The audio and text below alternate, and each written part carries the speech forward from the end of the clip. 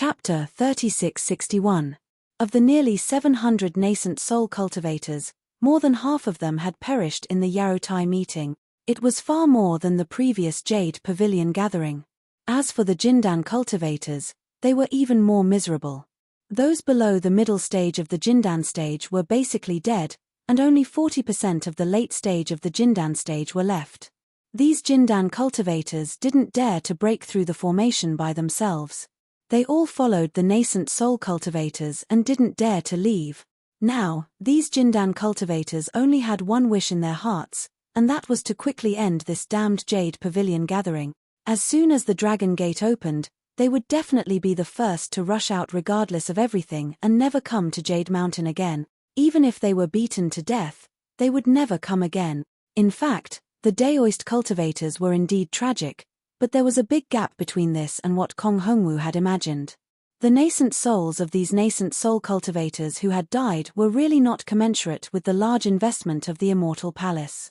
Most of the credit should be given to Xiao Hua for the Dao cultivators to be able to survive. Not to mention that Xiao Hua restrained Star Lord Palace, not to mention that Xiao Hua killed 3 Star Lords, not to mention that Xiao Hua personally saved so many nascent soul and Jindan cultivators. Xiao Hua was able to use his Dao heart to move Zunkong Shangren and Zhong Daoran, which was already the greatest thing. This kind of move was imperceptible, like the spring wind and rain, causing Zunkong Shangren and Zhong Daoran to go from hostility and suspicion to mutual recognition and cooperation. Not only did the two of them not die, but they also protected dozens of nascent soul cultivators around them from dying. Influenced by them, the other nascent soul cultivators who were also suspicious began to follow suit. These nearly 10 groups of cultivators gradually formed and fought together in the bloody storm of the past year. Of course, the most important thing was that Xiao Hua killed Kong Hongwu. Kong Hongwu's plot to kill all the nascent soul cultivators in the Scorching Sun formation couldn't be carried out. Otherwise, even if Zhai Xingzi and the others came here, they still wouldn't be able to survive. Fire de Zhenren looked around and whispered, "Fellow Zhai Xingzi, let's hurry up and do it. This is the rhythm of the early bird getting the first bite." "All right." Zhai Xingzi readily accepted the suggestion and waved his hand. "Fellow Taoists, let's surround this volcano. First, we'll act according to our previous formation and attack together. Whoever gets the jade box first, regardless of whether it's me or fellow Daoist Huda, we'll give that fellow Daoist something of equal value. Second, even if we can't get it for now, we'll be able to block the cultivators who come here in the future. Yes, we'll listen to fellow Daoist Zhai Xing's orders." The dozens of nascent soul cultivators responded in unison. They moved their bodies and surrounded the entire volcano in a short while. At the same time when everyone had just surrounded him, several divine senses had already swept over from afar. They were the other surviving Dao sect cultivators, including Zhong Daoran, Zun Kong, and the others. "Do it." Zhai Xingzi's face turned serious. He knew that he didn't have much time left, so he waved his hand and ordered. Buzz. Buzz. Waves of magic treasures rumbled. The dozens of nascent soul cultivators each activated their natal magic treasures.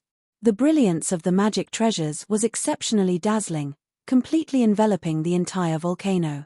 The originally blazing volcano suddenly froze at this moment, as if it was suddenly frozen by a cold wind. The inscriptions floating in the flames also stopped in mid-air, like falling leaves frozen in a fiery red crystal. Boom! All kinds of magic treasures landed, causing a huge tremor. The mountain that was originally condensed from flames was suddenly hit until it shrunk. The full inscriptions melted layer by layer and were annihilated piece by piece under the power of the magic treasures. It was as if boiling water was poured onto snow. There was no resistance at all. Great! Zhai Xingzi was overjoyed. He activated his magic treasures and the multicolored light around him shone brightly. As he reached out his hand, a dragon-shaped brilliance rushed towards the fire mountain. In the blink of an eye, it was about to land on the jade box. But at this moment, the corner of Huda's eyes twitched slightly, as if he had sensed something. However, he smiled faintly. His eyes flashed with a hint of mockery, but he didn't say anything. Ka. The sound of a rat gnawing on a table leg at night rang out. Layer after layer of inscriptions suddenly appeared in front of the cultivators. Each of the inscriptions emitted a solemn sound. When the sound gathered together, it actually caused the nascent soul cultivators to become absent-minded. Following the appearance of the inscriptions, strands of noble spirit condensed into the shape of crystal threads rushed out of the void and landed on the inscriptions. The inscriptions were like budding flower buds. The inscriptions that formed chapters were like rows of flower walls. However, the flower buds were fatal, and the flower walls were engraved with the names of the deceased. Boom, boom, boom.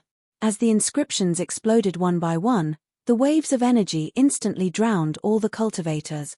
Zhai Xingzi's cloud hand also couldn't escape the calamity. With a boom, inch by inch, it broke apart. Not good. Zhai Xingzi shouted. How could this happen? When Zhong Daoran and the others took the jade box, it didn't appear like this. Zhai Xingzi was shocked. He hurriedly retreated. At the same time, he activated his divine sense. Thousands of starlight appeared from the top of his head and turned into a huge hand that grabbed the exploding inscriptions. Swoosh, swoosh, swoosh. The huge hand fell. The inscriptions around the volcano also emitted a roaring sound. The noble spirit crystal threads exploded with great power. As soon as the huge hand touched the inscriptions, it was immediately blown apart by the noble spirit crystal thread. Fellow Daoist Huda, come and help me. Zhai Xingzi saw that Huda Zhai Xingzi was still activating an ordinary magic treasure. He couldn't help but frown and hurriedly called out. How could Huda Zhai Xingzi be willing to help? But now, he had to act. Huda Zhai Xingzi shouted, Fellow Daoist Zhai Xing, don't worry. I will help you. As he spoke, Huda Zhai Xingzi also activated a huge hand that was condensed from flames. Its position was exactly opposite of Zhai Xingzi's. Of course Huda Zhai Xingzi's hand was not as big as Zhai Xingzi's. The moment it touched the inscriptions, it immediately collapsed. Ah! At this moment, a nascent soul cultivator suddenly screamed. Above the volcano, a vast white gas rushed out and covered the nascent soul that had lost its physical body. It instantly dragged the nascent soul into the volcano and disappeared. Puff puff. After a nascent soul cultivator died, the other nascent soul cultivators also endured the most difficult stage. They all activated their magic power and used their divine sense to escape from the attack of the inscriptions. When these cultivators came out, the terrifying inscriptions gradually disappeared as if they had never existed. The volcano that had been hit until it lost its light was now waving its fangs and brandishing its claws. As he looked at the group of cultivators with ghastly pale faces and the damaged magic treasures in their hands, a bitter taste arose in Zhai Xingzi's mouth. He understood in his heart that this last treasure was absolutely not as easy to obtain as the previous two. Zhai Xingzi wanted to give up, but he couldn't say it. This was not only a matter of face, but also a matter of life and death. Even if he didn't take this treasure, the Jade Pavilion Gathering's Dragon Gate would not open. They still had to stay here. Ha ha ha. Zun Kong Shangren's mocking voice came like a wave. You dare to go to the volcano without 3 inches? You're just a bunch of useless people, yet you want to covet the 3 great treasures? Are you defeated? If you can't, then quickly move aside and let this old man take it. Zun Kong Shangren's words really made Zhai Xingzi blush because these were the words he mocked Zun Kong Shangren when he first failed to take the treasure. However, Zun Kong Shangren then successfully took the jade box with Zhong Daoran. Now, Zun Kong Shangren was just returning the original word. Zun Kong Shangren's voice had already arrived, but he was still far away. Huda Zhai Xingzi heard it and his heart tightened. The first people he found were Zun Kong Shangren and Zhong Daoran. Unfortunately, Zhong Daoran didn't care about Huda Zhai Xingzi joining, but Zun Kong Shangren was extremely disgusted with Huda Zhai Xingzi. That kind of disgust was undisguised on his face. Huda Zhai Xingzi was also a late Yuanying stage cultivator. How could he bear this? After a few words, he flicked his sleeves and left. In his heart, he was extremely contemptuous of this group of people who were only a few dozen at that time. But what made Huda Zhai Xingzi surprised was that more and more people gathered around Zhong Daoran and Zun Kong Shangren, and more star formations were broken. Just as Huode Zhai Xingzi was about to coldly watch these two people being killed by Star-Lord Palace, they unexpectedly took two treasures. At this time, Huode Zhai Xingzi almost suspected that Kong Hongwu of Star-Lord Palace had changed his nature and began to favor the Taoist cultivators. However, whether it was the Crimson Star Great Formation or the Bright Moon Great Formation, the casualties of the Taoist cultivators didn't seem to be his guess. Therefore, Huode Zhai Xingzi slightly shifted his target from killing Xiao Hua to the treasures. As for Zhai Xingzi, to be honest, Huode Zhai Xingzi just wanted to make use of him. When Xiao Hua appeared, or when Xiao Hua was fighting with him for the treasures, he could borrow Zhai Xingzi's power to kill Xiao Hua. Zhai Xingzi was a little embarrassed. He looked at the jade box on the volcano in the distance, and then looked at the group of cultivators who were greatly injured. He thought about whether to continue or not. After all, before Zun Kong Shangren and the others arrived, they still had enough time to attack again. Fellow Zhai Xing, what are you hesitating for? If we don't attack now, when Zhong Daoran and the others arrive, how will we have a chance? Huode Zhai Xingzi urged from the side. Zhai Xingzi nodded. Fellow Zhai Xingzi is right. Previously, I didn't succeed. Now, it's up to you. When Huode Zhai Xingzi heard this, he felt like vomiting blood. However, what Zhai Xingzi said was also right. Even if it was a round, it would still be his turn to attack. Huode Zhai Xingzi smiled. He already had a plan in mind. He nodded and said, Fellow Zhai Xingzi is right. I also want to lead everyone to succeed. Unfortunately, my life source magic treasure was stolen by that bastard Xiao Hua. I only managed to stay alive by fleeing with all my might. Today, even if I use all of my magic power, I still won't be able to stand shoulder to shoulder with fellow Zhai Xingzi. How about this, fellow Zhai Xingzi? We don't have much time. This time, we must succeed in one strike. There can't be the slightest mistake. I'll be the main force, and fellow Zhai Xing will be the support. Why don't we attack together? -13. Chapter 3662. After listening to Huode Immortal's suggestion, Zhai Xingzi pondered. Huode Immortal had said this before, and he had already regarded Xiao Hua as the scum of Taoism. Since Huode Immortal did not have his natal magic treasure, his supernatural power would naturally be weakened. He would not be of much help. If it was before, he could take a few steps back and let Huode Immortal try. But this time, he really did not have much time. Even if he had some grudges in his heart, he could only compromise. Okay. Zhai Xingzi nodded and pointed to the opposite side. Huode Immortal will go to the opposite side. We will attack from both sides. Who is it? At this moment, Zhai Xingzi's eyes suddenly overflowed with faint starlight. He raised his head and looked at the clouds that were covered by flames in the distance. Between the two clouds, half of a face that was either angry or happy flashed past. Ah! Zhai Xingzi's heart felt as if it was struck by lightning. Instantly, his body became light and he could not breathe. It was as if thousands of mountains and ravines were stuffed into his chest. This face is so familiar. This person is so attractive. This person. Where have I seen him before? Zhai Xingzi's mind was turned upside down. He tried his best to find the memory of this half of the face. Unfortunately, no matter how hard he tried, he could not find the origin of this half of the face. However, the bitterness in his heart clearly told him that this person. He knew this person, and this person was deeply engraved in his heart. Fellow Immortal Zhai Xingzi. Huode Immortal did not see that half of the face, but he was a little panicked. He naturally knew that the scorching sun array was guarded by the Celestial Lords of Celestial Lord Palace. He did not know who the Celestial Lord above the clouds was, but he had a vague feeling that this Celestial Lord was probably Kong Hongwu himself or someone sent by Kong Hongwu to check on his performance. Therefore, he hurriedly reminded him, "You. What's wrong with you?" "No. Nothing." Zhai Xingzi's heart could not help but beat wildly. He could not calm down for a moment. This was rare for a cultivator in the late stage of the nascent soul stage.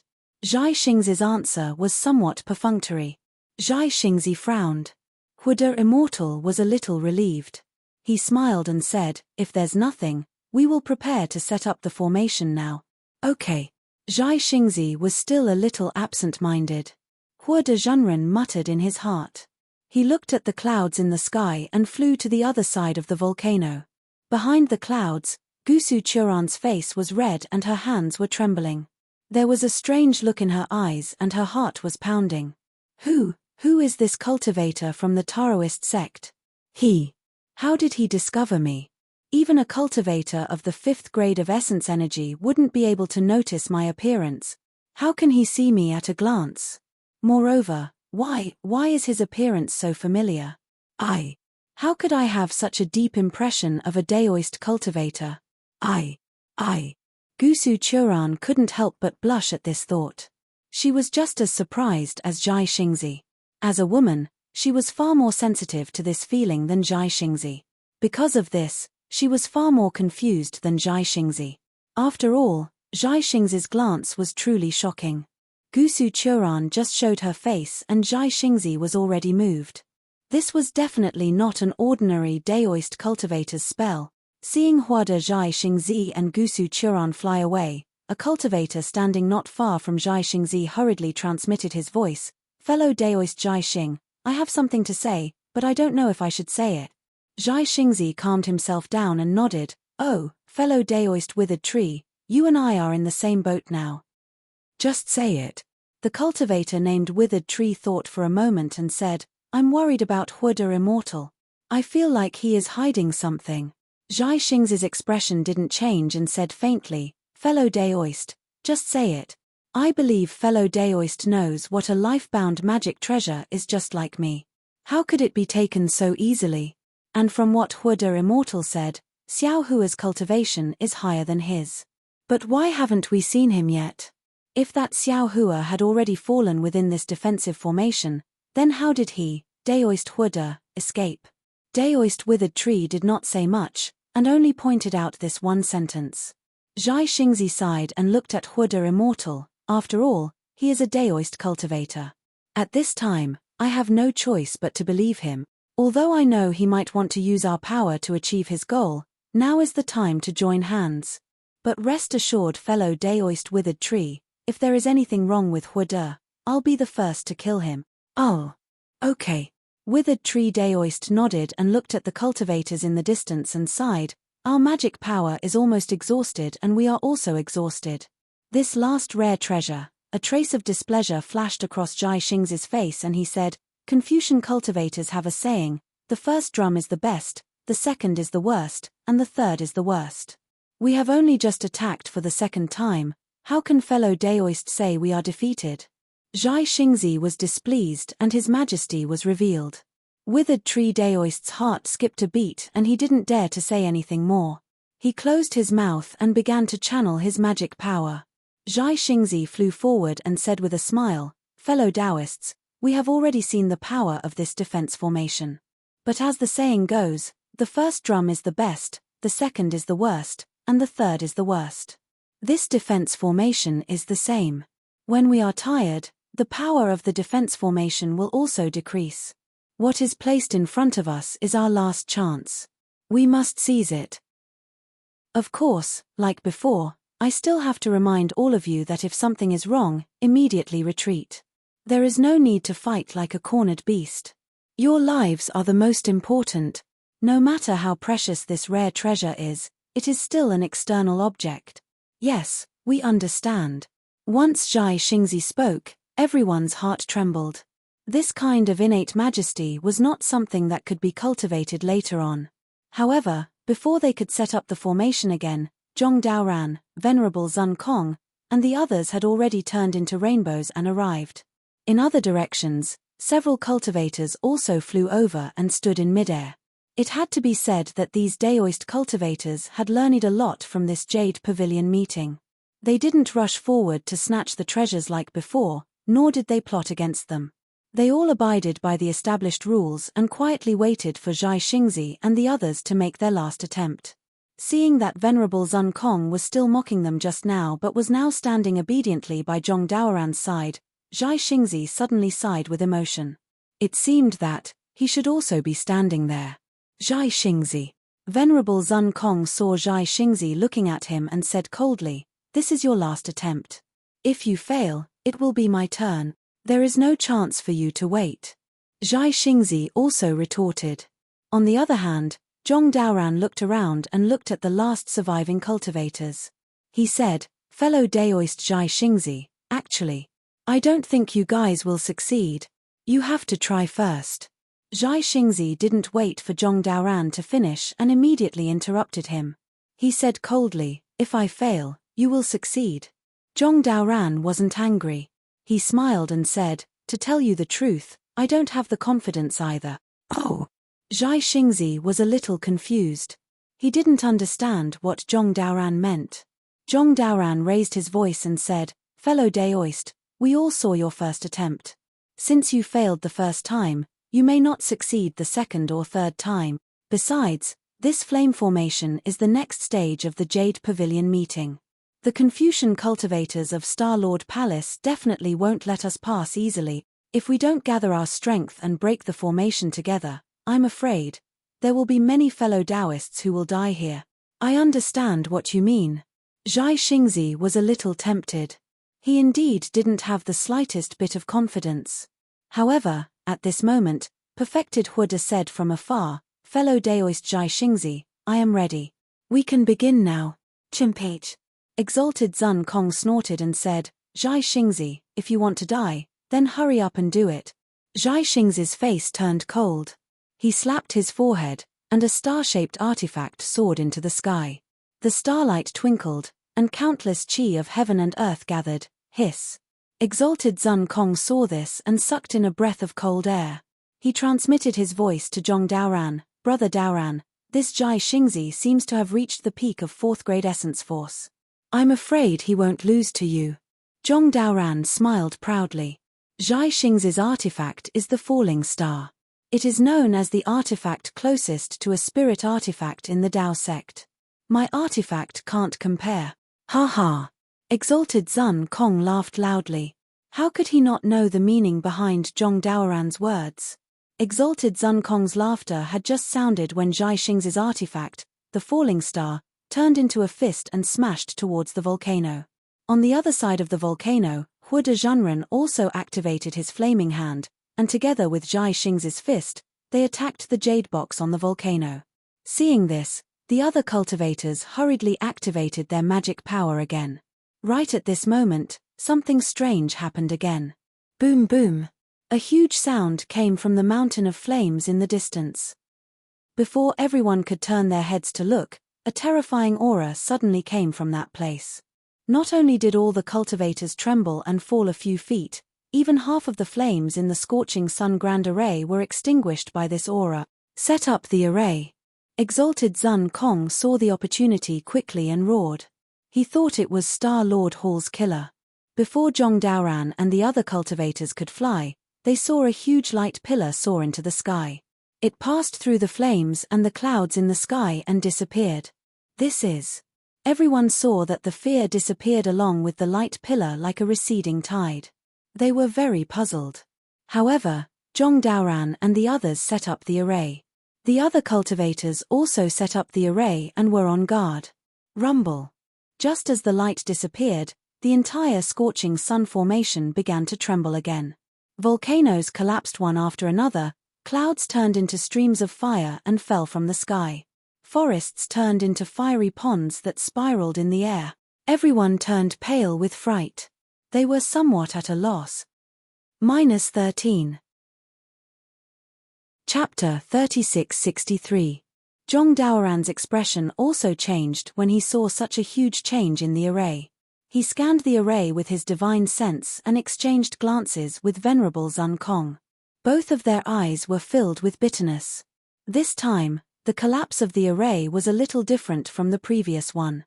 It was completely disorderly and there was no trace to speak of. Moreover, their divine senses had just scanned a few miles when they were immediately defeated by the aura of the collapse. They couldn't go far. Even if they wanted to escape, they would be like headless flies. Oh no! Before they could withdraw their divine senses, the entire space was torn apart. Their divine senses were also cut off in the broken space. Zhong Daoran and Venerable Zun Kong's divine senses were damaged. Their faces were pale. They hurriedly waved their hands and wanted to escape with the other cultivators. At this moment, a loud sound came from beside them. They quickly turned around and saw the volcano where the jade box was located collapse. The space around the volcano was broken and shattered like glass. Thousands of inscriptions surged out of the void. These inscriptions were immediately torn into pieces by the space cracks before they could trigger the noble spirit. Ha ha ha! While the other cultivators were at a loss, Zhai Xingzi let out a wild laugh. The big hand formed by the starlight grabbed the jade box that was flowing with the fire in the volcano. Layers of extraordinary colors bloomed from the jade box. Good. Venerable Zun Kong couldn't help but praise. Everyone heaved a sigh of relief. After all, they had obtained the last rare treasure. The Jade Pavilion gathering was about to end. The dragon gate that would send everyone out would inevitably appear. This collapsing space would naturally stop. Ah! Just as everyone's hearts settled, they heard Zhai Xingzi's miserable scream. A space crack appeared out of nowhere between Zhai Xingzi's big hand and instantly cut the big hand apart. Zhai Xingzi's expression changed drastically. Woo! Hu de Zhenren reacted quickly. The flaming hand hurriedly grabbed the jade box that Zhai Xingzi had let go. Zhai Xingzi helplessly waved his hand and the falling star turned into a speck of starlight and flew back to Zhai Xingzi's eyes. Zhai Xingzi's miserable scream caused everyone's hearts to skip a beat. Because the dragon gate was gone and the space was still collapsing, their way out did not appear. What's going on? At this moment, Zhong Daoran was no longer interested in any treasures. All he wanted to do was to escape. The hundreds of cultivators around him were the same. Unfortunately, the collapse of the scorching sun formation was far beyond their expectations. Spatial cracks appeared one after another, turning the formation into pieces. They gradually separated from each other and even became further and further apart. Waves of inscriptions and clusters of flames rushed out again, blocking everyone's line of sight. Ah! A golden core cultivator was caught in the flames in a panic. He screamed as his body was corroded. The flames quickly killed him. Immediately afterward, several more golden core disciples were killed by the spatial rifts. They didn't even have the chance to scream. At a place several miles away from Zhong Daoran, Daoist Yuan Qing, Hong Songzi, and Hai Hongzi were watching from afar with a group of gold core disciples. These three nascent soul cultivators had already reached an agreement outside of Yarotai Mountain, and they had also refined a type of joint offensive magical item. Therefore, after they met up with the Crimson Star Grand Formation, they had enough power to protect themselves. After that, they gathered another group of gold core cultivators and rushed here. Naturally, they wouldn't covet the rare treasure anymore. They just wanted to follow Zhong Daoran and get out of the Yarotai gathering safely. At this time, they were also facing a disaster. Seeing that more people were about to die, they also released their magic treasures and other objects to resist. Fellow Daoist, dodge! Daoist Yuan Qing's sharp eyes saw a flame rushing out of the void. He hurriedly shouted at Hong Songzi who was next to him. Hong Songzi was shocked. His figure suddenly turned into a rainbow and fled into the distance. When he saw Hong Songzi turn into a rainbow, Hai Hongzi became anxious and immediately transmitted a message, "Fellow Daoist, stop." However, before his voice could reach Hong Songzi's ears, several spatial cracks suddenly appeared and landed on Hong Songzi's body in the blink of an eye. Catcher! Hong Songzi's treasured clothes blossomed with aqua blue brilliance and instantly shattered. His corporeal body was also torn apart along with the treasured clothes that fluttered away. Chirp! A nascent soul cultivator wearing a treasured armor flew out of his body at the critical moment. His small face was full of panic. Hey! Daoist Yuan Qing's heart turned cold. When he saw that Hong Songzi's nascent soul did not disappear and was not sucked away by the huge suction force, he could not help but be slightly stunned. Catcher! Just as Daoist Yuan Qing was about to fly towards Hong Songzi, another huge spatial crack appeared. Hong Songzi's nascent soul had just turned blurry, and before he could use his teleportation technique, he was immediately swallowed by the darkness of the spatial crack. Not only that, But a huge flame rushed out from the spatial rift and separated Daoist Yuan Qing and Hai Hongzi. Daoist Yuan Qing was surrounded by red clouds and flames. Damn it! Daoist Yuan Qing cursed angrily. He waved his hand and the broken halberd appeared in his hand. A water-blue brilliance flew out from the halberd and rushed toward the flame. Bang! Bang! Bang! A violent explosion sounded. The flame was shattered and a small gap appeared. Daoist Yuan Qing did not have time to identify where the gap led to and was about to rush in. At this moment, a strange sword sound came from the clouds below him, and then it became quiet. In a moment, the crimson clouds surged violently, and a slender figure rushed out from the cloud. Xiao! Daoist Xiao! Daoist Yuan Qing's face lit up when he saw the familiar appearance and figure. He hurriedly flew over. However, before he could reach Xiao Hua, Daoist Yuan Qing stopped in his tracks. This was because Xiao Hua was lying on top of the clouds as soon as he rushed out. His eyes were tightly shut, and there was no breath coming from his mouth or nose. Moreover, his face was pale, and his Daoist robe was in tatters. There were clearly several wounds on his exposed skin that went deep into his body. Xiao Hua was seriously injured. Seeing that Xiao Hua was seriously injured, the joy on Daoist Yuan Qing's face disappeared and was replaced by an extremely strange green and red color and hesitation. Xiao! Xiao Hua! Wake up! Daoist Yuan Qing did not go to help but called out in a low voice. Unfortunately, Daoist Yuan Qing called out a few times but Xiao Hua did not respond at all. Daoist Yuan Qing saw this and bit his lips. His eyes narrowed and the halberd in his hand faintly glowed.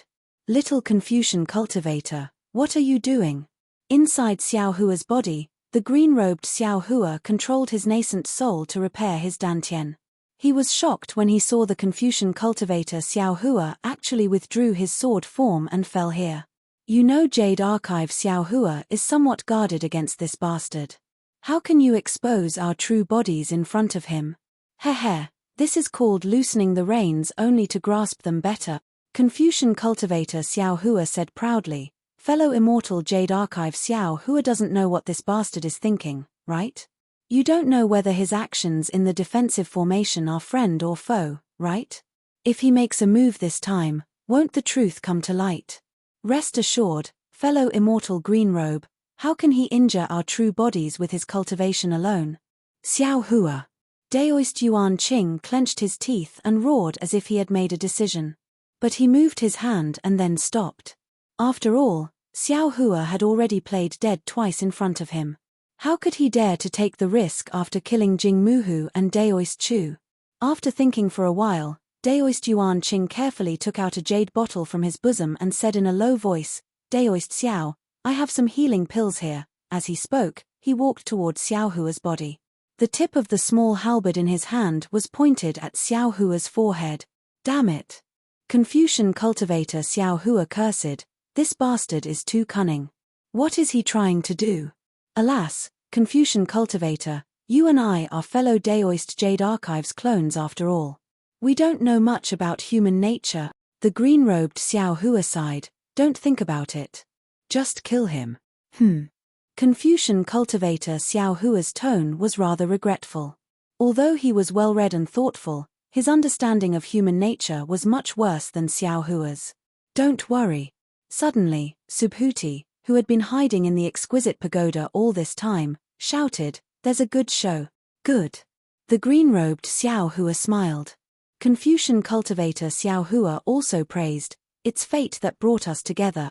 Sure enough, just as Daoist Yuan Qing was about to approach Xiao Hua's body, another catcher sound rang out.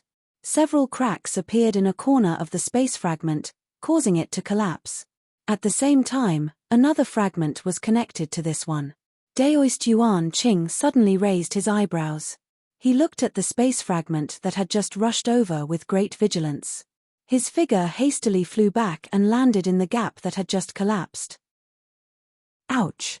Just as Daoist Yuan Qing left, a woman with flames burning on her body staggered and flew down from the distance. Wasn't this the extremely beautiful Fairy Jing that Xiao Hua had seen before? Fairy Jing landed on the clouds. Her body was slanted as if she was injured. At the same time, a multicolored light appeared on her palm and was about to fall on the flames on her body. However, when Fairy Jing's gaze fell on the unconscious Xiao Hua's face, she even forgot about extinguishing the fire. She cried out in alarm, "Xiao Hua!" Carrying the flames on her body, she rushed to the side of the clouds. "TSK, TSK. Confucian cultivator Xiao Hua smacked his lips and said with admiration, "We've only met a few times. It can't be this bad." With that, Confucian cultivator Xiao Hua opened his mouth and a stream of true qi rushed out from somewhere in Xiao Hua's body and landed on Fairy Jing's body. The inscriptions on the flames were shattered by this true qi and the flames extinguished themselves.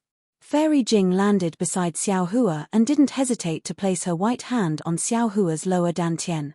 This made the green-robed Xiao Hua hesitate.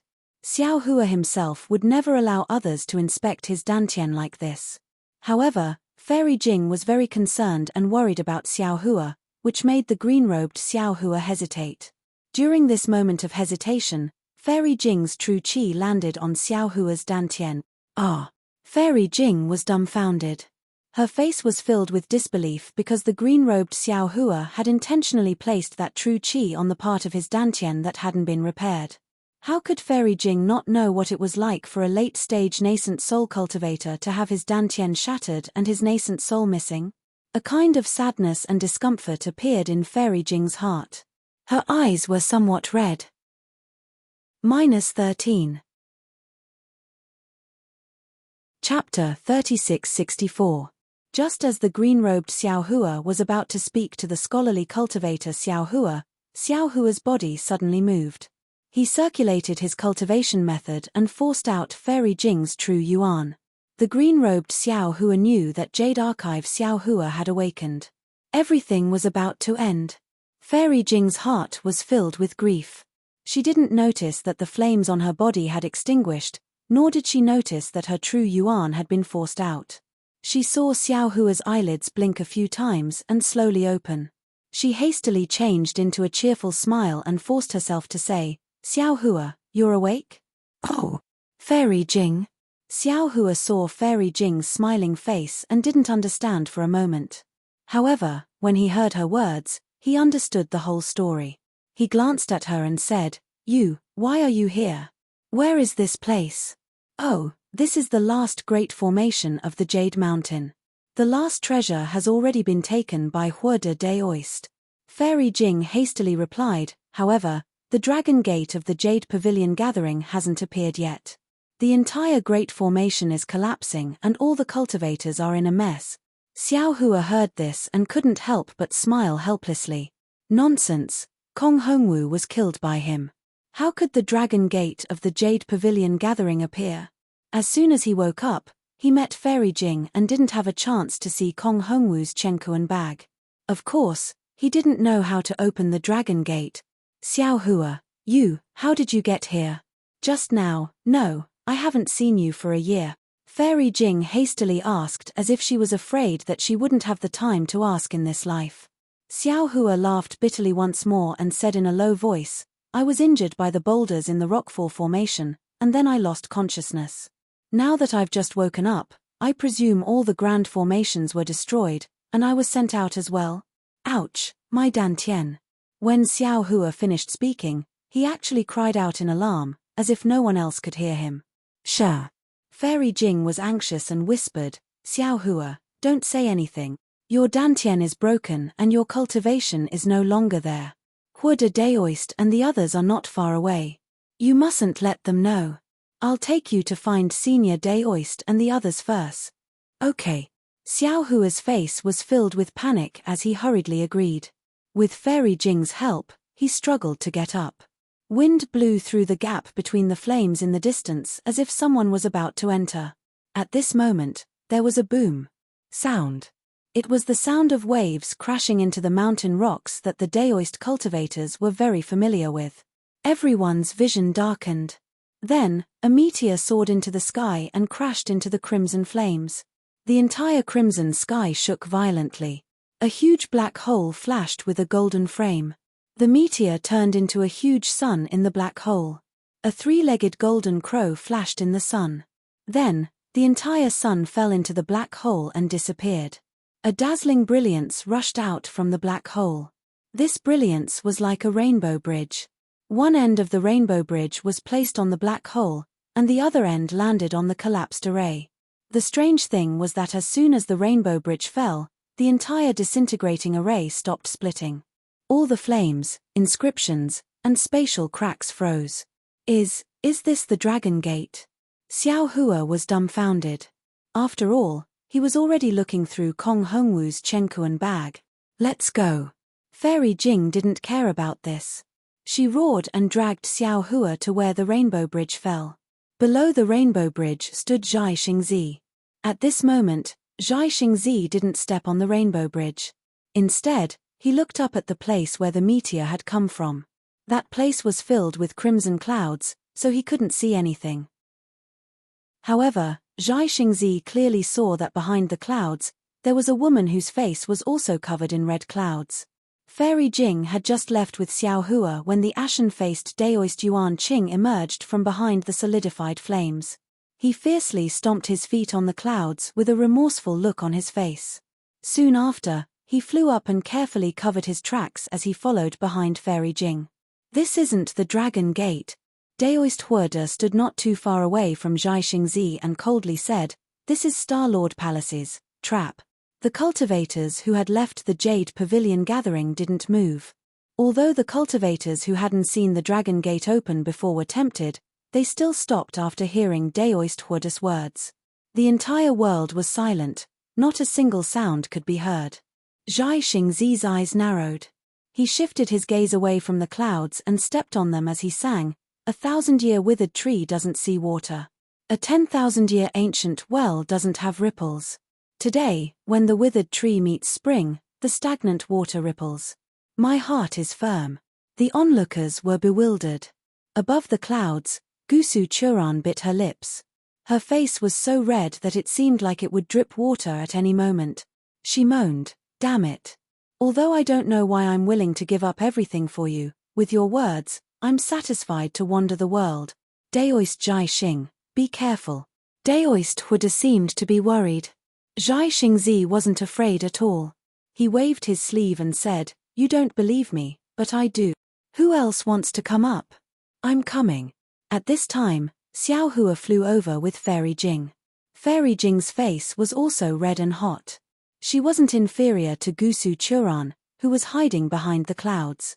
After all, she was carrying a male cultivator in front of so many cultivators. Although Fairy Jing was carrying Xiao Hua, in order to cover it up, Xiao Hua and Fairy Jing were holding hands. This kind of intimacy was really moving. "Okay, Daoist Xiao, please." Zhai Xingzi laughed and waved his hand. Fairy Jing and Xiao Hua passed through the crowd and landed on the rainbow bridge. Xiao Hua. Daoist Huerda bit his lips and fiercely looked at Xiao Hua. An indescribable feeling arose in his heart. He couldn't help but want to fly up. "Oh, brother Xiao, you're still alive." Zhong Daoran and Zun Kong were both doubtful. Seeing Xiao Hua suddenly appear with Fairy Jing, they were pleasantly surprised and immediately flew onto the rainbow bridge. With Xiao Hua here, they had an indescribable confidence. Daoist Xiao has come." The group of nascent soul cultivators and gold core cultivators behind Zhong Daoran were all boiling with excitement. Those who had seen Xiao Hua's great display of invincible might within the rockfall formation all rushed onto the rainbow bridge one after another. Those who hadn't seen him before had long since been talked about by these cultivators to the point that calluses grew on their ears. Seeing Xiao Hua, who was more powerful than Zhong Daoran and Zun Kong, leave, how could they still stay? Xiao Hua. Daoist Huerda clenched his teeth and also helplessly braced himself to fly onto the rainbow bridge. He knew in his heart that although this wasn't Kong Hongwu's Dragon Gate, since others had gone up, he couldn't not go up. However, he was still curious. What exactly was this rainbow bridge? If he was in danger, would Kong Hongwu help? The rainbow bridge didn't move and stabilized the collapse of the blazing fire formation. Zhai Xingzi and the others rushed into the black hole and quickly disappeared. After all the cultivators had left, Gusu Churan also appeared from the clouds. She turned to look at the fire and debris under her feet and clapped her hands. A cloud fell from the sky, and a moment later, a woman in a daoist robe flew out from the cloud. A broken star armor fell from the cloud. When Gusu Churan landed on the rainbow bridge slowly shrank and disappeared into the black hole. Gusu Churan silently looked at the collapsing formation and frowned. She was very surprised. Kong Hongwu, where did he go? Could it be that something big happened to Star-Lord Palace? Right now. I'm afraid this is the best time for me to escape from Star-Lord Palace. When Gusu Churan's figure disappeared, the blazing sun formation began to boil and collapse again. There was indeed no one inside the formation, whether it was daoist cultivators or Star-Lord Palace's immortal soldiers. However, Gusu Churan was wrong. She knew that the scorching sun formation was set by the immortal generals of the immortal palaces. The Confucian cultivators of Celestial Lord Hall, from Kong Hongwu to the Celestial Lord guarding the formation, couldn't pry into it. Thus, she boldly used the so-called peach zombie Li Meng to escape.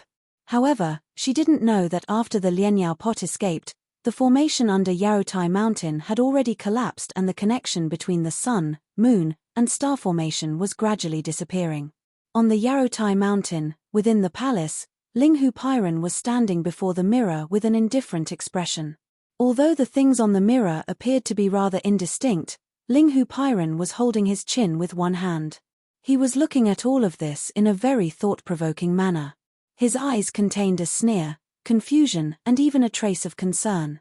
The light from the Lianyao pot rushed out of Yarotai Mountain and quickly disappeared into the void. The Heavenly General's primordial spirit shadow followed behind like a real person. When it reached the sky, it opened its mouth and a palm-sized imperial equipment flew out. This imperial equipment was in the shape of a flying shuttle, and a layer of light purple clouds appeared on top of it. The Heavenly General's body swayed, and the entire primordial spirit shadow entered the imperial equipment.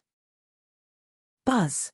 The flying shuttle let out a strong roar, and the space within a few feet showed slight distortions. A huge pillar of vast chi fell into the flying shuttle from all directions. Whoosh!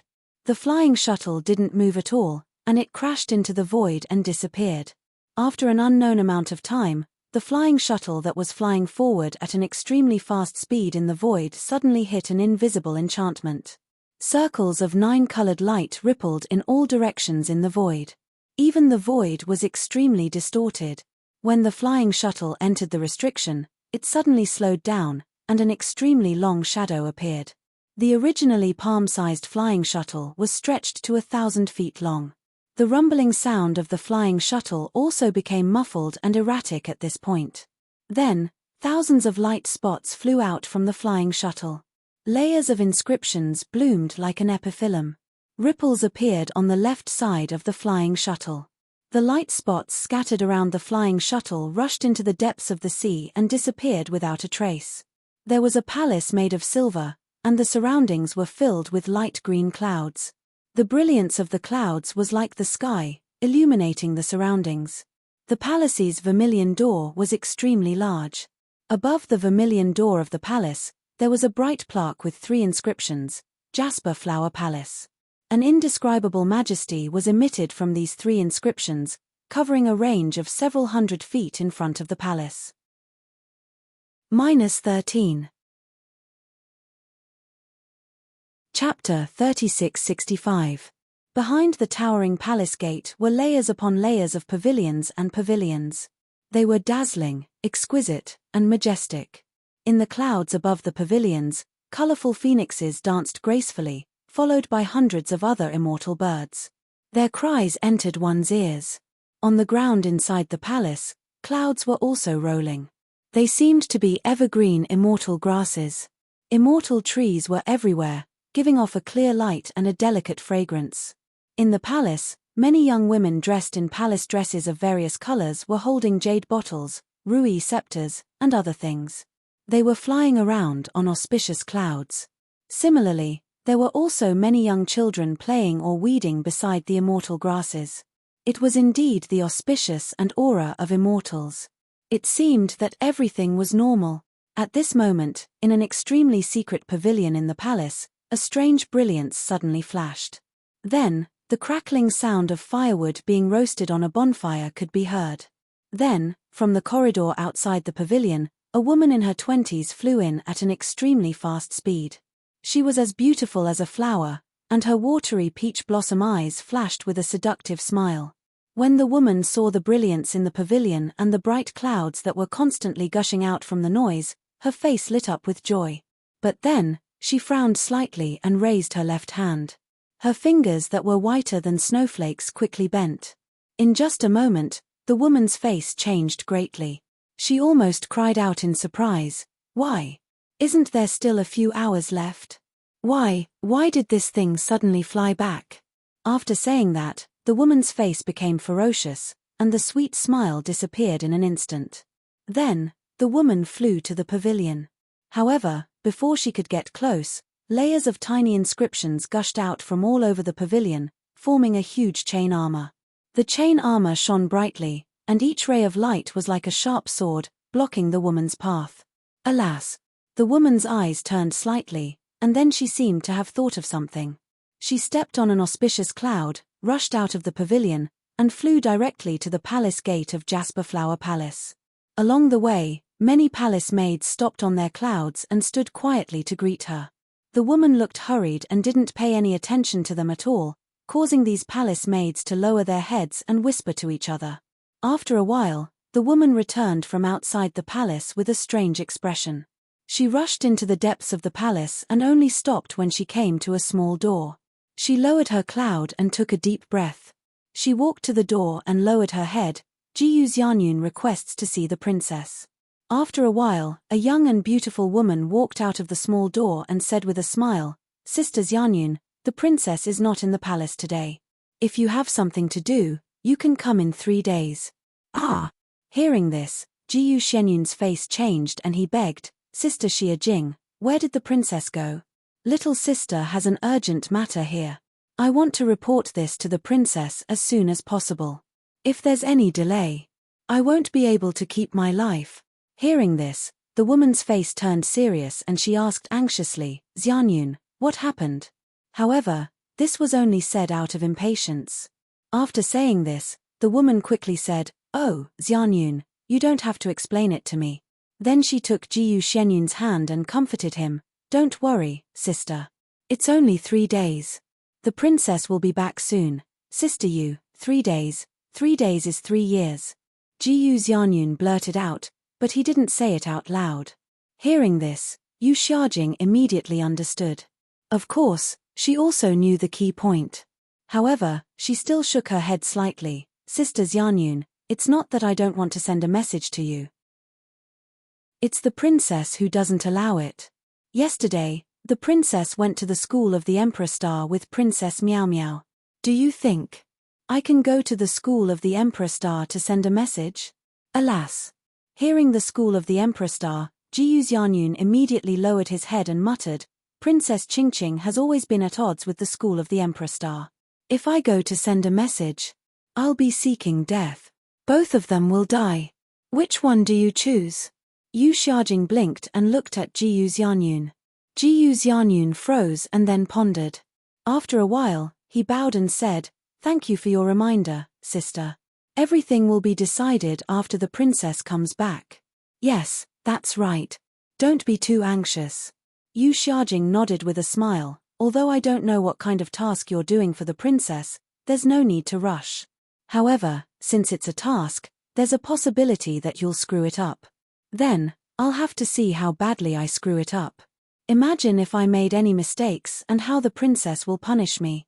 Actually, the princess empathizes with us the most. She won't be too harsh on us." Jiyu Xianyun smiled bitterly and said in a low voice, "Actually, I'm not sure either. However, perhaps it's not as serious as I think. Elder sister, if the princess comes back, can you take a look at her mood before you inform this little sister? You're making things difficult for me." Yu Xiajing smiled even more bitterly. When has the princess ever come back with a smile from the school of the Emperor Star? "Sister, you're just making things difficult for me. My life is at stake." Jiyu Xianyun begged, "Sister, you must think for me.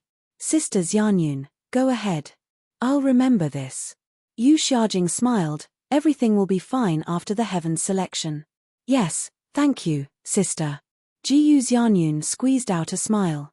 After Yu Xiaojing entered the small door, he walked out of the small courtyard with displeasure on his face.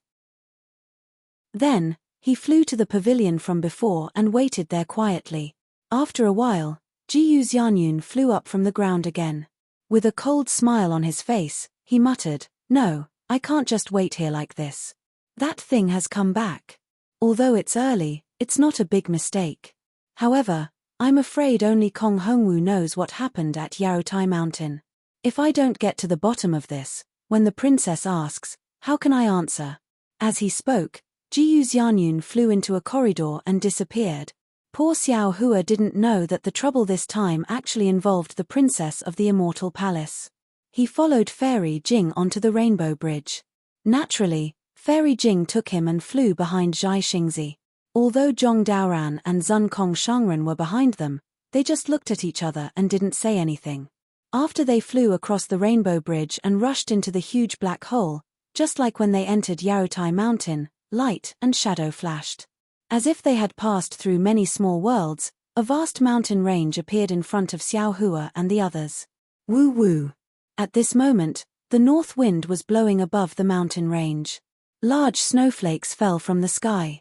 Before they could land, they were torn to pieces by the wind. A gust of cold air rushed into Xiao Hua's mouth and nose. Xiao Hua took a deep breath. It was really a refreshing feeling. I'm Zhai Xingzi. I didn't ask for your Dharma name. Zhai Xingzi flew in front. After he left Yaotai Mountain, he scanned with his divine sense and a smile appeared on his face. He looked at Xiao Hua holding hands with Fairy Jing and said with a smile, I really envy your intimacy with your lover. The blush on Fairy Jing's face increased. She pulled back her hand and didn't dare to take it back. She opened her mouth to say something but didn't know how to refute. She simply lowered her head and didn't say anything. Xiao Hua smiled and cupped his hands, saying, I'm Xiao Hua. My Dharma name is Daoist Xiao. Xiao Hua. Zhai Xingzi frowned. A cold smile immediately appeared on his face, so you're Xiao Hua. Hihi, not bad, not bad. Zhai Xingzi said not bad but his face was full of disdain. How was that not bad? What's the meaning of this, Daoist? Xiao Hua was somewhat bewildered. Just as he was about to speak, Zhai Xingzi flung his sleeve and said coldly, I originally thought you were a forthright person. Who knew, your heart was actually dirty. Alas, you can't judge a book by its cover. After saying that, he urged his figure and flew to the other side of the foothills. Is this guy sick? Xiao Hua was completely at a loss and couldn't help but say in a low voice. Fart. Fairy Jing on the side chuckled and said, previously on Yaotai Mountain, Zhai Xingzi was together with Daoist Huada. He must have heard Daoist Huada's ugly words. TCH. I was wondering. Xiao Hua suddenly came to a realization. He tilted his head and looked at the rippling water like air behind him. The cultivators flew out one by one. He smiled and said, Fairy Jing, do you think I should kill Daoist Huada right now? If Daoist Huada hadn't been mentioned, Fairy Jing wouldn't have thought about it. However, when she looked back, she found that except for her and Xiao Hua who followed closely behind Zhai Xingzi, the other cultivators didn't fly out of the Yaotai meeting in the same order as on the Rainbow Bridge. Zhong Daoran and Zun Kong Shangren weren't behind them at all. This is bad. Fairy Jing hurriedly urged her magic power to fly away. While flying, she scolded, You still want to find trouble. It's good enough that Daoist Huada didn't find trouble with us. Us. Xiao Hua touched his nose and smiled bitterly. However, after thinking for a moment, he still pretended that he had lost his cultivation. Fortunately, Fairy Jing didn't have to worry for long. A moment later, several powerful divine senses swept over. Two of them were Zhong Daoran and Zun Kong Shangren. The two turned into rainbows and rushed over from afar. The other divine senses were somewhat resentfully retracted. Brother Xiao. Zun Kong Shangren shouted without flying close, You're really good. It seems that Fairy Jing was still beside this old man just a moment ago. This, in just a few breaths of time, you actually, Senior Zun Kong. Fairy Jing's face was very red. She hurriedly flew over with Xiao Hua and shouted, "Senior, quickly come and take a look." Xiao Hua, at this point, Fairy Jing changed to transmitting her voice. Zhong Daoran was naturally more attentive than Zun Kong Shangren. When he saw that Xiao Hua wasn't flying and was being carried by Fairy Jing, he already felt something was wrong. Without waiting for Fairy Jing to transmit her voice, he hurriedly flew over to Xiao Hua and raised his hand to check Xiao Hua's injuries. However, at this moment, Zhong Daoran stopped and looked at Xiao Hua with a stunned expression. At this moment, Xiao Hua's lips were slightly moving as if he was explaining something. Xiao Hua didn't say much and only said a few words. Zhong Daoran slightly frowned. He looked at Fairy Jing and then at Zun Kong Shangren. His expression was very serious as he said, "Brother Zun Kong, do you have any medicinal pills?" -13. Chapter 3666. When Zun Kong heard this, he shook his head slightly and said with a bitter smile, "Brother Daoran, you really think too highly of me. My Dantian is destroyed, and my nascent soul. I'm afraid it will also be greatly damaged. Not to mention completely obliterated. Even if I lose an arm or a leg, to completely recover, not only will I need to take a nascent soul pill, but I also need to cultivate for hundreds of years to fully recover. That nascent soul pill is a legendary immortal pill. I've only heard of it and never seen it, but..." At this point, Zun Kong hesitated and said in a low voice, "I know a secret recipe to use the nascent soul of a cultivator who just became a nascent soul, Xiao Hua laughed and hurriedly waved his hand. He gave Zhong Daoran a look and then said to Zun Kong, "No need to trouble brother Zun Kong, I have a medicinal pill here. Although it's not as good as the nascent soul pill that fellow Daoist mentioned, it has an excellent effect on rebuilding the Dantian. I just haven't had a chance to take it. After a while, I'll find a place to take it.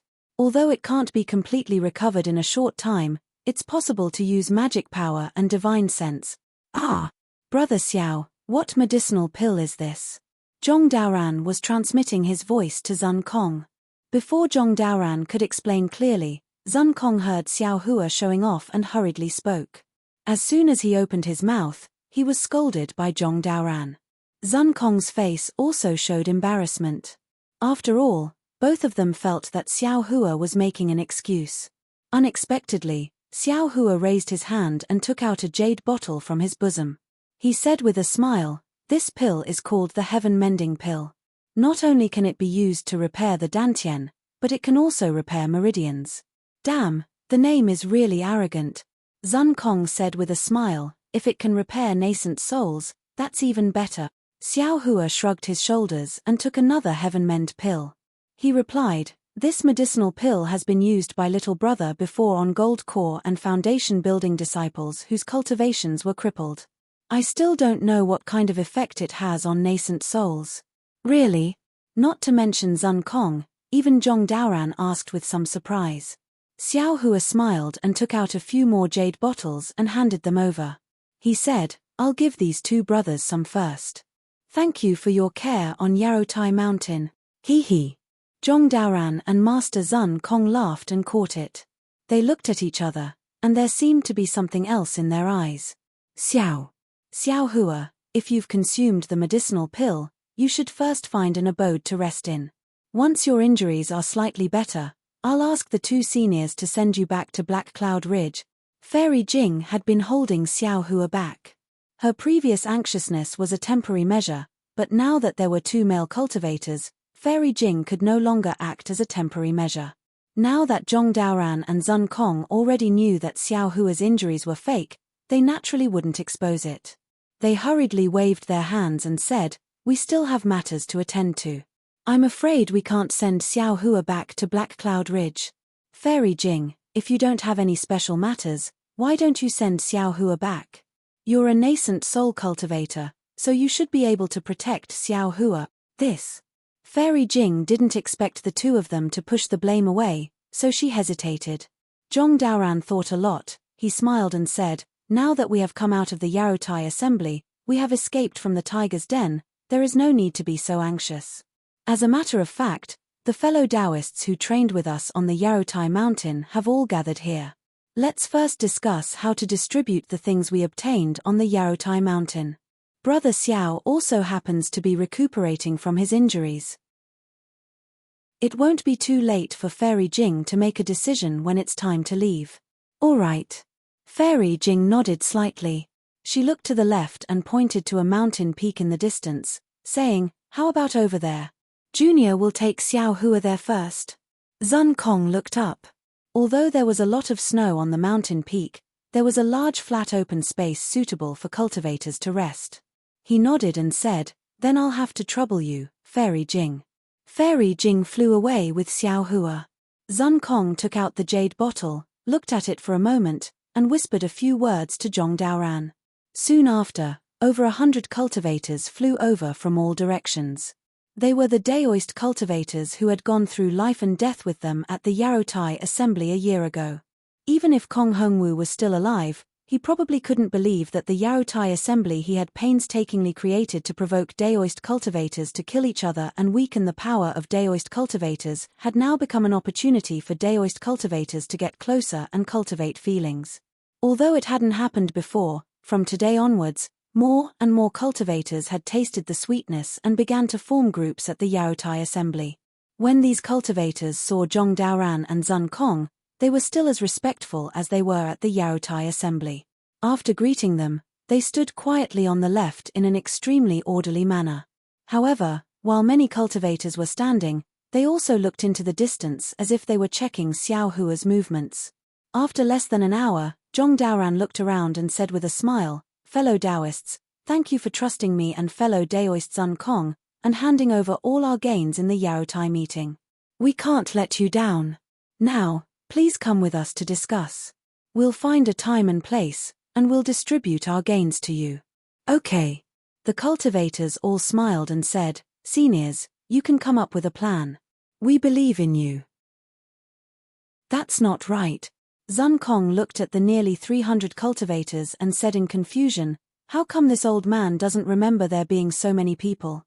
"Ha ha." Zhong Daoran flew up and said with a laugh, "Those who can come are naturally Daoist cultivators.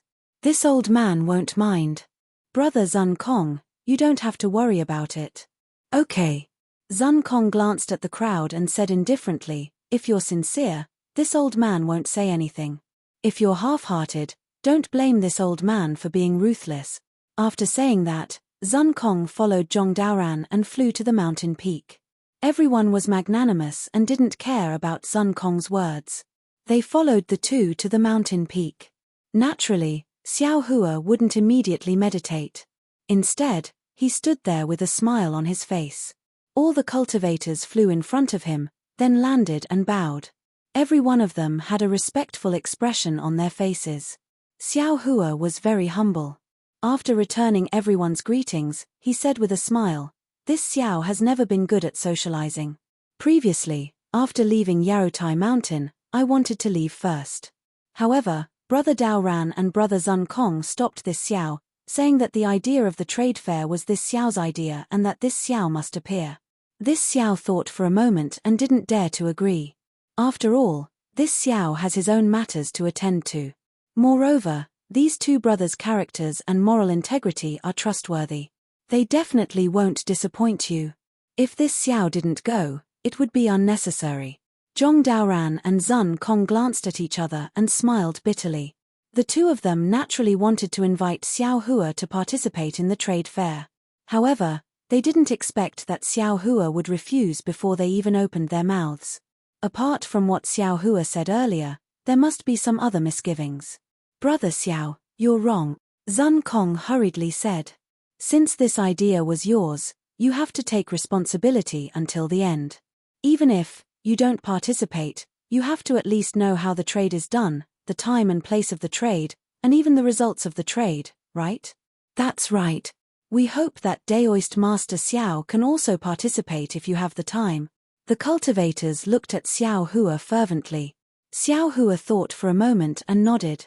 "This Xiao has some injuries and needs to heal first. How about you two discuss it with your fellow Taoists first and inform this Xiao when there's a result?" "Good. Exalted Master Zun Kong signaled Zhong Daoran with his eyes again, and he led the group of cultivators to discuss the matters of the trade. Zhong Daoran brought Xiao Hua and Fairy Jing to a secluded place.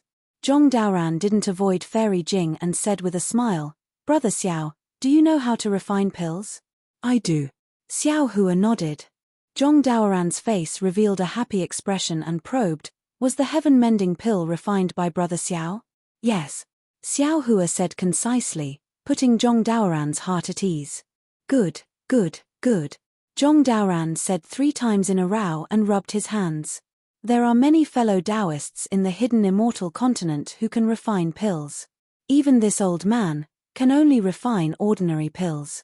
As far as this old man knows, there isn't a single cultivator who can refine an immortal pill like the heaven-mending pill. Xiao Hua smiled.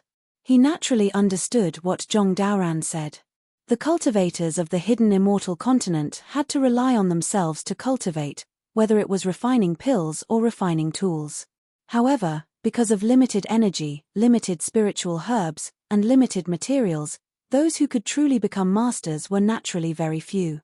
Moreover, once they cultivated to foundation establishment, they had to prepare spiritual herbs for the dry separation pill and familiarize themselves with the refining method. Once they cultivated to Jindan, they had to worry about the nascent pregnancy pill. How could they be distracted by other pills? Even if there were some rogue cultivators who didn't establish a country and wanted to make a living by refining pills and refining tools, it would be impossible for them to cultivate to the point of perfection by themselves, right? "Brother Daoran, if you have any errands, just say the word," Xiao Hua said with a smile. Zhong Daoran waved his hand. "Let's talk about it in detail later. It's not appropriate to say it now." "Good. If Brother Daoran has something to do, this Xiao will definitely do his best." Xiao Hua agreed. Moreover, after thinking for a moment, he waved his hand and took out a small Chenkuan pouch. He handed it to Zhong Daoran and said, "The pills inside are for Brother Daoran and Brother Zun Kong. You can distribute them as you see fit." Zhong Daoran took the small Chenkuan pouch and scanned it with his divine sense.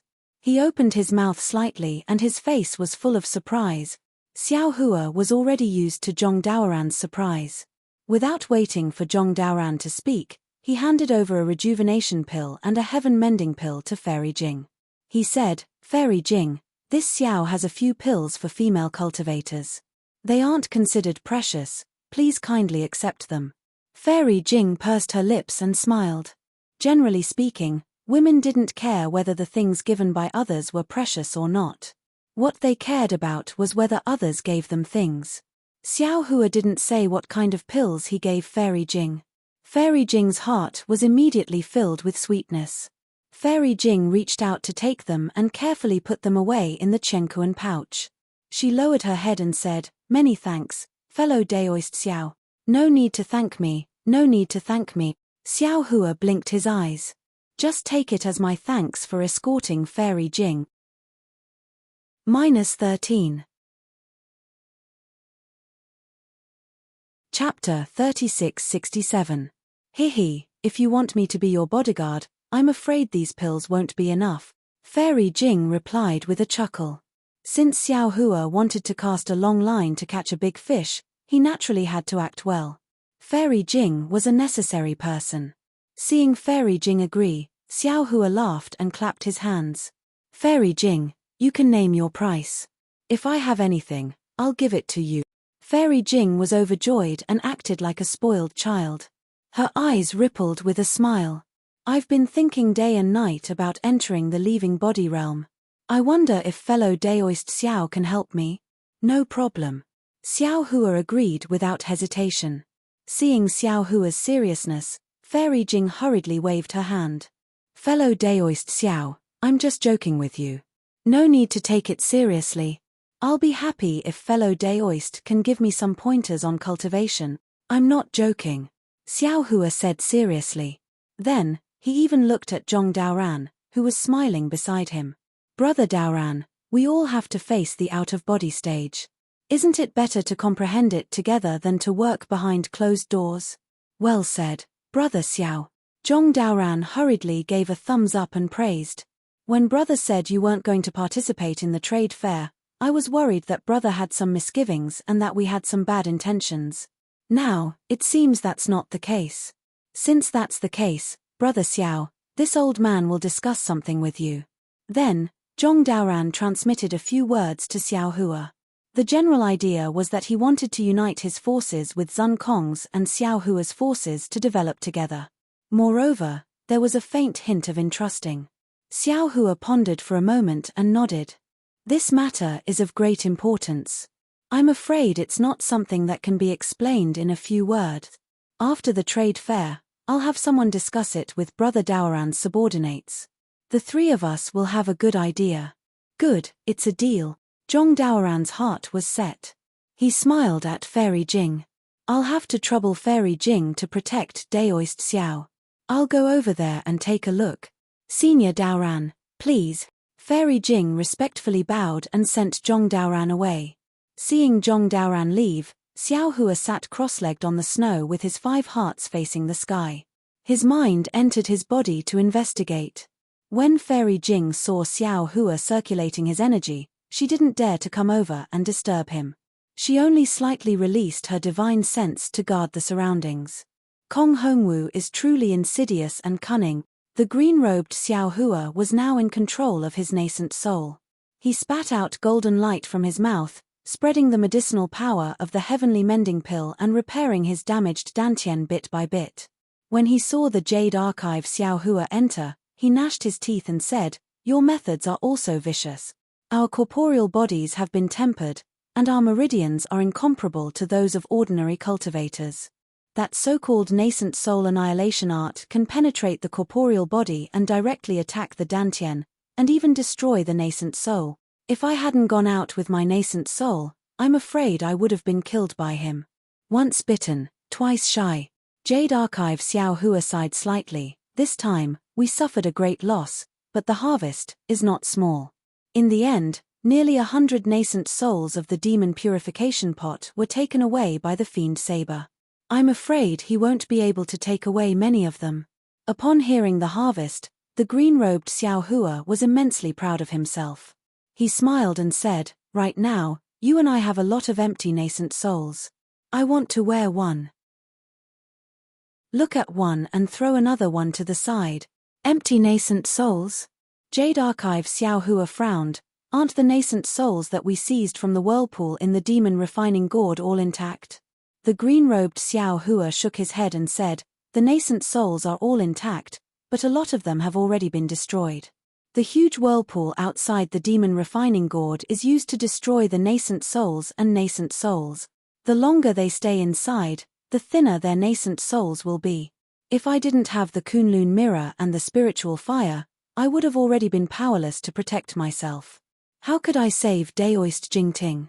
Oh, this is troublesome." Jade Archive Xiao Hua frowned. "I still wanted to save these nascent soul cultivators and let them cultivate scattered nascent souls. The Immortal Palace is also strange. Why do they have so many nascent souls?" The green-robed Xiao Hua was quite puzzled. Jade Archive Xiao Hua shrugged. "I'm afraid you'll have to ask that Immortal Envoy and Kong Hongwu. Unfortunately, Kong Hongwu was killed by the demonic saber, and even his nascent soul didn't escape. There's simply no way to interrogate him."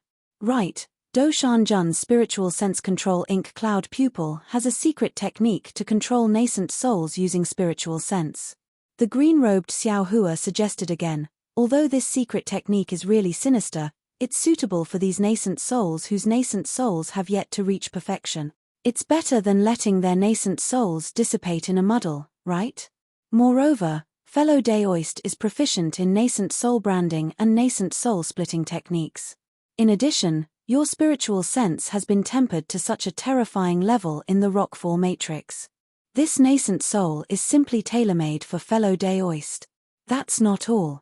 A voice faintly resounded in the void like heavenly thunder. Jade Archive Xiao Hua raised his head in surprise. "Eh?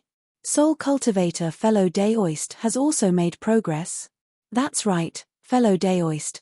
Please come in for a chat." Soul Cultivator Xiao Hua said with a smile. Jade Archive Xiao Hua's figure flashed and disappeared into the mysterious dark clouds. After a moment, he returned to his dantian with a smile. Soul cultivator Xiao Hua had already comprehended several soul cultivation techniques. Among them, there was a technique to repair the nascent soul, or rather, a beginner technique to repair the soul. Isn't this what Xiao Hua needs the most right now? Great. Green-robed Xiao Hua urged his invisible nascent soul to clap his hands and laugh. It's really like someone giving you a pillow when you're sleepy. Now that everything is ready, I don't even need the east wind anymore. Indeed. Xiao Hua nodded.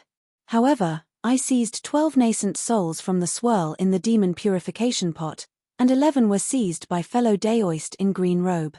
Including the 117 nascent souls that fellow Daoist in green robe sent into the lost realm of Kunlun when he was refining the Kunlun mirror in the swirl, we have over 140 nascent souls that are still missing.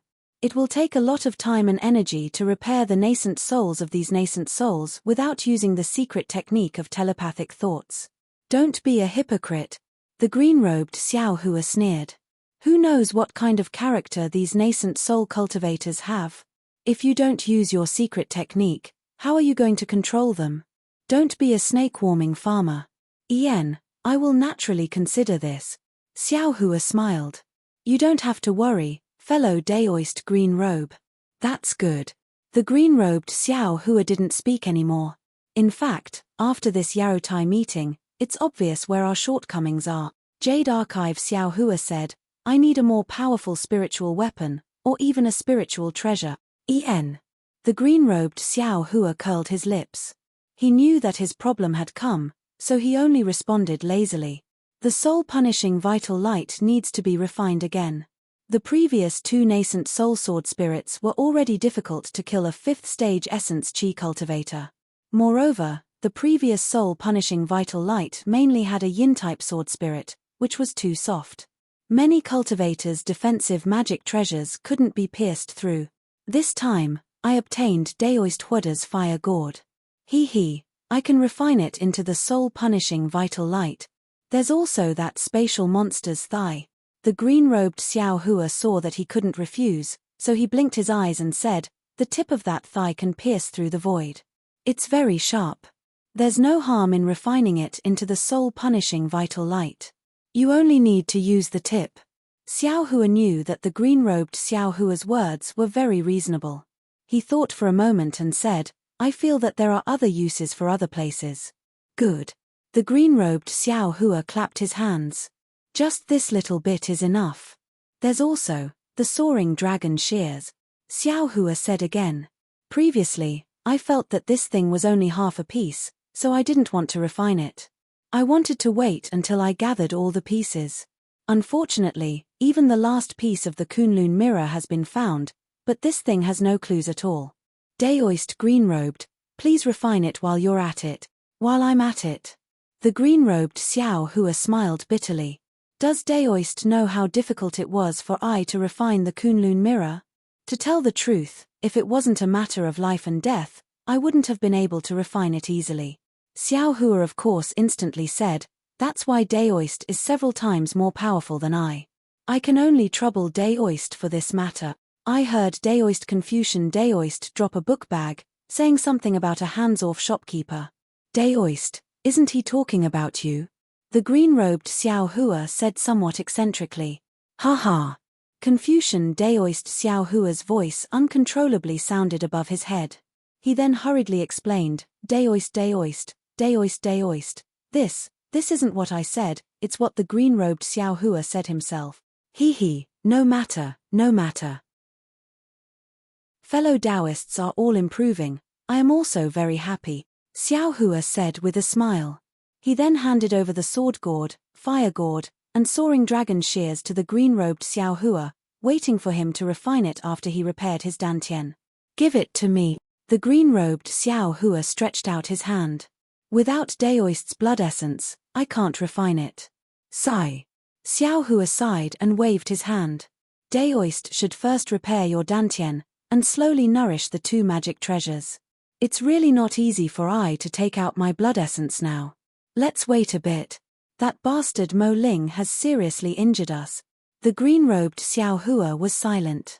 After a while, he advised in a low voice, Daoist. Mo Ling is an outsider after all, you can't trust him. That demonic technique is also a technique of the demonic realm. You and I are humans, it's fine if we don't cultivate it. Xiao Hua smiled bitterly. Maybe before, but now I have been forced to do something beyond my ability. If I don't cultivate the demonic technique, I can't control the demonic saber. If I don't control the demonic saber, I'll always be in danger of being controlled by the demonic saber. Daoist, what do you think we should do? This demonic saber is also strange. That demonic dragon has clearly been swallowed into a demonic spirit, how can it still be so arrogant? Confucian Daoist Xiao Hua gritted his teeth. Even I can't completely restrain it. Since it's a maggot in the bone, we can only slowly think of a way, Xiao Hua said.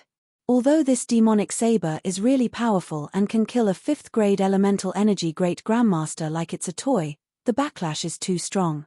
Actually, fellow Taoists, don't you all feel that everyone is a bit affected? Saint Seng once said, I reflect on myself 3 times a day, am I not loyal to others? Make friends but don't trust them.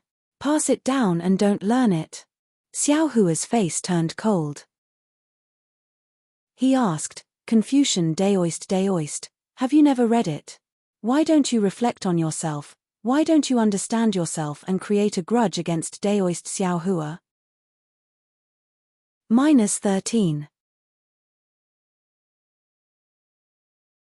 Chapter 3668.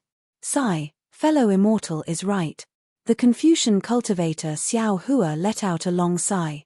My Confucian cultivator's righteous qi is innately capable of suppressing devilish qi, but if it is corroded by a devilish spirit, the degree of damage is also several times greater than that of fellow immortals. This matter. I was wrong. It's best to correct your mistakes. The green-robed Xiao Hua spoke first. Fellow Daoist, you've already given Green Robe the magic tool of the Daoist sect. Shouldn't you also give my Confucian cultivator's imperial magic tool to me? The regretful Confucian cultivator Xiao Hua asked for the imperial magic tool, as if he wanted to make up for his mistake. Jade Archive Xiao Hua thought for a moment, then nodded and said, that's right, the imperial starspike and the imperial shield should be given to fellow Daoist. There are also some things for Confucian cultivators. These aren't urgent. After fellow Daoist Green Robe organizes them, I'll give them to fellow Daoist to comprehend. Actually, Confucian cultivator Xiao Hua hesitated for a bit before saying, I feel that the Confucian cultivator's Tao is a single breath, all the divine abilities are the same as the Buddhist sect's divine abilities, there is still a gap when compared to the Tao sects. I will refine these imperial equipment and will also help Immortal Friend fight your enemies, but Immortal Friend shouldn't expect too much. I naturally know this. Jade Archive Xiao Hua cupped his hands and said, alright, let's not talk about this anymore. After this calamity, we all have to learn from our mistakes. The path of cultivation is really too long. I hope that everyone can reach the peak. I've reached the peak. Doesn't that mean you've also reached the peak? The green-robed Xiao Hua smiled and then said to the scholarly cultivator Xiao Hua, you shouldn't covet Kong Hongwu's Chenkuan bag. Although I have been recuperating and haven't carefully examined it, I can roughly see that in addition to the star card and other things Kong Hongwu cultivated, most of it is my Tao sect's magic treasures and cultivation methods. It was most likely the body he had collected in the hidden immortal continent. On the other hand, the cosmos pouches of the other 3 Star Lords have quite a few good items. Speaking up to here, the green-robed Xiao Hua looked at the Jade Archive. Xiao Hua said, that's right, fellow Daoist Jade Archive, within Kong Hongwu's Chenkuan pouch, there are indeed a few good items from my Tao sect. There are even many secret techniques. There is a jade box with a lot of runes on it. Those runes are the talismans of the Tao sect, and there is definitely something strange inside. Fellow Daoist, why don't you go take a look? Alright, I understand. When Jade Archive Xiao Hua heard that Kong Hongwu's Chenkuan bag didn't have many things from Star-Lord Palace, he lost interest and nodded slightly. I will go take a look now. Farewell, fellow Daoist. The green-robed Xiao Hua cupped his hands and said with a smile. Xiao Hua waved his hand, and with a flicker of his figure, he appeared in the space. After looking at Kong Hongwoo's cosmos sack, he reached into it and took out a jade box. Sure enough, just as the green-robed Xiao Hua had said, this jade box was overflowing with extraordinary splendor, and there were countless strange runes on it. These runes were very simple, and Xiao Hua couldn't recognize the jade archive. However, this did not hinder Xiao Hua. He casually opened the jade box and countless runes flew out from the jade box, turning into specks of light that floated in the air. As the runes dissipated, boom! With a low rumble, several auras of awe-inspiring auras rushed out of the jade box. This is Jade Archive. Xiao Hua frowned slightly, looking at the 5 strange imperial equipment that rushed out of the jade box. His heart was indescribably strange. Kong Hongwoo is the Palace Lord of Star-Lord Palace, and he himself is a Confucian cultivator. Why did he seal these 5 imperial equipment with Dao talismans? While thinking, Jade Archive Xiao Hua waved his hand, and one of the imperial equipment that was faintly connected flew out and landed in his hand. This was a fist-sized ochre imperial equipment, and when it landed in his hand, it gave off a warm feeling. Moreover, this imperial equipment's texture was very solid, and it was engraved with mountains and rivers, flowers, birds, fish, insects, and other things, giving off an indescribable feeling of heaviness. Looking at the Jade Archive, Xiao Hua didn't know what to do, so he took out another one. After a while, Jade Archive Xiao Hua looked at the 5 imperial equipment. These 5 imperial equipment were obviously a set. It was just that the shapes were different, and the shapes were also strange. Some were like worms, some were like eagles, and some were like bears, and so on. These 5 imperial equipment. I'm afraid they're not simple. Jade Archive Xiao Hua sneered. The Star-Lords of Star-Lord Palace are all criminals of the Immortal Palace, and Kong Hongwoo himself probably isn't that strong. He racked his brains to collect these imperial equipment to curry favor with the people of the Immortal Palace, and perhaps it's that so-called immortal emissary. No matter who he wants to show filial piety to, these things have fallen into Ai's hands, and I'm afraid they'll never see the light of day again. Immediately, Jade Archive Xiao Hua threw these imperial equipment back into the jade box, casually throwing them into the pile of imperial equipment and magic treasures, and then his figure swayed, entering the yin side of the space. After a long time, Xiao Hua opened his eyes, and the first thing he saw was Fairy Jing's concerned gaze. Although Fairy Jing wasn't close to Xiao Hua, her eyes were overflowing with emotions as she watched Xiao Hua's movements without blinking, fearing that Xiao Hua would have any abnormalities. When Xiao Hua suddenly opened his eyes, Fairy Jing was rather surprised. She didn't have time to move her eyes away, and their eyes met. Seeing the concern in Fairy Jing's eyes, Xiao Hua sighed in his heart, and he had an impulse to tell her the reason for this matter, or simply let her go back, and he would leave alone to see what Daoist Yuan Qing was plotting. But after thinking about it for a moment, he realized that aside from Fairy Jing, he really couldn't find a suitable cultivator to follow him. If he left, there would be a huge flaw.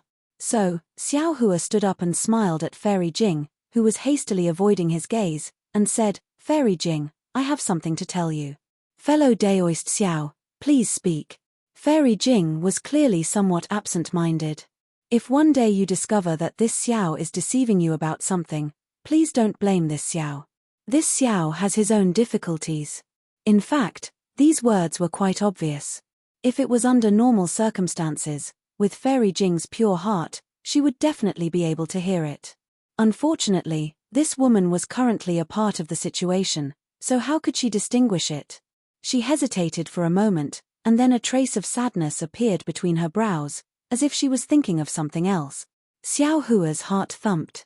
Just as he was about to explain, he heard Zhong Daoran's loud laughter again. "Brother Xiao, I didn't disturb you, did I? If you've already rested, please come over like this. We've already arranged everything." "Fairy Jing, don't think too much." Xiao Hua could only comfort her like this, and urged his figure to fly over. Of course, flying techniques were the most ordinary, and his speed was also extremely slow. "Oh, fellow Daoist Xiao has already recovered?"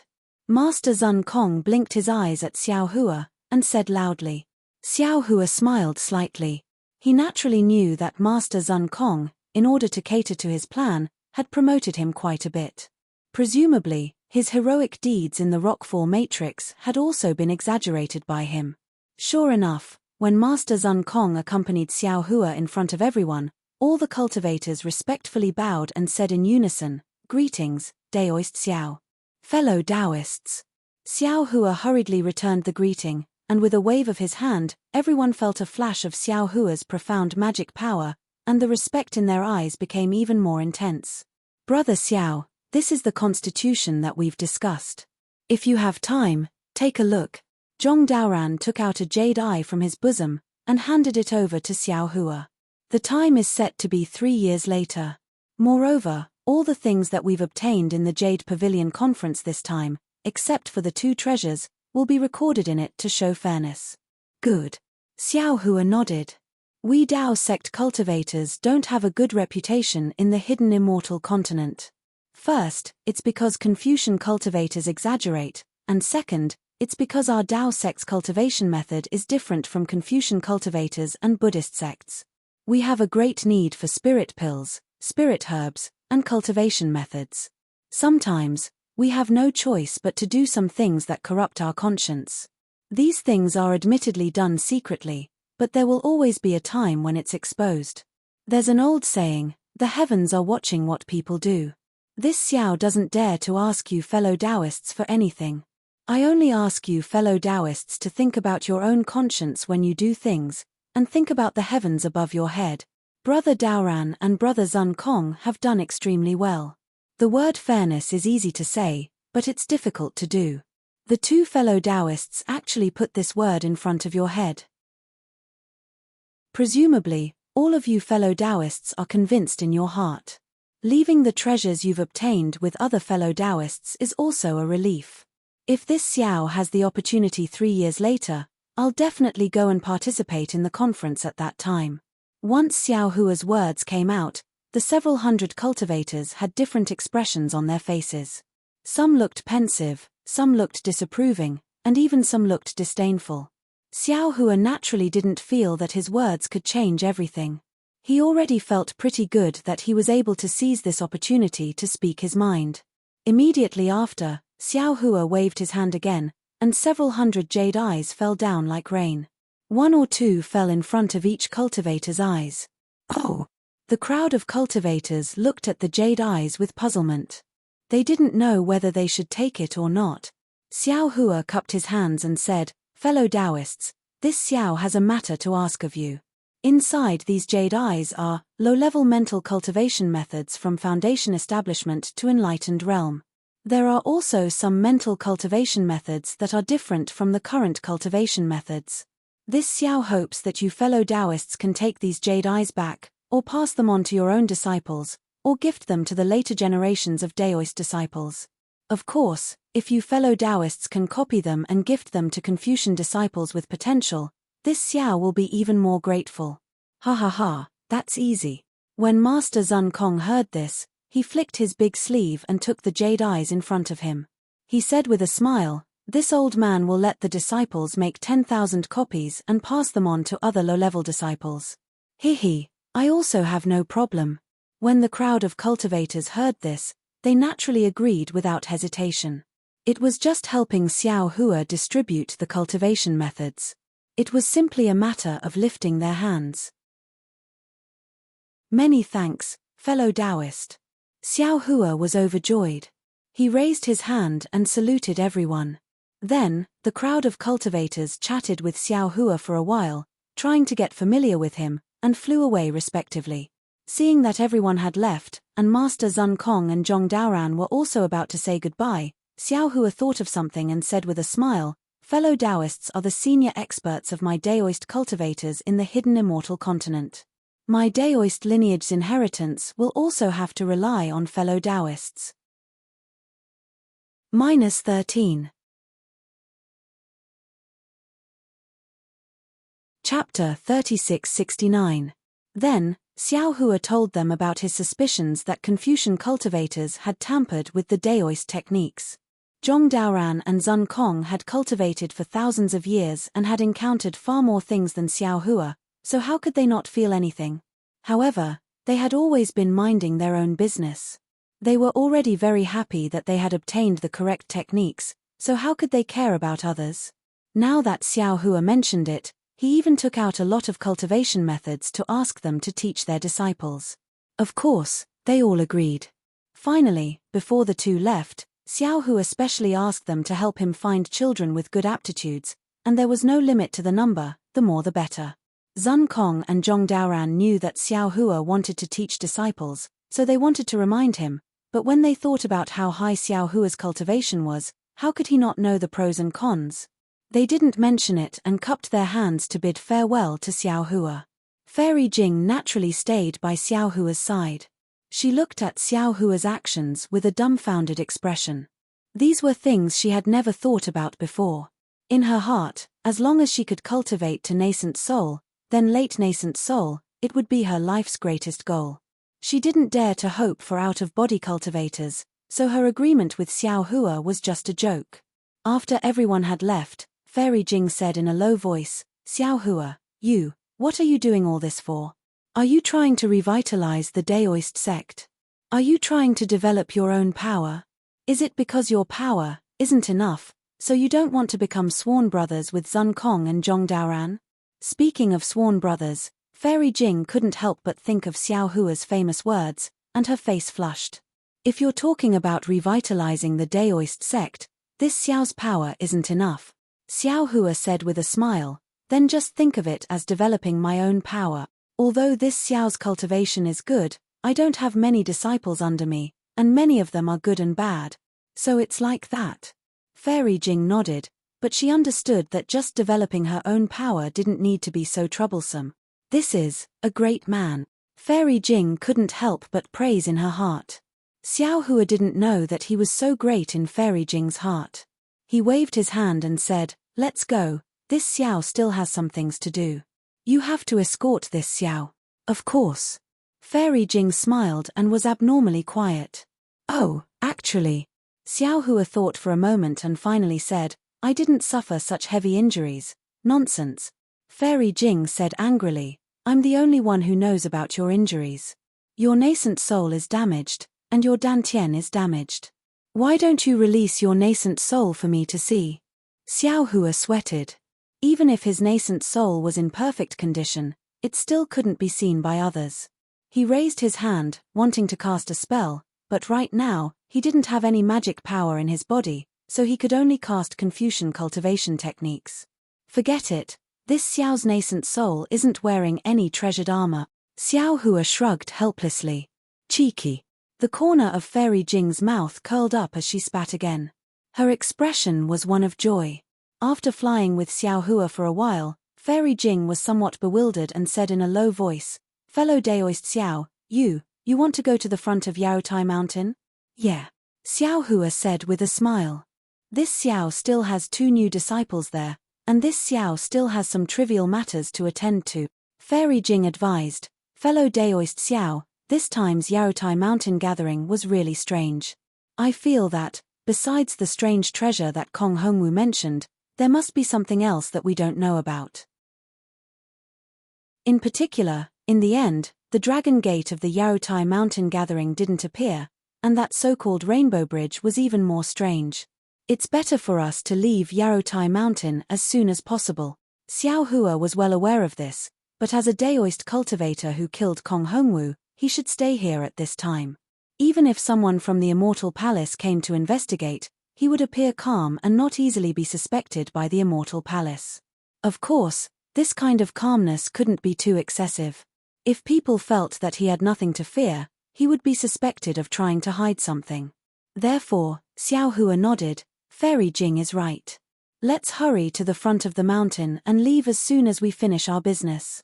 When Fairy Jing heard Xiao Hua say hurry, she immediately stretched out her hand and held Xiao Hua's arm. She urged her magic power, and her figure turned into a rainbow and flew into the distance. Xiao Hua smiled bitterly and could only let it be.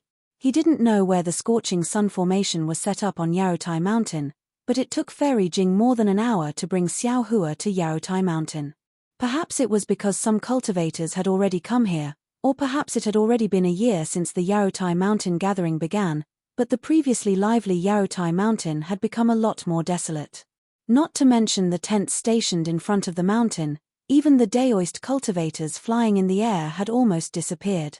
Xiao Hua didn't wait for them to arrive and had already released his divine sense. After Chang Yu and Wu Tian sensed it, they immediately flew out from their secluded cultivation and stood respectfully in the air. When Xiao Hua and Fairy Jing arrived, the two looked at Fairy Jing very curiously and bowed. "Greetings, Daoist Xiao, greetings, senior." Xiao Hua smiled and said to the two, "This is Fairy Jing, she saved this old man at the Yaotai mountain gathering." Then he told them about Chang Yu and Wu Tian's origins. The two didn't dare to be negligent and said respectfully again, "Many thanks, Fairy Jing." Fairy Jing waved her hand and took out 2 magic treasures from her bosom, handing them over to the two, saying, "This is the first time we've met. I don't know what hobbies you have, but I obtained these 2 magic treasures in my early years. Take them." Chang Yu and Wu Tian didn't dare to take them and looked at Xiao Hua. "Haha, take them," Xiao Hua said with a smile. "In the future, Fairy Jing won't be an outsider. You can treat her as your senior." "Yes, we understand." Chang Yu and Wu Tian smiled. Seeming to understand something, they reached out to take the magic treasures. Xiao Hua's words were clearly ambiguous. Even if Fairy Jing heard it, her face turned slightly red. But let alone Fairy Jing, even Xiao Hua himself, understood that at this moment, as long as one listened attentively, they would definitely have different meanings unless he didn't say anything. Since Xiao Hua said he could treat Fairy Jing as his senior, Chang Yu didn't hold back and said in a low voice, "Master, did you succeed?" Disciple heard that this time's Jade Pavilion gathering was a great calamity. Out of 10 nascent soul seniors, less than 10% of Jindan cultivators survived. "Master!" Fairy Jing's beautiful eyes flashed with a strange splendor. She increasingly felt that there were too many things she couldn't see through on Xiao Hua. He, when Master takes action, how could I leave anything empty?" Xiao Hua chuckled, looking very wretched, as if he was going to steal chickens and touch dogs. "Congratulations, Master, you can be the master of a country." Chang Yu and Wu Tian were overjoyed and bowed to salute. "Congratulations, congratulations." Xiao Hua waved his hand and said, "How has your cultivation been recently? Have you thought it through?" Wu Tian rushed to say, "Disciple came to Jade Mountain to die. Disciple cleaned up the cave. As long as Master comes out, Disciple will follow Master to Blackwind Ridge." Chang Yu also smiled and said, "Master's cultivation method, hehe, Disciple's cultivation is very smooth. Moreover, Disciple also saw junior brother's progress. There's no deviation. Although Disciple didn't expect to go to Blackwind Ridge, it doesn't matter if Disciple goes back a few years later. Disciple will follow Master to Blackwind Ridge." "Good, since that's the case, you all go to Blackwind Ridge first," Xiao Hua said and waved his hand, taking out the jade box containing the lot of the state preceptor from the space. "What? Master isn't going back to Blackwind Ridge?" Chang Yu and Wu Tian were stunned. Even Fairy Jing was shocked. "Fellow Daoist Xiao, you aren't going back to Blackwind Ridge? Where are you going? With your current situation, it's better to cultivate as soon as possible." "This Xiao Hua was about to explain. Woo! A ray of light appeared in the distance, turning into a ray of light that fell in front of Xiao Hua. Xiao Hua grabbed it with his hand. It was the message talisman he refined. "Oh!" Xiao Hua's eyes lit up, and he said with a smile, "We'll talk about this later. This Xiao's good news is coming." Sure enough, after a short while, that 1,000-demon sacred realms Yingpo brought 2 demons over. The 3 of them were wearing strange armors that covered their faces and bodies, but the grayish-white demon clouds under their feet still exposed their identities. Seeing the 3 demons flying over, the doubt on Fairy Jing's face became even stronger. Xiao Hua urged his body to fly forward for a while, and he cupped his hands. Fellow Daoist Yingpo is indeed a trustworthy person. Cough, cough, no, a demon with trustworthiness. This Xiao just came out of the Jade Pavilion conference, and I have good news. Yingpo smiled and cupped his hands. This one congratulates Daoist Xiao. This year, those who can come down from Jade Mountain are all elites of the hidden immortal continent's Daoist sects. Although this one heard a lot of alarmist news, this one firmly believes that Daoist Xiao can return safely. You're welcome, you're welcome, Xiao Hua said with a smile. This one was just lucky to escape death. Fellow Daoist must have noticed that this one is already injured. Therefore, this one is far from being the elite that fellow Daoist thinks. Ying Po waved his hand. This one doesn't care if you are an elite of the Daoist sects or not. What this one cares about is Daoist Xiao's trustworthiness. Then, he took out 2 Chenkuan bags from his waist. The 2 demons behind him also hurriedly took out 4 Chenkuan bags and handed them to Xiao Hua together. Ying Po didn't do anything special. The 2 demons behind him slightly flew forward a few steps and sandwiched Xiao Hua in the middle, as if they were afraid that Xiao Hua would escape. Seeing this, Ying Po said with a bitter smile, Daoist Xiao, please don't blame them. This one's clansmen have suffered too many losses in front of the human race. There are too many tricks that they can't think of. Hihi, even if this one took out Daoist Xiao's vitality stones, the clansmen wouldn't dare to believe it too much. Yen, this old man can understand. Xiao Hua nodded and didn't think it was strange. He waved his hand and took out several small Chenkuan bags and handed them to Ying Po and the 2 demons, saying, you guys take the vitality stones first. This one will look at the things inside. Ying Po didn't take the small Chenkuan bags, but said a few strange words indifferently. The 2 demons hurriedly took the small Chenkuan bags and looked at each other, then flew back behind Ying Po. Okay, this time, thank you fellow Daoist.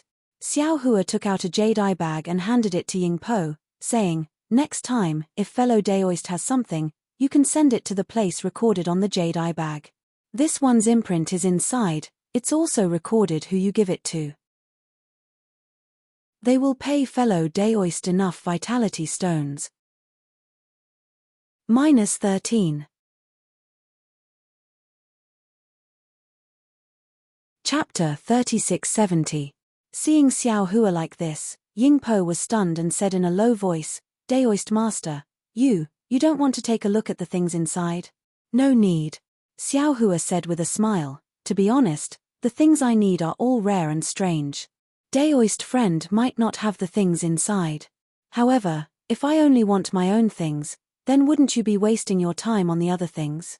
Rather than letting Daoist friend run around for nothing, I might as well take them all. Hearing this, Ying Po was silent for a moment and stretched out his hand. Those were obviously demon claws covered in light brown fur. Xiao Hua smiled and stretched out his hand to shake Ying Po's hand. The brown fur on Ying Po's hand was very sharp and prickly. However, Xiao Hua looked straight at Ying Po's face that was hidden in the armor and didn't care at all. Daoist friend is the first trustworthy person I met in the hidden immortal continent. Ying Po looked into Xiao Hua's eyes and said in a low voice, if the first transaction was for profit, then the future transactions with Daoist master will also be for profit. Ha ha. Xiao Hua originally thought that Ying Po's second sentence would have a twist, but who knew that Ying Po would be so straightforward? Xiao Hua couldn't help but laugh. Daoist master, please don't laugh. For the survival of my clan, profit is the most important thing. Of course, other than profit, I will do my best, and even use the power of my entire clan, to serve Daoist master Xiao. Ying Po said immediately. After speaking, Ying Po let go of his hand and Xiao Hua also withdrew his hand with a smile. Xiao Hua naturally didn't think that what Ying Po said was the same as what Ao Zhantian and the others said, so he said with a smile, to be able to obtain Daoist friend's trust, I am also honored. However, I don't know if the Primeval stones I took out are enough. If not, how much more do you need? I will make up for it. Ying Po asked the 2 demons several times in a low voice and then said with a smile, Daoist master has more than enough. My clan is very satisfied. If Daoist doesn't have anything else, I will take my leave. I will find the things and send them to the place Daoist master want. After sending Ying Po off, Fairy Jing brought Chang Yu and Wu Tianfei over and said with a smile, Daoist master Xiao has friends all over the world. Even the demons of the 1,000 demon sacred realm are old acquaintances. Not at all, not at all. Xiao Hua waved his hand, it's just that we met during the negotiation. Fellow Daoist Xiao, the items in the 1,000 demons sacred realm are indeed suitable for daoist cultivators, but most of them are harmful to the physical body. Fairy Jing reminded him with concern. Fellow daoist, you must be extremely careful when using them. Yes, thank you for your reminder.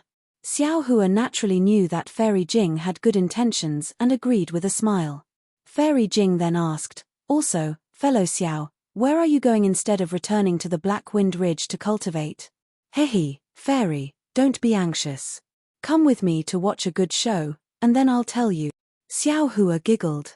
He waved his hand and brought Fairy Jing, Chang Yu, and the others to where the alliance was. Not to mention Fairy Jing, even Chang Yu and Wu Tian were confused. They didn't know what Xiao Hua meant. However, when they saw Xue Ping hurriedly flying out of the barracks before Xiao Hua landed, Chang Yu and Wu Tian thought of something. Senior. Xue Ping's face was filled with ecstasy. He bowed and greeted, Junior congratulates Senior on leaving the Jadestage gathering unscathed. Yes. Xiao Hua didn't stop and landed in the largest tent in the alliance. He said as he flew, is your monarch still here? Yes. Xue Ping hurriedly followed. Although he didn't know why Xiao Hua was moving forward in such a hurry, he didn't dare to ask. He smiled and said, my monarch is a benevolent monarch. He emphasizes finishing what he started. He definitely won't leave the Jadestage gathering early. Although there was news before noon that not many cultivators could leave the Jadestage gathering, my monarch still waited here and prepared to be the last to leave. Good. Xiao Hua looked at the tent that was getting closer and closer. He narrowed his eyes and said, did you mention me to Xiao Jun? Xue Ping shrunk his neck and said in a low voice, Junior didn't dare to forget Senior's instructions. Junior didn't mention it. I hope Senior can give my monarch a surprise. Ha ha ha, of course, I'll definitely give Xiao Jun a surprise. Xiao Hua laughed loudly.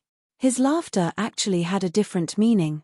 Xue Ping was stunned and looked at Xiao Hua in surprise. After all, from Xiao Hua's tone, he seemed to be familiar with Xiao Jun. Then, seeing that Xiao Hua was already dozens of feet away from the tent, Xue Ping hurriedly reminded him, Sir. Senior, my monarch's tent is right in front. Please wait for a moment. Allow Junior to inform him. Xue Ping's forehead was already sweating when he said this, and he was stuttering a little. He already felt that something was amiss. When he thought about it carefully, he immediately realized that there was something strange about it.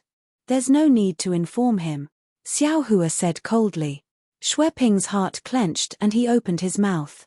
But, yes, although Xiao Hua was a nascent soul senior and looked down on Xiao Jun, this was the military camp of the Chanyang Kingdom after all. This tent was the golden tent of the monarch of the Chanyang Kingdom. Xiao Hua clearly didn't care about Xiao Jun and the Chanyang Kingdom by barging in so openly. Who dares to barge into my monarch's golden tent? As he spoke, several cultivators dressed in different clothes flew out from the left side of the tent. The cultivator at the front who was at the 3rd grade of Essence Force shouted coldly. Chimpate. Xiao Hua snorted coldly. With a sweep of his divine sense, these cultivators stopped in their tracks and hugged their heads with their hands as if they were in extreme pain. Hehe, you two are indeed here. I'm sure you already know why I'm here. Xiao Hua swept his gaze and saw 2 old men in the middle of these cultivators. One of the old men was holding a Buddhist staff. Weren't they the 2 people who protected Xiao Jian while playing chess in front of the Tidal River Temple?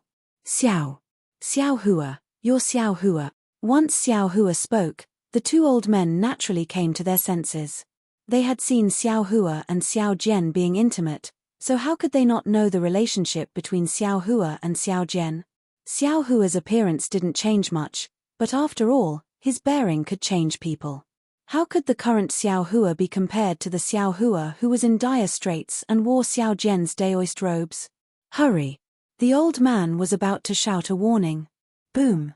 Xiao Hua didn't seem to do anything, but the 2 old men were dragged out from the crowd of cultivators by Xiao Hua. No matter how they opened their mouths, they couldn't utter a single word. Xue Ping was sweating profusely. At this point, how could he not know? He had wholeheartedly wanted to find a strong helper for the single Liang kingdom, but he didn't expect to become Xiao Jun's mortal enemy. Sir. Senior. Xue Ping hastily begged. Shut up. Xiao Hua berated. I know what I'm doing. Xue Ping was helpless. He bit his lip and turned to look behind Xiao Hua. Fairy Jing had long concealed her cultivation and looked similar to Chang Yu and the others. The three of them were astonished at first, but when they saw that there were people from the Buddhist sect among these cultivators, they calmed down and thought that there was a rift between Xiao Hua and the Buddhist sect. Therefore, they ignored Xue Ping's gaze. Woo! Xiao Hua flew to the front of the golden tent and raised his hand. The many soldiers standing guard in front of the golden tent were swept aside by the hurricane, and the tent door was immediately opened. Xiao Hua sneered as he landed in front of the tent door. He didn't even look at the nearby armored soldiers who were rushing over. He stepped into the golden tent and said, Xiao Jun, your enemy asked me to come see you. Are you ready? Are you going to return the throne you snatched from someone else? Do you want me to take your head, or do you want to deliver it to me? Do you want me to take away your throne, or do you want me to take away your single Liang kingdom? Boom. Upon hearing this, Xue Ping's head went blank. His body trembled in midair and he almost fell. Naturally, there were many people inside the golden tent. In front of him were several generals with shining weapons in their hands. Their faces were vigilant as they blocked Xiao Hua's path. Behind these generals were several Buddhist protectors.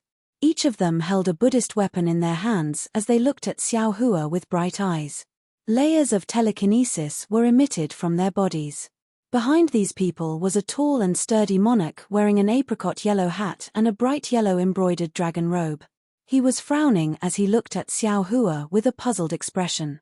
Of course, when this monarch saw Xiao Hua's appearance, he immediately understood something and his face revealed a trace of relief. Xiao Hua walked into the golden tent and narrowed his eyes to look at the monarch's appearance. He saw that Xiao Jun, whom he had never met before, looked completely different from Xiao Jian.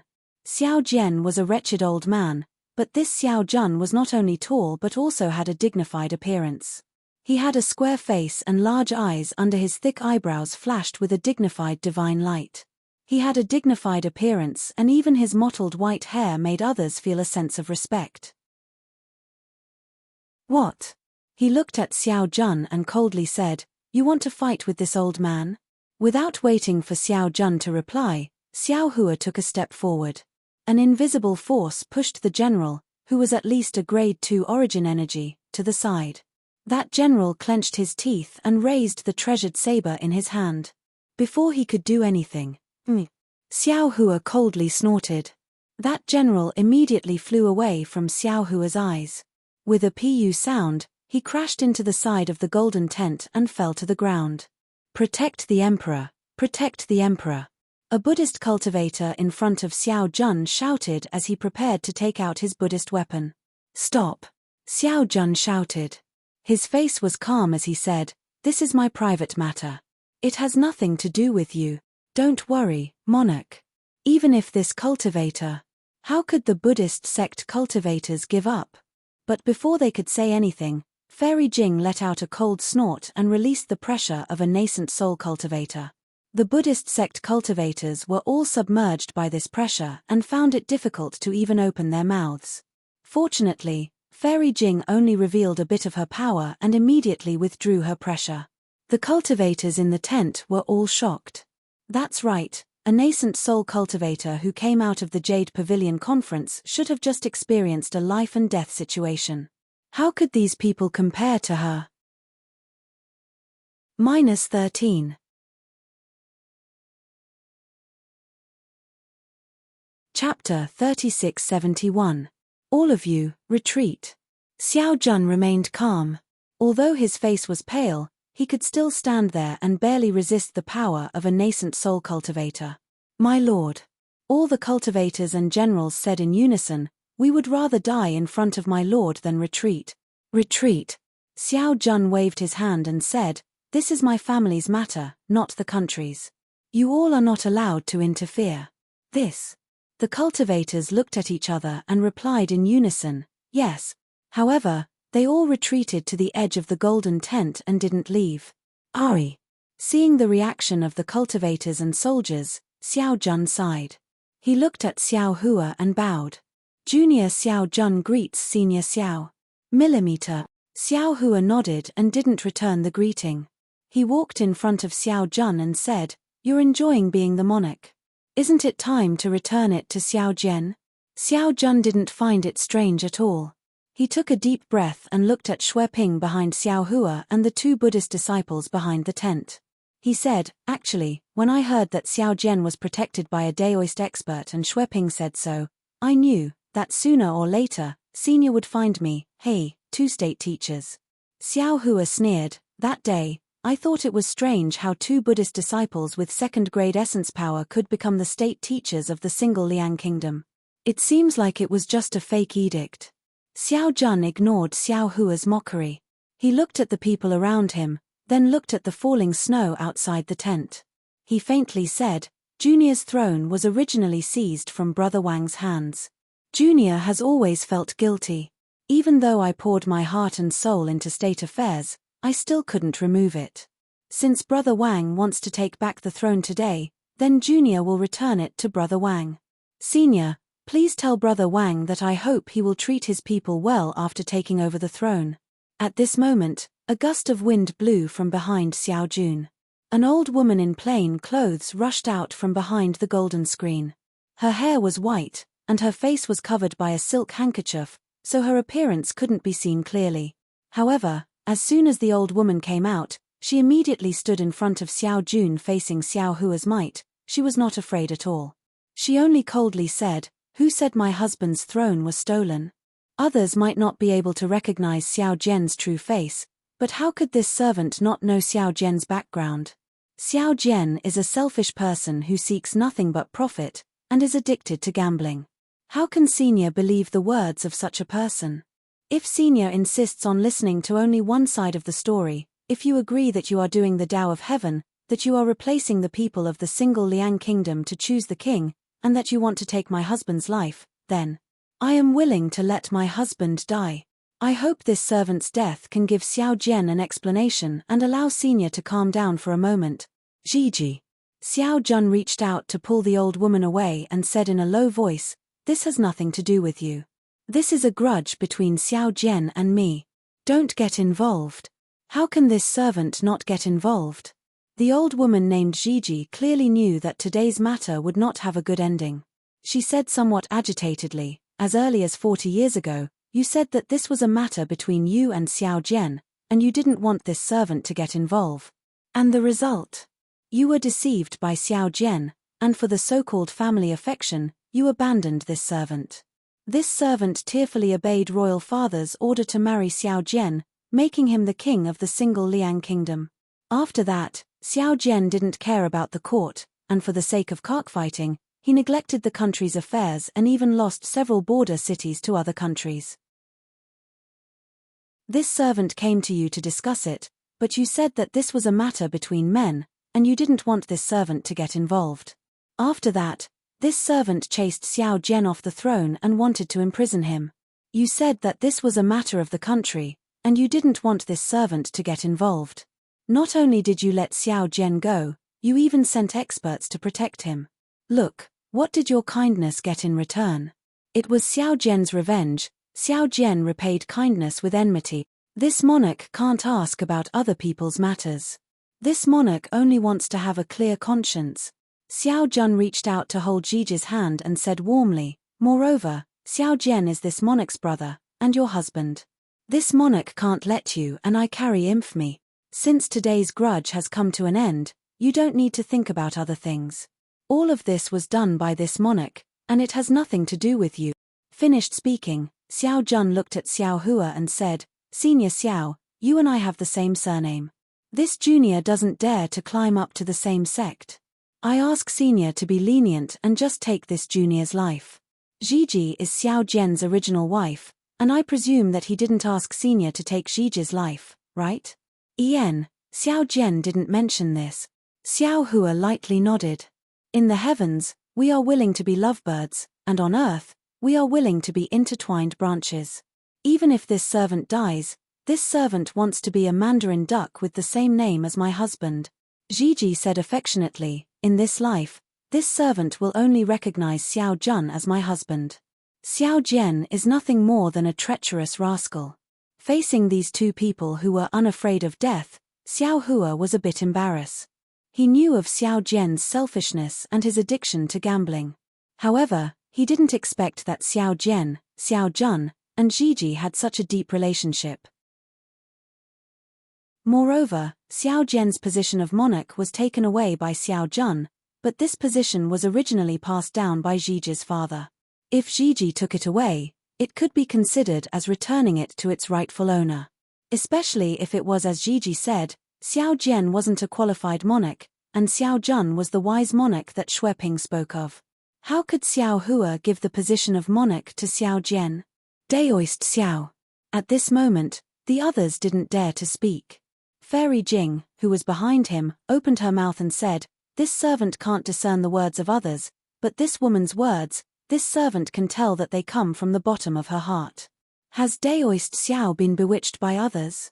This servant hopes that Daoist Xiao can be a bit more lenient and carefully investigate before speaking again." Xiao Hua nodded and said, "It seems that this matter is far from as simple as this Xiao thought. This Xiao might even be wrong. All of you can leave." Fairy Jing said indifferently, "If Daoist Xiao wants to make a move, it's useless for all of you to stay here. All of you can leave." Xiao Jun waved his hand and said, "Senior Xiao is here for a family matter. It has nothing to do with all of you." However, the soldiers and cultivators were still somewhat unwilling. "Quickly leave," Gigi said coldly. "This old woman is going to talk about some family scandals. Do you all want to listen?" Yes. Gigi's words were still the most effective. Everyone hurriedly bowed and quietly retreated to the sides. Looking at the peaceful tent, Xiao Jun pulled Gigi's hand and walked down from the seat of honor. He bowed and said, "Senior, please take a seat." Xiao Hua didn't hold back.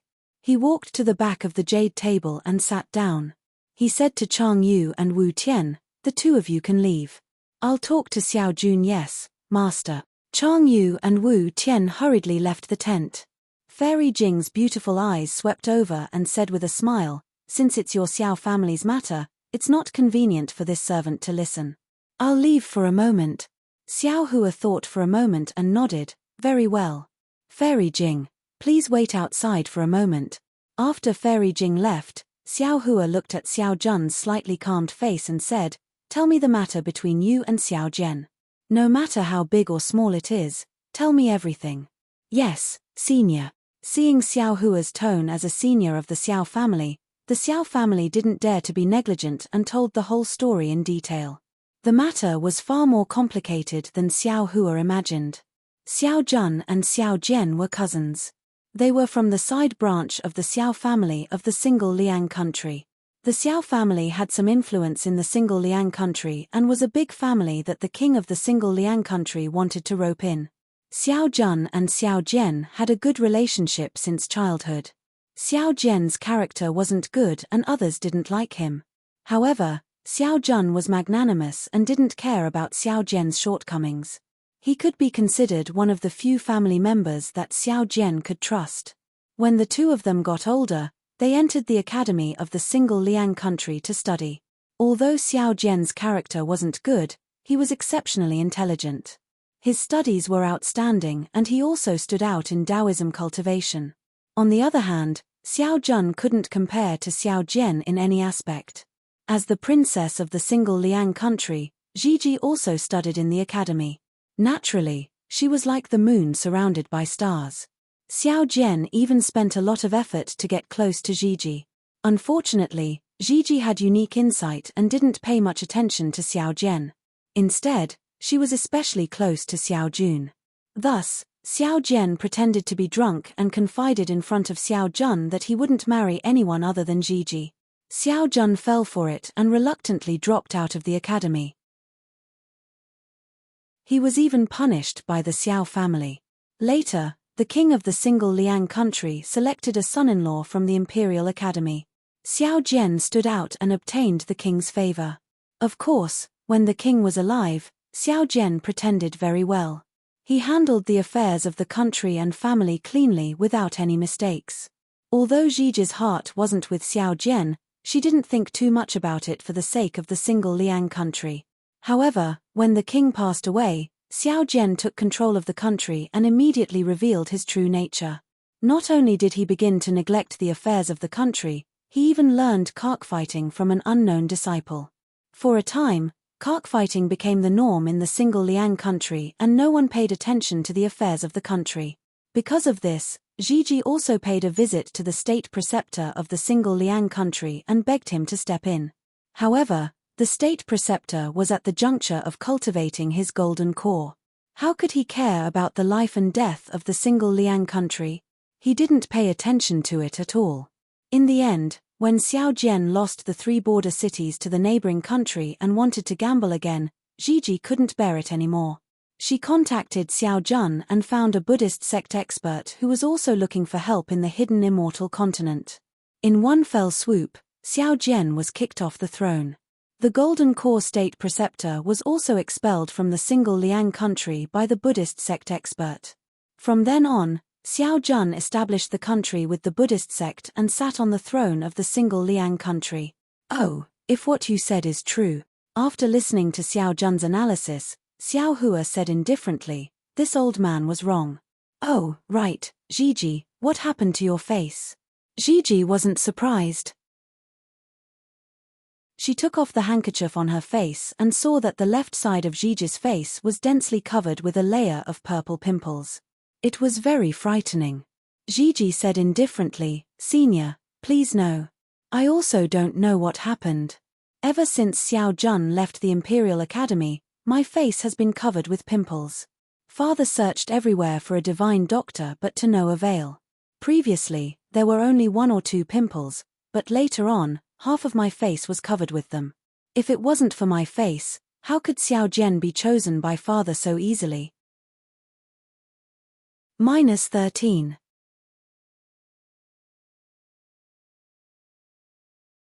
Chapter 3672. Speaking of this, Gigi rejoiced again. It is also because of this disease that Xiao Jian has never touched me since we got married. I have always let the maidservants by my side accompany me. Only then can I keep Xiao Jun's chastity. Ah! Xiao Hua was quite moved and looked at Xiao Jun. You don't dislike Gigi's face? What Junior doesn't like is the disease on Gigi's face, not Gigi's face. Xiao Jun didn't dare to hide and said in a low voice, facing Gigi's heart, that kind of trust and affection is enough to drown this kind of dislike. Thinking back to those days, in the bamboo pavilion after the rain, Gigi half closed her fan. This kind of memory is enough for Junior to be drunk for the rest of Junior's life. You are telling the truth. Gigi slightly curled her lips. Can't you say that you don't dislike it? Xiao Jun smiled and didn't refute. Where was the majestic appearance of a monarch from before? Gigi said to Xiao Hua again, Junior knows that men like beauty, so I have always used a handkerchief to cover it.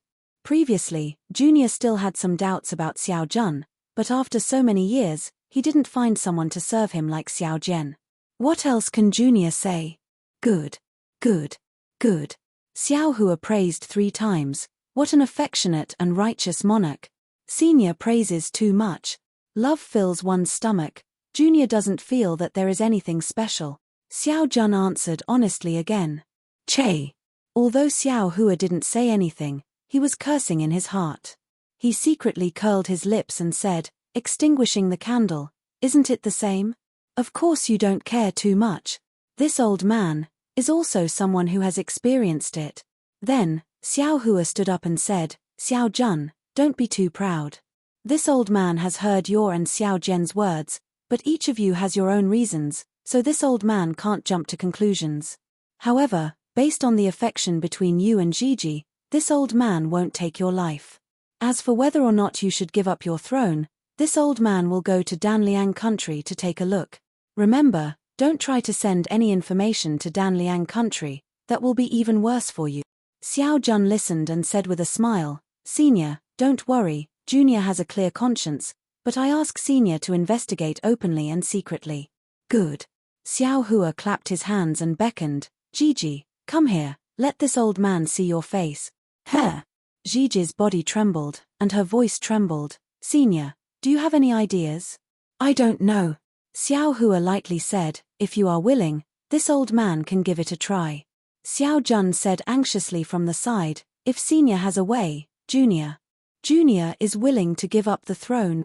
Why would I want your throne? Isn't it tiring enough? Xiao Hua waved his hand, stretched out his hand, and squeezed the purple lump on Gigi's face. Then, he put his finger in front of his nose and smelled it for a moment. After that, he frowned and said, this is the poison of the bamboo heart. It's caused by the birth of yin insects in the bamboo heart in a cold place. It's quite rare. Do you particularly like bamboo? Yes, my house in the Imperial Academy is all made of bamboo. Seeing Xiao Hua expose her in a single breath, Gigi couldn't help but tremble again.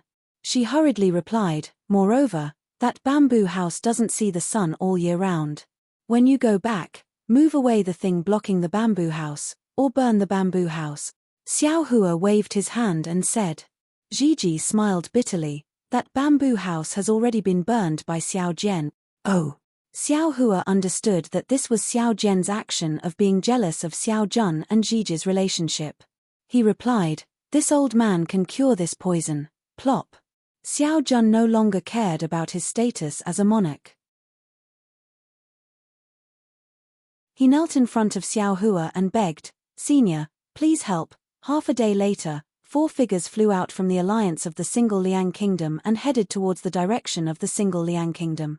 After flying for an hour, seeing that the snowflakes gradually stopped, Fairy Jing was puzzled and asked, Fellow Daoist Xiao, since you have already treated Gigi's illness, and you think that Xiao Jun is a loyal and affectionate monarch, then, why do you still have to make a trip to the Single Liang Kingdom? What I have heard and what I have seen are not important. Xiao Hua smiled and said, the most important thing is the choice of the people of the Single Liang Kingdom. Moreover, whether Xiao Jian's words are true or not, is too important to the Jiang country. Therefore, I have no choice but to make a trip to the Single Liang Kingdom. Of course, Fairy Jing didn't know what Xiao Hua was thinking. She didn't ask and only smiled, is this the reason why you didn't return to the Black Wind Ridge? Not all. Xiao Hua shook his head and said, I didn't return because someone else did. They are more suitable than me. Oh, them. Fairy Jing turned to look at Chang Yu and Wu Tian and asked curiously, just the 2 of them? How can they compare to a real person? Hehe, of course it's not them. Xiao Hua smiled mysteriously and said, I have even better help. Fellow Daoist also knows how to keep people in suspense. Fairy Jing pursed her lips and smiled. Xiao Hua scanned with his divine sense and pointed to the distance and said, let's go. When we get there, I will ask my helper to come out and meet with Fairy Jing. Ask him to come out. Fairy Jing was even more bewildered. Fellow Daoist can't have brought out the fellow Daoist from the Jade Pavilion meeting in his Chenkuan bag, right? Ha ha ha, that's right. Can't I? Xiao Hua laughed. When they landed on the foot of the mountain, Xiao Hua looked around and threw out a jade talisman. After setting up the capital star array, he made a grabbing motion with his hand. A dozen waves rose from the foot of the mountain and sealed the space within a few hundred meters. This is the great heavenly cycle. Star array? Fairy Jing's gaze was a bit blank and her mouth was bitter. Looking at the changing scenery around her, she couldn't help but blurt out in disbelief. Xiao Hua smiled and nodded, Fairy Jing has good eyesight. However, this star array isn't complete. I still haven't figured out a few parts. It's not a few parts, it's 100. Fairy Jing stopped being surprised and said with a smile, as far as I know, the Great Heavenly Cycle Star Array needs 365 talismans. Fellow Daoist Xiao just cast out less than 100. At this point, Fairy Jing suddenly realized something, and her face flushed. She smiled and said, I understand. Fellow Daoist Xiao is indeed an unparalleled talent. You can already set up a simple Great Heavenly Cycle Star Array with the least number of talismans. Fairy Jing, if you like it, when this matter is over, follow me back to Blackwind Ridge. There is a relatively intact Great Heavenly Cycle Star Array there. Xiao Hua invited her in a timely manner. However, Fairy Jing didn't agree as readily as Xiao Hua expected. Instead, she hesitated and finally lowered her head, saying, "We'll see, okay." Xiao Hua didn't think much and patted his head. Buzz. The mountain and river seal made a rumbling sound and flew out of his meridians. Waves of dragon chi filled the array. This is a nation weapon. Fairy Jing was naturally an experienced and knowledgeable person.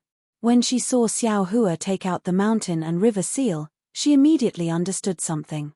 However, she was a bit confused and stared at Xiao Hua, as if she wanted to see something from him.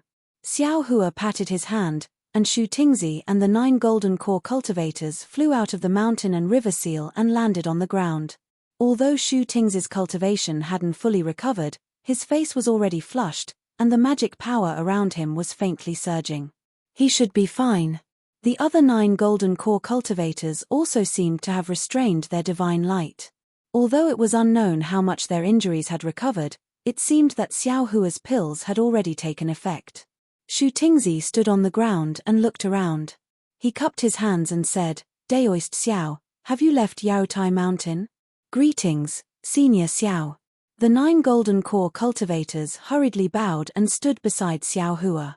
They had already sworn a blood oath on Yaotai Mountain, so they were naturally considered Xiao Hua's disciples.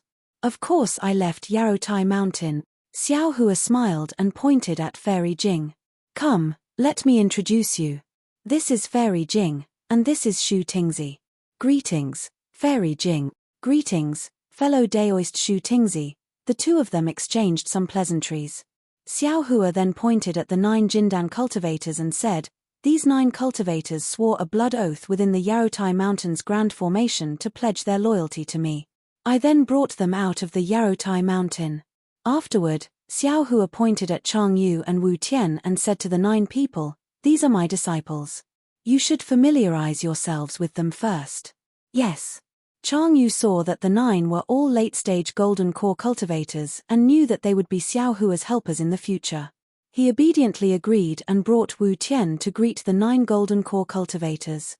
Taking advantage of the golden core cultivators' greetings, Xiao Hua smiled and said to Shu Tingzi, "Fellow Daoist Shu Tingzi, I've already fulfilled my promise to you. Our cooperation on Yaotai Mountain ends here. Fellow Daoist, you can leave now." "Don't worry, don't worry." Shu Tingzi waved his hand and said, "I missed the show on Yaotai Mountain in order to lure the enemy. I still want to listen to Daoist Xiao's explanation. Oh, actually, I was also injured by the formation in the end." Xiao Hua smiled and said, "In the end, I was still discovered by Fairy Jing and was brought out of Yaotai Mountain by her. How is that possible?" Shu Tingzi couldn't believe it. "Even with fellow Daoist Xiao's cultivation, you were still heavily injured." "Nothing's impossible," Xiao Hua said indifferently. This time, less than 20% of the golden core cultivators and less than 40% of the nascent soul cultivators were able to come down from Yaotai Mountain. "It's normal for me to be injured." "Ah.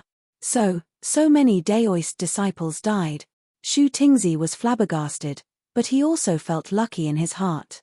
Fairy Jing nodded. "What fellow Daoist Xiao said is true. I followed Zhong Daoran and Master Zun Kong and killed several large formations. If fellow Daoist Shu Tingzi wants to listen, I can tell you one by one." "Okay, I'm all ears." Shu Tingzi obviously wanted to listen. Unexpectedly, Xiao Hua smiled and said, "Don't be anxious. If you want to listen, let's listen together." "Ah, there are more people."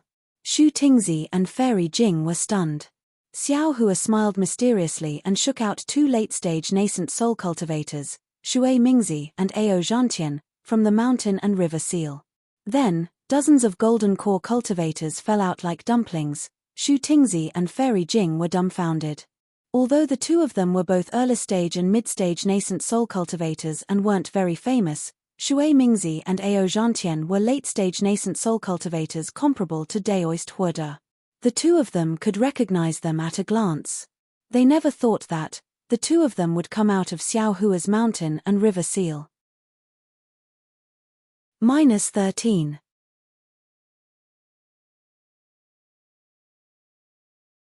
Chapter 3673.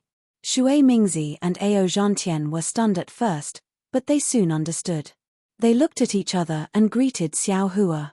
Shu Tingzi and Fairy Jing also hurried over. After the dozens of golden core cultivators greeted them, they also walked over to Chang Yu and Wu Tian and greeted each other again. Don't be anxious, don't be anxious. Xiao Hua smiled again after the situation calmed down. There are still some fellow Taoists who haven't arrived yet. Puff puff puff. The mountain river seal trembled again, one after another. Fairy Jing was flabbergasted as more than 30 nascent soul cultivators and dozens of golden core cultivators walked out. It wasn't just Fairy Jing, Chang Yu, and Wu Tian. Even Shu Tingzi, Shui Mingzi, Ao Zhantian, and the other nascent soul cultivators who were brought out by Xiao Hua were dumbfounded. After all, they were taken in by Xiao Hua one by one, so they couldn't see anything. Now that they all came out, they could see the results. These were dozens of nascent soul cultivators and hundreds of golden core cultivators. Which country or Daoist cultivator could control so many nascent soul and golden core cultivators? There were dozens of nascent soul cultivators, early, mid, and late nascent soul cultivators, and some of them were familiar with each other. At this moment, those who knew each other greeted each other, and those who didn't knew each other introduced themselves. It was a lively scene. Apart from Xiao Hua, who stood at the head of the table, Fairy Jing, Shu Tingzi, and the others were also present. Fairy Jing, in particular, was tactful enough to sneak into the group of mid-nascent soul cultivators and exchange greetings with a few of them. After the time it took to eat half a meal, the noise in the hall gradually died down. Xiao Hua looked around and coughed twice, then raised his voice. Fellow Taoists, although everyone was talking, they were all paying attention to Xiao Hua. When they heard Xiao Hua speak, everyone immediately stopped. Ao Zhantian and the other late nascent soul cultivators stood at the front, while the other cultivators lined up according to their cultivation.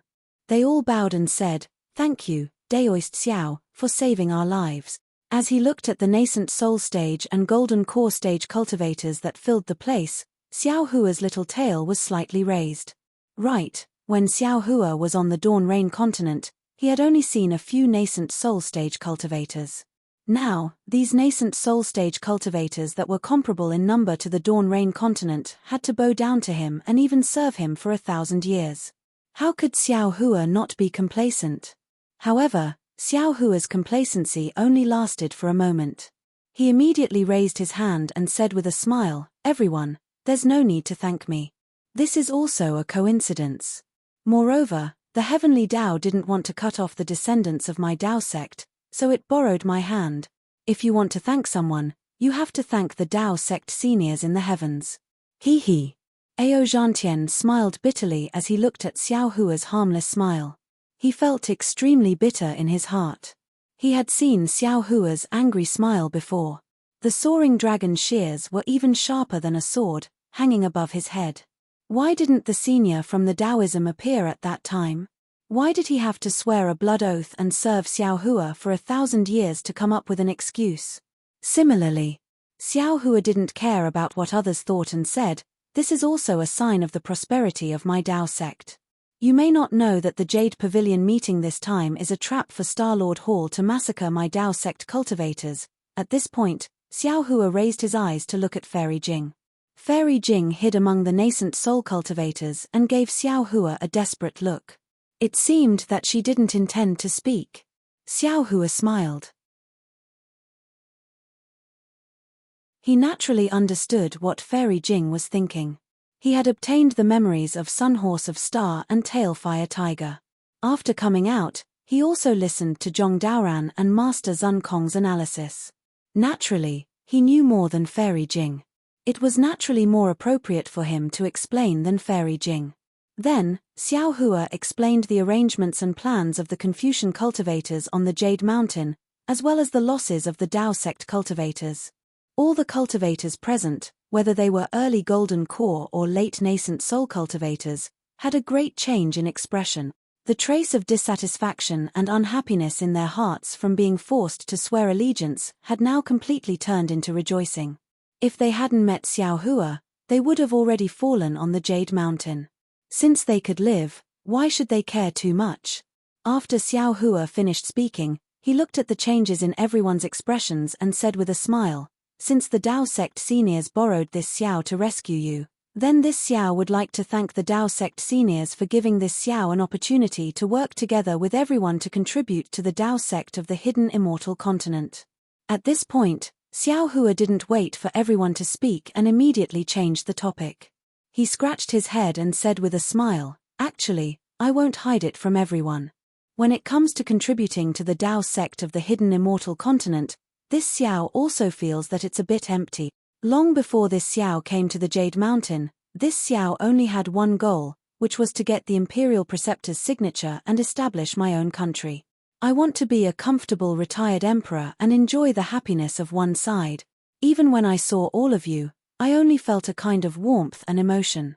To be able to gather so many Daoist cultivators together in the hidden immortal continent where there are so many Confucian cultivators is really a very happy thing. It's far more interesting than this Xiao hiding in the cave and quietly cultivating. Therefore, I have a wish. Even if we don't contribute to the Daoist sect, even if we don't fight against the Confucian cultivators, even if we drink wine and enjoy the flowers and talk about the sword when we are busy, I want to gather all of you together so that we can enjoy the joy of cultivation. The happiness of cultivation. All the cultivators were dumbfounded. This was the first time they'd heard of the phrase the joy of cultivation. Perhaps they'd experienced this sort of joy when they'd just entered the aura refining realm. It was the pleasure of grasping a divine ability for the first time, a comfort that surpassed that of ordinary people. However, as their cultivation grew more difficult and as the years passed, this sort of joy had long since disappeared. Aside from foul winds and bloody rain, there was only infighting and scheming, and even mutual deception.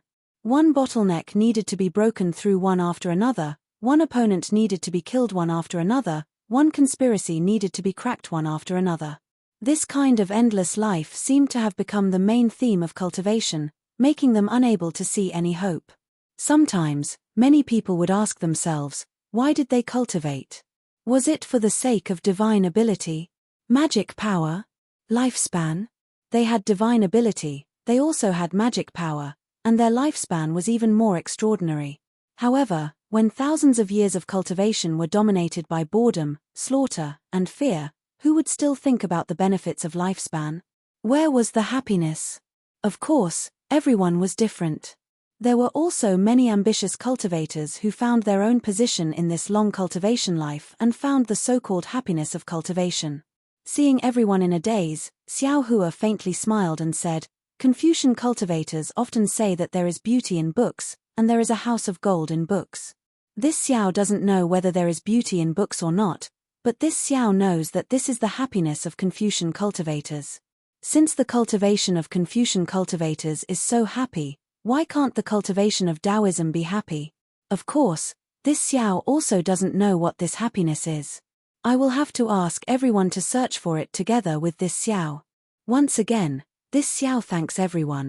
When everyone heard this, they understood that Xiao Hua was helping them cover up the awkwardness of being forced to work for them. They were at a loss because they didn't know whether Xiao Hua's words were true or false. They didn't know what this happiness of cultivation was. Good. Daoist Xiao's words have broken the sky in the well. This old man's Dao heart has been shaken.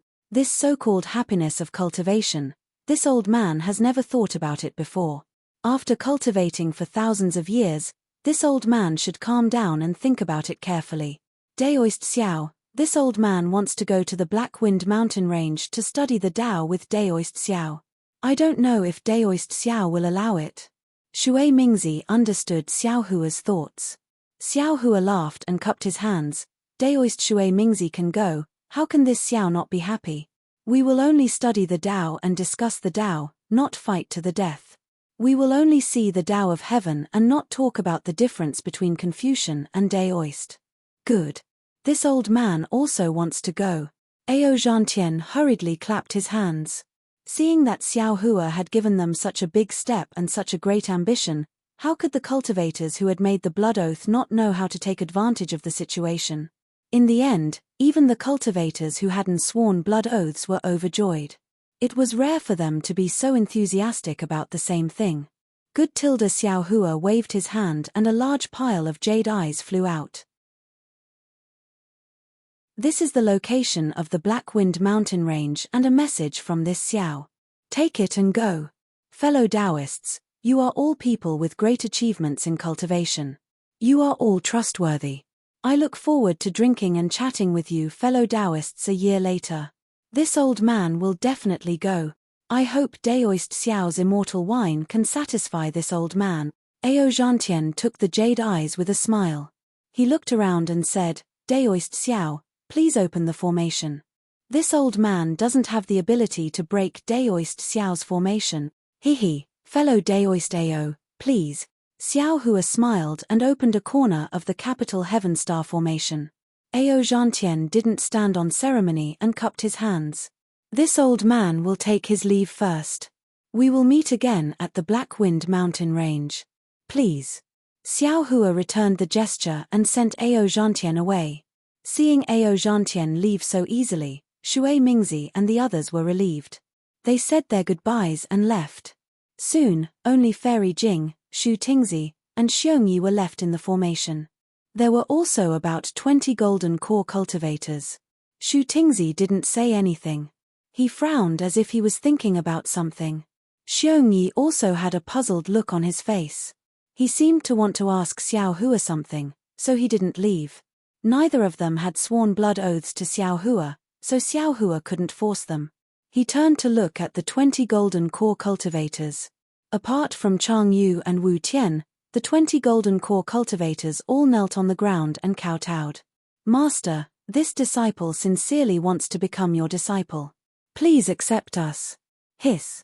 Fairy Jing sucked in a breath of cold air. Shu Tingzi's expression changed slightly. As for Xiong Yi, his eyes flashed with a hint of fanaticism. Hehe, get up. Xiao Hua helped the golden core cultivators up and said with a smile, it's not impossible to become my disciple. However, this old man wants to see how your temperaments are. For now, you will all be in-name disciples. -13.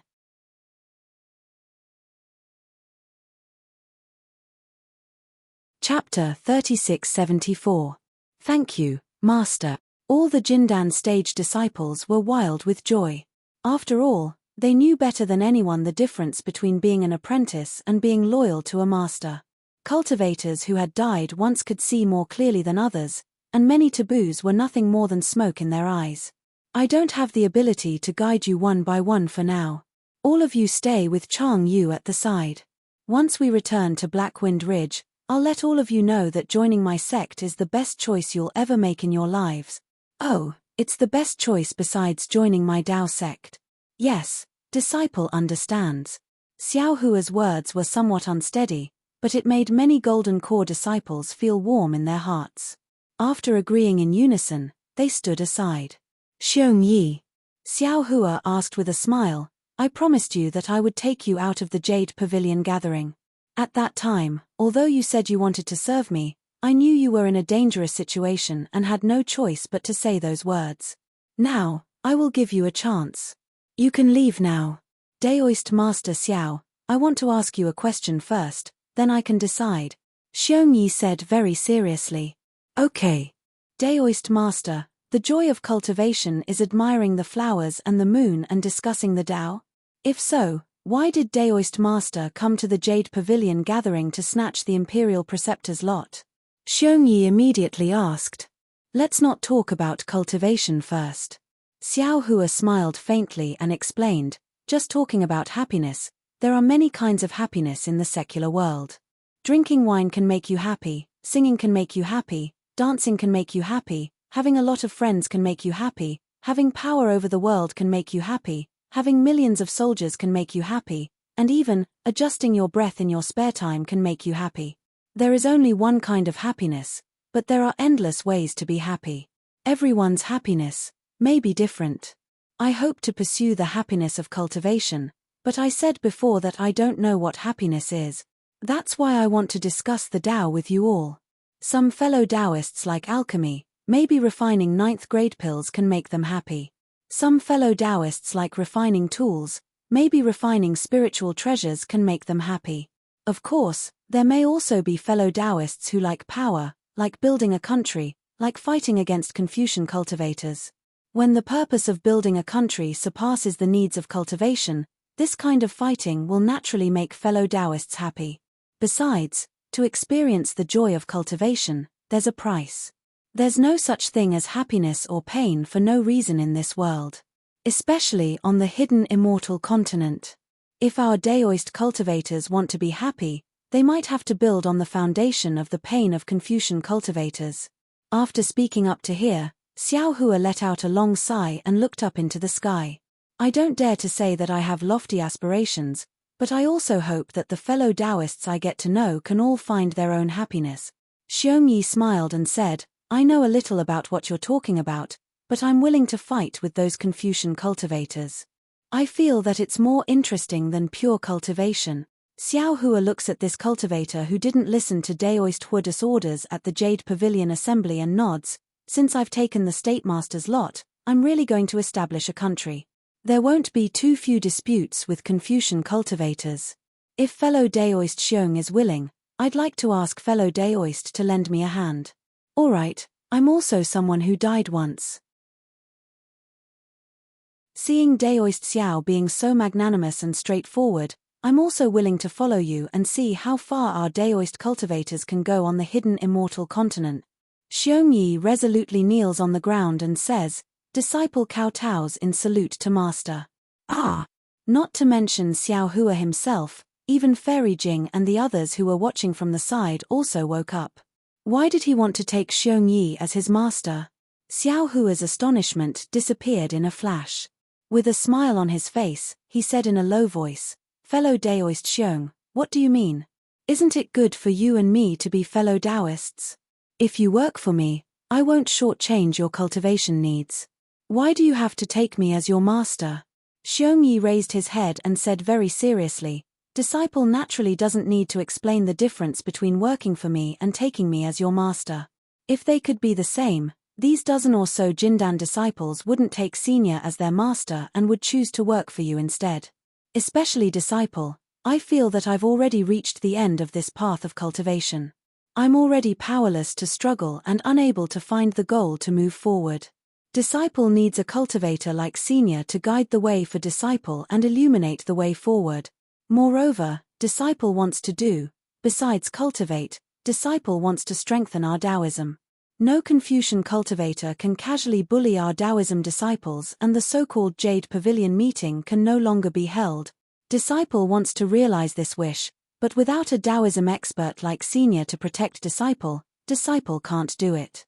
Moreover, although Senior's cultivation is at the upper 4th level, you've already suppressed Daoist Huada, Shui Mingzi, and Ao Zhantian, 3 late nascent soul stage seniors. Stepping into the 5th level is just around the corner. At that time, the number of cultivators who want Senior's guidance will be more than the number of carps crossing the river. At that time, Senior won't be able to guide them, so Disciple might as well become Senior's disciple right now and listen to Senior's teachings. Can't guide them? A trace of doubt appeared in Xiao Hua's heart, but he naturally couldn't ask. Looking at Xiongyi's face, Xiao Hua naturally thought of another person. That was Daybreak Continent's Bai Fei. That's right, it was that mercenary Changbai sect disciple, Bai Fei. Although this Bai Fei was a Dao sect disciple, during the Sword Dao battle, he used a secret technique to threaten Xiao Hua in exchange for the cultivation method he wanted. Moreover, he was quick to react and had an excellent ability to judge the situation. In Xiao Hua's opinion, this kind of cultivator was most suitable for cruel cultivation worlds like the Dawn Rain continent or the Hidden Immortal continent. Even now, Xiao Hua had a feeling that when he left Daybreak Continent, Shi Wuming, Ruo Daohong, and Mo Shan were going to that dangerous place, this Bai Fei would definitely follow them. Xiao Hua didn't know whether Shi Wuming and the other two would be able to escape, but Xiao Hua was certain that as long as there was a chance, Bai Fei would definitely be able to escape. After nearly 100 years of cultivation, Bai Fei must have reached a considerable height. On the surface, he might not be inferior to Xiao Hua himself. Thinking about Bai Fei and then looking at Xiongyi, Weren't they both the kind of cultivators who would seize every opportunity to improve their cultivation? Good. Xiao Hua pondered for a moment and nodded. Since you have the heart to become my disciple, then I won't disappoint you. I'll accept you as my disciple. Ah! Fairy Jing's small mouth slightly opened. This Xiongyi's way of accepting a master was strange, and Xiao Hua's way of accepting a disciple was even more inexplicable.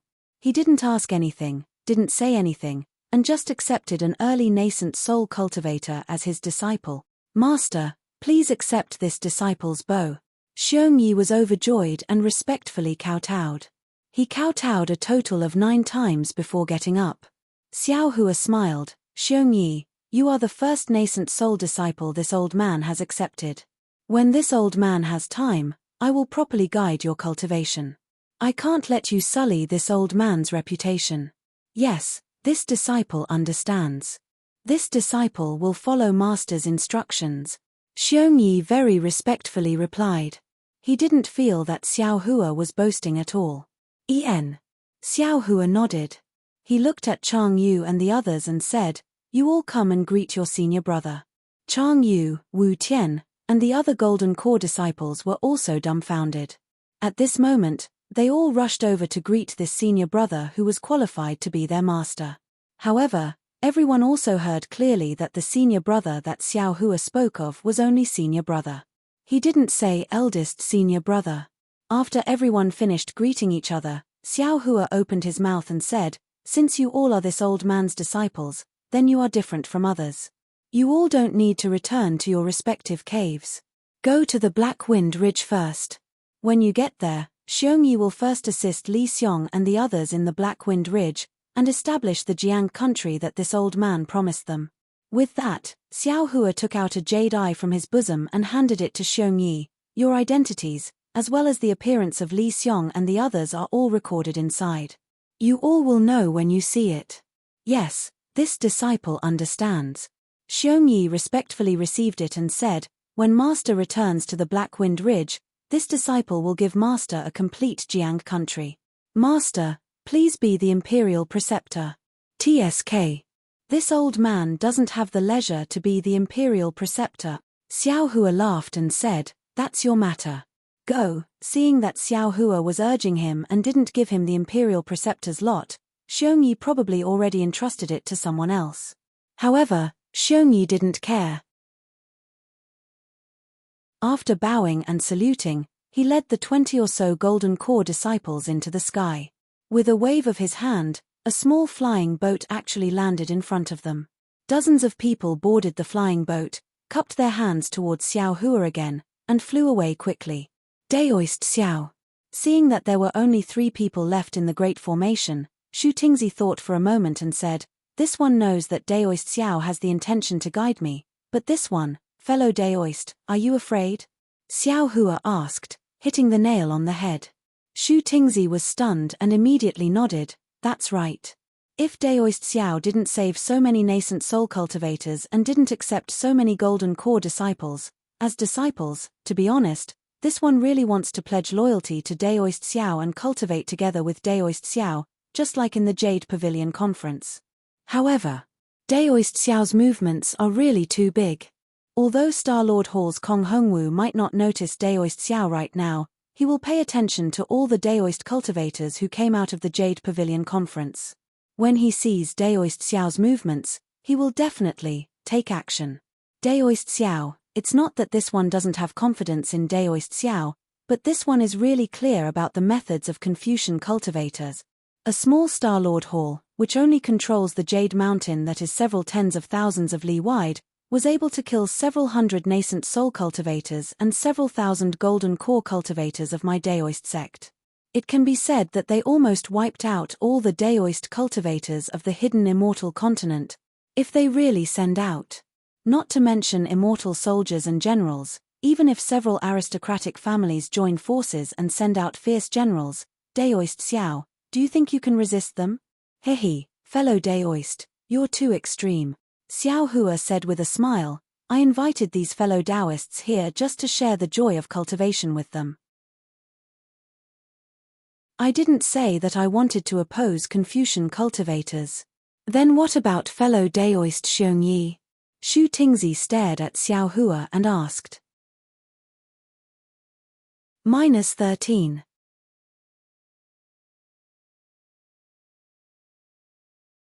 Chapter 3675. Establishing a country. Didn't I come to the Jade Pavilion gathering to obtain the Imperial Teacher's lot? Isn't it just following the requirements of the Confucian cultivators and establishing a country in the name of the Imperial Teacher? Xiao Hua shrugged innocently. Shu Tingzi bitterly smiled. Biting words is the specialty of Confucian cultivators.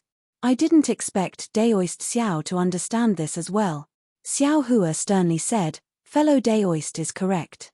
I am acting under the rules of Confucian cultivators.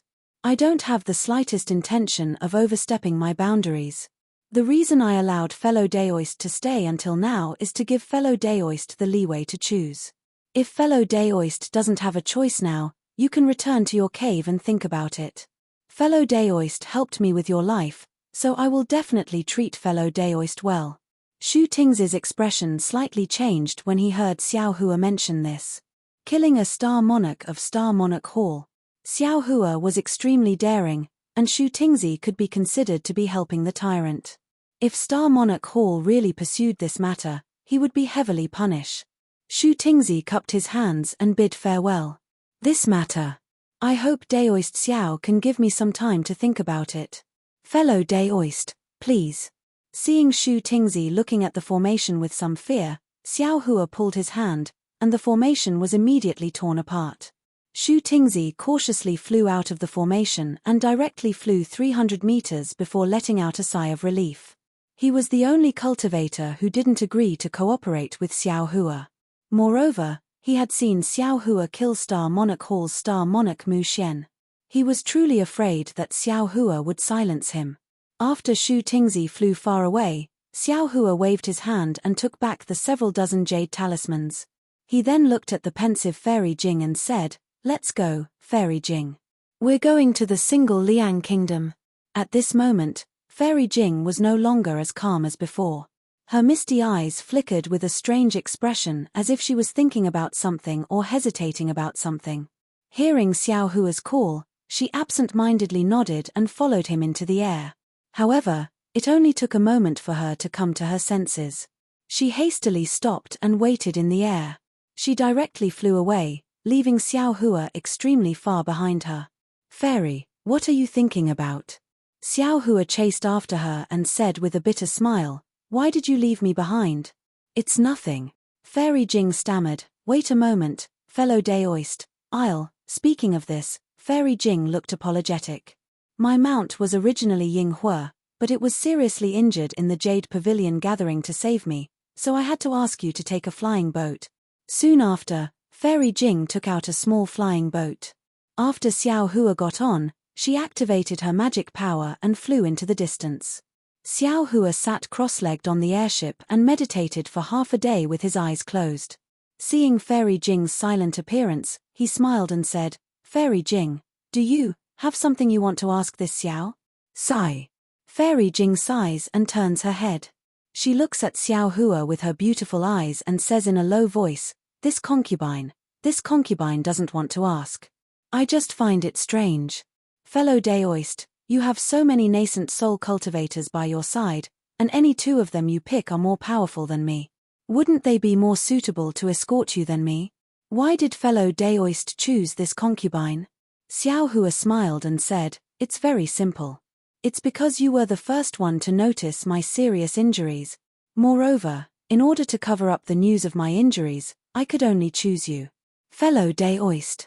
Fairy Jing slightly shook her head and said in self-mockery, "This concubine thinks I can already see through people's hearts.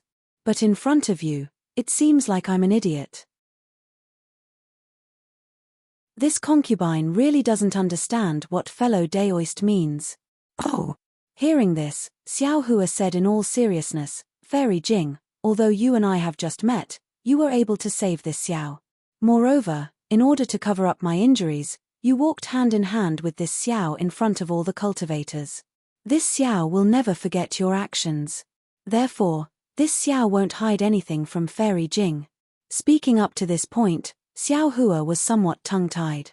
After all, he had already told her that if he hid anything from her, she shouldn't blame him. Seeing Xiao Hua's embarrassment, Fairy Jing pursed her lips and smiled, saying, "Actually, it's nothing. This concubine already knows that fellow Daoist is using this concubine as a cover to lure others into a trap. This concubine just feels a little uncomfortable. If you had told this concubine earlier, this concubine wouldn't have thought too much about it. Could it be that this concubine would leak it out?" "Hehe, so Fairy Jing already understands," Xiao Hua said with a smile. This Xiao still thinks that his actions are flawless, naturally in the eyes of others, but fellow Daoist didn't hide anything from this concubine. There are many things that even senior Daoran doesn't know about, so this concubine naturally understand. Fairy Jing said with a smile, "Fellow Daoist, there must be nascent soul cultivators lying in ambush inside your nation treasure. After you and I act as bait to lure those cultivators with ill intentions, fellow Daoist will send them out, right?" This. Xiao Hua scratched his head and said with a bitter smile, "I won't hide it from Fairy Jing. This Xiao's mountain river seal can only contain those cultivators. There are no others." "Ah, that's impossible." Fairy Jing was a little surprised. She looked around and muttered, "There aren't any cultivators following us within a few 100 kilometers. Could it be that this concubine misunderstood fellow Daoist?" Xiao Hua touched his nose with his hand and thought for a moment, saying, "Fairy Jing is right. This Xiao wants to lure people into a trap. Because this person covets this Xiao is very surprised. Because this person has no enmity with this Xiao, and Xiao Hua even helped him. However, this Xiao didn't expect that he would want to harm this Xiao. This Xiao wants to know why. In particular, he has seen this Xiao's cultivation and strength. This Xiao really wants to see what his trump card is." "Sigh, fellow Daoist is a bit careless," Fairy Jing said worriedly. "Fellow Daoist's injuries won't heal for several years. This concubine's strength is limited." Xiao Hua smiled and waved his hand. "It doesn't matter. This is only a guess of this Xiao's, and it might not be true. Moreover, this Xiao feels that that guy isn't so stupid as to really chase after this Xiao." "That's good." Fairy Jing smiled sweetly. Now that fellow Daoist said this concubine's heart is still a bit anxious and on edge. Xiao Hua rolled his eyes and said while looking at the sky, "This Xiao originally didn't want to say it, but who asked someone to think so much?" "Hee hee." Fairy Jing laughed, as if she hadn't relaxed for a long time. The two of them were silent for a moment, and Fairy Jing asked again, "This concubine feels that the happiness of cultivation that fellow Daoist talked about to those nascent soul cultivators is very interesting. It seems to have enlightened this concubine, as if this concubine's previous cultivation had deviated." Xiao Hua smiled and said, "What if this Xiao says that this is nothing but a lie, a drawing of a pie, or a fantasy? Would Fairy Jing be very disappointed?" "I would." Fairy Jing's face turned bitter. Actually, this concubine also thought about it before. The Confucian cultivators of the hidden immortal continent are really free and unfettered, and the Buddhist sects of the Western Paradise also cultivate Western Paradise. Even the demons of the 1,000-demon sacred realm should be incomparably free. Why is it that our Dao sects are bullied and controlled like this? Is there no paradise that belongs to our Dao sects? There is. But it's not here, nor is it at this time. Xiao Hua nodded with certainty. "Oh." Fairy Jing's eyes flashed with surprise. "Then fellow Daoist Xiao, tell me, where is it? When is it? There will be such a day. There will also be such a place." Xiao Hua made a solemn vow and said, "This Xiao will let you see that the cultivators of my Dao sect can freely fly in the sky. My Dao sect's sects will bloom on the earth. My Dao sect's seniors will soar into the sky from time to time. There will be a smooth path of cultivation in front of us. Perhaps at that time, this Xiao will talk about the happiness of cultivation with Fairy Jing, establishing a sect." Fairy Jing's eyes flashed with a trace of a smile. "Previously, when I saw fellow Daoist Xiong Yi, and those 20 Jindan disciples call fellow Daoist Xiao Master, this concubine is very fond of you. It feels like a home." Fairy Jing, With your nascent soul middle stage cultivation, you can naturally accept disciples, right? Xiao Hua said with a smile. Fairy Jing wryly smiled and shook her head. This concubine isn't as ambitious as fellow Daoist. I don't dare to attract the attention of Confucian cultivators. At this point, Fairy Jing suddenly thought of something and asked, by the way, fellow Daoist Xiao, when Shui Mingzi and Ao Zhantian were here, why didn't you tell them about the alliance between Zhong Daoran and Master Zun Kong? If you told them, wouldn't they be more confident? It's different. Xiao Hua pondered for a moment and said, these cultivators are fundamentally different from the 200 people that Zhong Daoran and Master Zun Kong brought. Fellow Daoist, please enlighten me. Fairy Jing didn't understand and said with a smile, this concubine is confused. To put it bluntly, these cultivators that I brought were deserters from the Jade Pavilion Conference. Although they experienced bloodshed, they didn't experience life and death. They didn't persevere to the end. It can be said that their nature is cowardly. In the future, when there are few storms, perhaps they will choose to run away again. If this Xiao had told them about my alliance with Zhong Daoran and Master Zun Kong, with their knowledge, they would have immediately understood the size of this force. Perhaps they would have been scared away. Haha, how could that be? Fellow Daoist, you can't bring them out for no reason, right? Fairy Jing looked at Xiao Hua with a smile. Of course. Xiao Hua says with a smile, everyone has been forced by this Xiao to pledge their loyalty to me for several hundred to 1,000 years. Otherwise, do you think that this Xiao's happy cultivation would be able to move these old ghosts who have cultivated for several thousand years? Hehe, that's what I said. Fairy Jing was full of smiles. How could they take the bait so easily? That Shu Tingzi, fellow Daoist Xiao, has been earnestly persuading fellow Daoist Xiao for so long, and is still only considering it. Just as they were talking, a divine sense swept over from afar. This divine sense was very hurried and swept over the flying boat as if it was casual, then swept elsewhere. However, it was only a moment before the divine sense swept back and circled around Xiao Hua for a moment before immediately withdrawing. -13.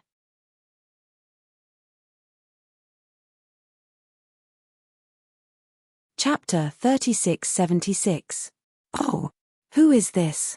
Xiao Hua's face was a bit astonished. He looked at Fairy Jing blankly and asked in astonishment, I'm injured, and my spiritual sense is also somewhat damaged. It's hard to tell who it is. Fairy Jing was startled, but she soon understood. She blinked her eyes and said, this cultivator's cultivation should be at the middle nascent soul stage, but I'm not familiar with his spiritual sense. It's not a fellow Daoist I'm familiar with. It shouldn't be Daoist Huda either. Xiao Hua nodded and stood up. He looked into the distance and said with a smile, is that the fellow Daoist who came to see me off? Perhaps.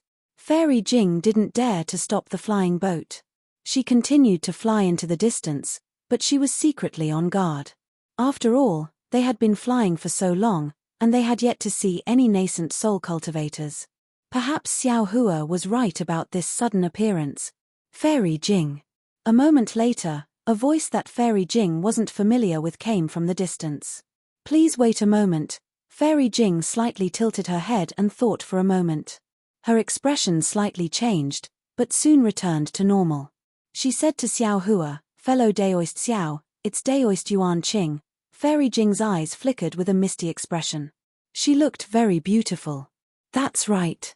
Xiao Hua said with a smile, since it's an old friend, let's wait a moment. All right.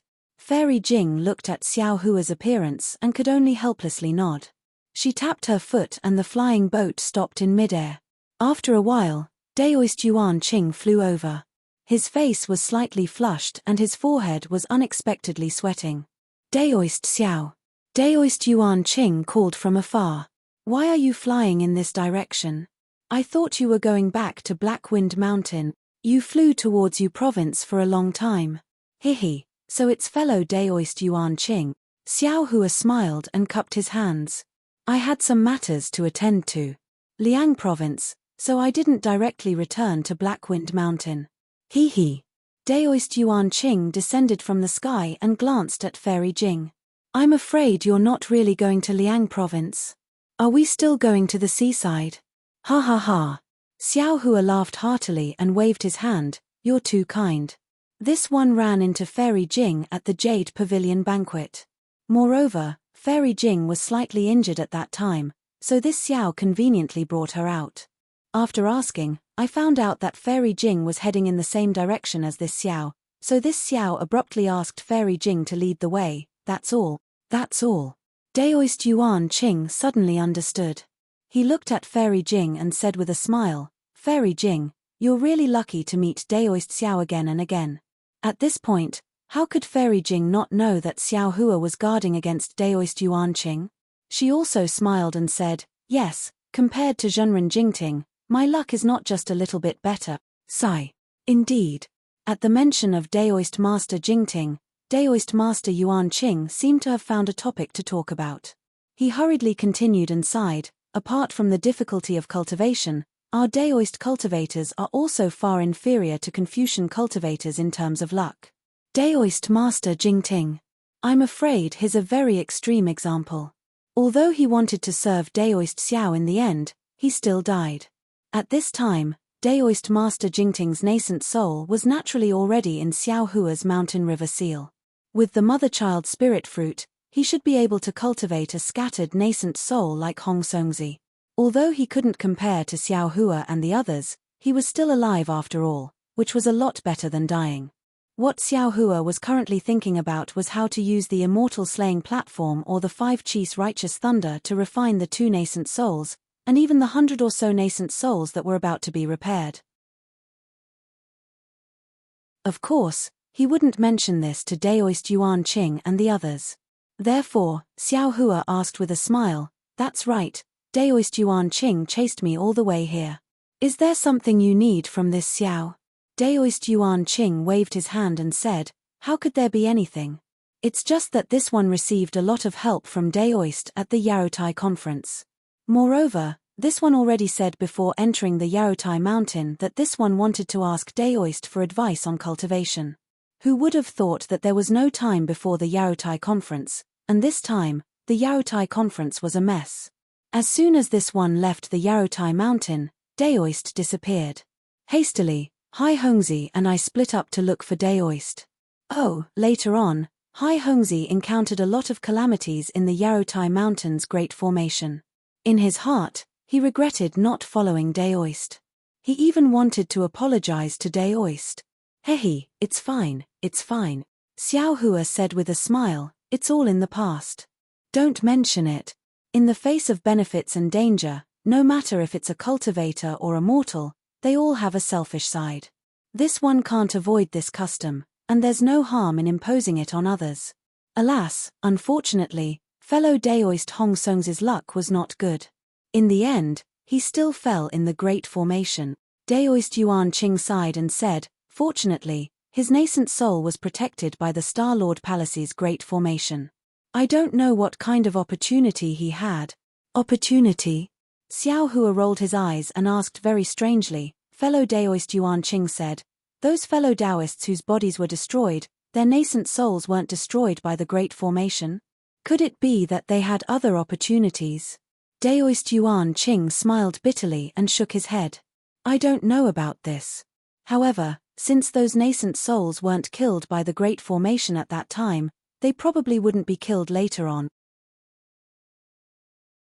I only guessed that they might be protected by the Star Lord Palace. Alas, even if they can protect them, what can they do without their bodies? Xiao Hua glanced at Fairy Jing, but her expression didn't change. It seemed that she wasn't looking for Ren Jing for her nascent soul. Let's not talk about it, let's not talk about it. Daoist Yuan Qing waved his hand and said, I'll send a messaging talisman to Hai Hongzi. Fairy Jing, let's keep going. I'll take the opportunity to ask you some questions about cultivation. Fairy Jing looked at Xiao Hua. Xiao Hua smiled and said, let's listen to fellow Daoist Yuan Qing. If Hai Hongzi doesn't come, we'll take fellow Daoist Yuan Qing to the seaside. Hee, very good, very good. Daoist Yuan Qing sent the messaging talisman and asked Xiao Hua to sit down. He also sat down. Just as he was about to speak, He suddenly thought of something and said curiously, "Oh, Fairy Jing, aren't you injured? How can I trouble you to drive the boat? Why don't you be my spiritual shuttle? Oh, since Daoist Xiao and Daoist Yuan Qing are here, I'll naturally drive the boat." Fairy Jing covered it up casually. "Both of you have profound cultivation and are discussing the Tao. I can learn a thing or two from you." All right." Daoist Yuan Qing smiled and ignored Fairy Jing. He opened his mouth to ask Xiao Hua for advice. Xiao Hua didn't stand on ceremony. As long as Daoist Yuan Qing asked a question, he would answer it from the simple to the profound. He didn't hide anything and even drew inferences about other problems. Whether it was the essence of Confucian cultivation or Buddhist scriptures, he could always explain it well. Not only did Daoist Yuan Qing scratch his ears and cheeks, but even Fairy Jing's face blushed as if she couldn't control her joy. For more than 3 days, Xiao Hua didn't stop talking. He talked about the essence of cultivation in the middle nascent soul stage. It was like a deluge of heavenly flowers. Occasionally, Fairy Jing would come to realize that Xiao Hua wasn't talking to Daoist Yuan Qing at all. He was clearly talking to her. Joy and disappointment appeared in her watery eyes, but she immediately focused and didn't dare to delay. In her 1,000 years of cultivation, she had never been as happy as listening to lectures for 3 days. Daoist Yuan Qing's eyes flashed across the abyss as he pondered. Suddenly, a hint of panic flashed through his eyes. In this panic, there seemed to be reluctance, choice, and hesitation.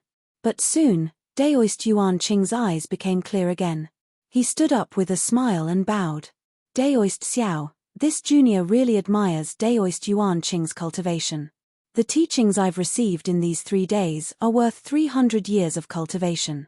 This junior really didn't expect Daoist Yuan Qing to be so well versed in Confucianism, Taoism, and Buddhism. Moreover, you've cleverly combined the teachings of these 3 sects. Although this junior doesn't know what level Daoist Yuan Qing's cultivation has reached, the teachings you've given me in these 3 days have answered all of my questions. This junior is very regretful. If this junior had met senior 100 years earlier, no, 10 years earlier, this junior wouldn't have had such a difficult time. Of course, even so, this junior is confident that I can reach the late nascent soul stage after receiving senior's teachings. This junior must thank Daoist Xiao." "Oh, why are you being so polite?" Xiao Hua raised his eyebrows and said in astonishment, "Fellow Daoist Yuan Qing, please take a seat. This place is still far from where we're going. Let me have a good chat with fellow Daoist Yuan Qing. This junior really wants to ask for some advice from Daoist Xiao." Unfortunately, as Daoist Yuan Qing spoke, his figure turned into a streak of light and immediately fled from the flying boat. His voice, however, remained. "Daoist Xiao, your path has come to an end." "Oh." Xiao Hua didn't find it strange at all. He said regretfully, "Fellow Daoist Yuan Qing, you've finally revealed your true face? This Xiao is still looking forward to your repentance." "Huh." Daoist Yuan Qing saw that not only was Xiao Hua not nervous, he even spoke in such a manner as if he had seen through everything. He couldn't help but turn pale with fright. He hurriedly said, "You. How did you know?" As he spoke, boom, boom, boom. 3 enormous rumbling sounds rushed out from the clouds of the heavenly moat. Caw! After one of the rumbling sounds, a sharp eagle cry suddenly rang out. A pair of wings that were over 30 meters in size stirred up a strong wind. A tall, red-faced cultivator rushed out from the abyss while standing on Heaven-Shaking Kang. Heaven-Shaking Kang's eyes were like lightning, his eagle claws were like hooks, and his entire body's navy blue feathers were dotted with red spots. Roar! Heaven-Shaking Kang rushed out in front of Xiao Hua's head. Another bestial roar that sounded like a great bell came from behind Xiao Hua. A short cultivator wearing tight clothes rode a scarlet leopard that was several meters in size out of the fog. Not only was the leopard's entire body scarlet red, even its eyes were abnormally red. Fire lotuses faintly flickered on its 4 hooves as it stepped on the air. -13.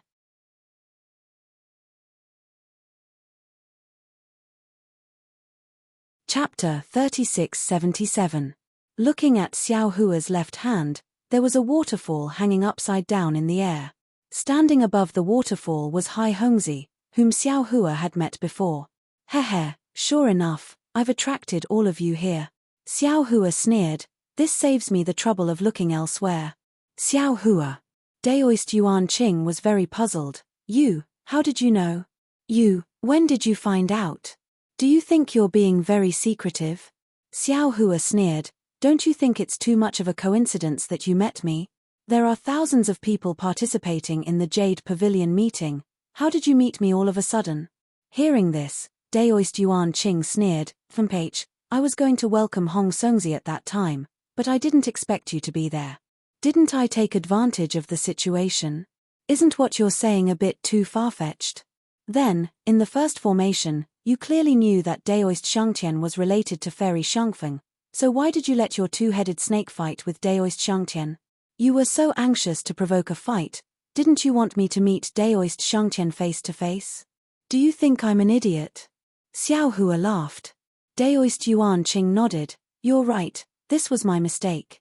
I was a bit impatient, but you can rest assured that Daoist Shangtian's death.